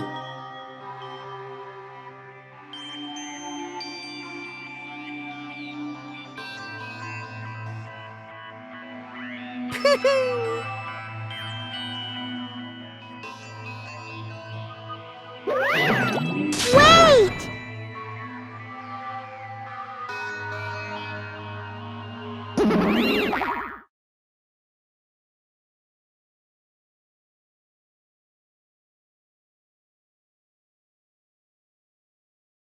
Now then.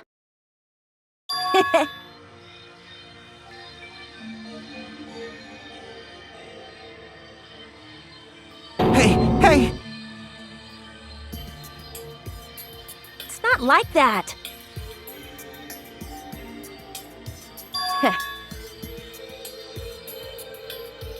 Huh.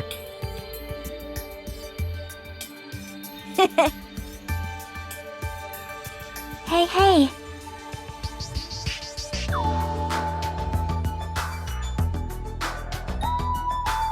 Right?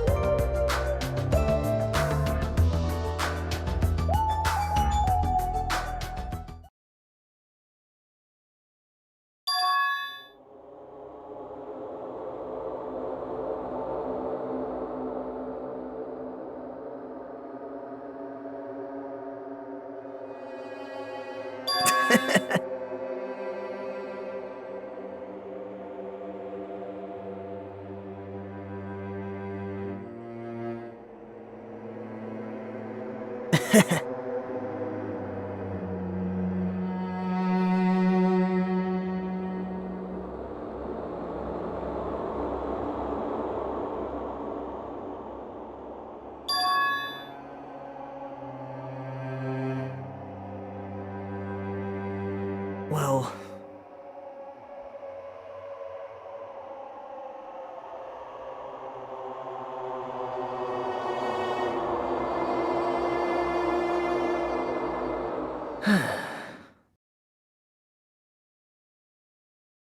Damn it!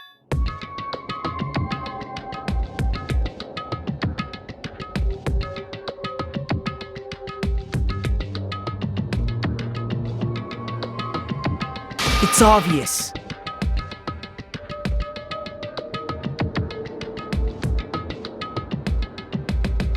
Monokuma appears! Now then. What's this? What's the matter?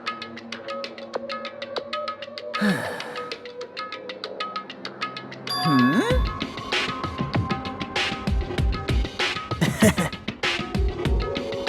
Wow.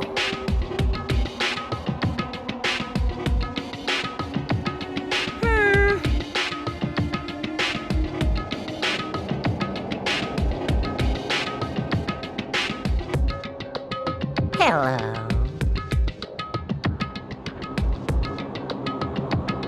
Hey.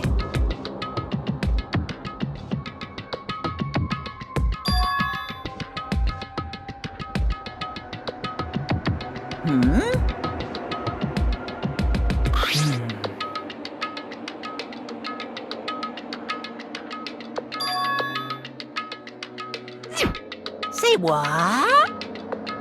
You don't even know?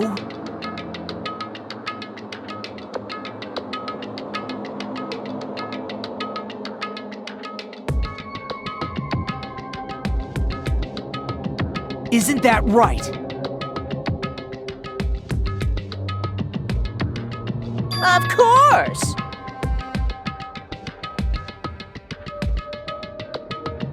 But...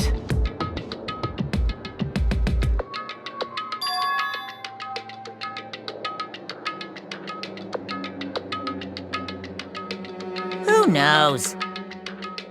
Hey.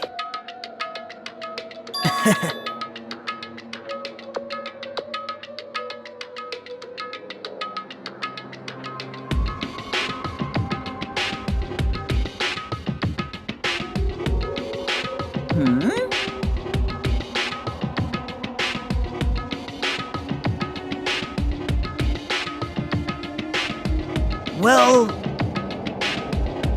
Right?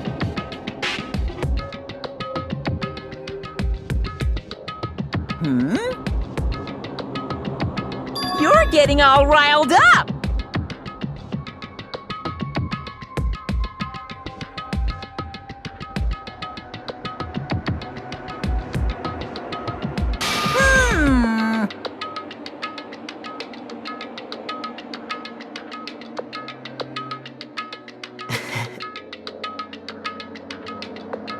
No, no! Shing!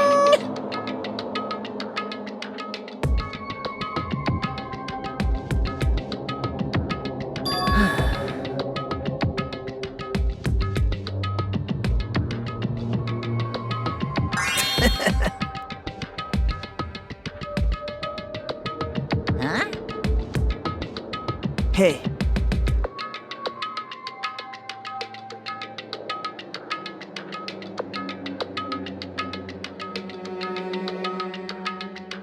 Yep.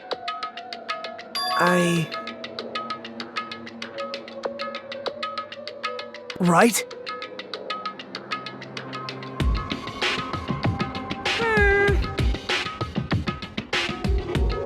No, no, no!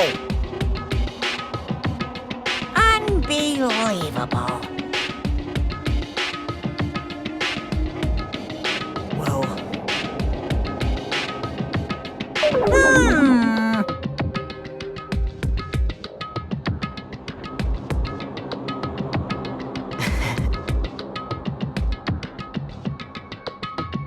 You're right.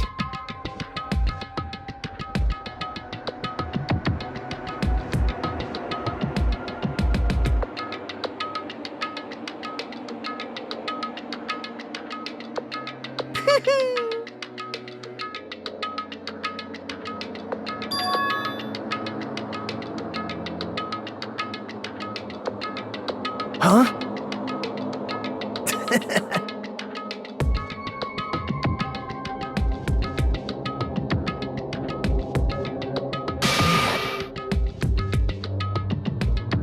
Like...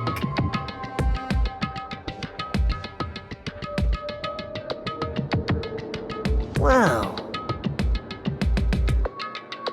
Say what? You don't know?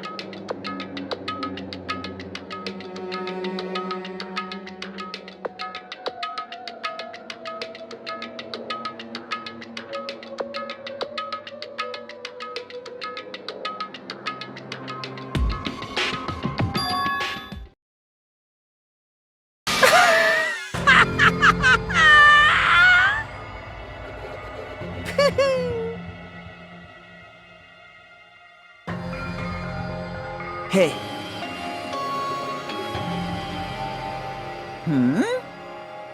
See?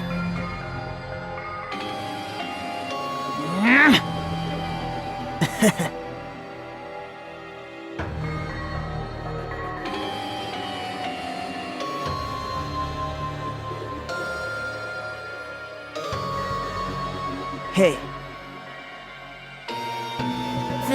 That's...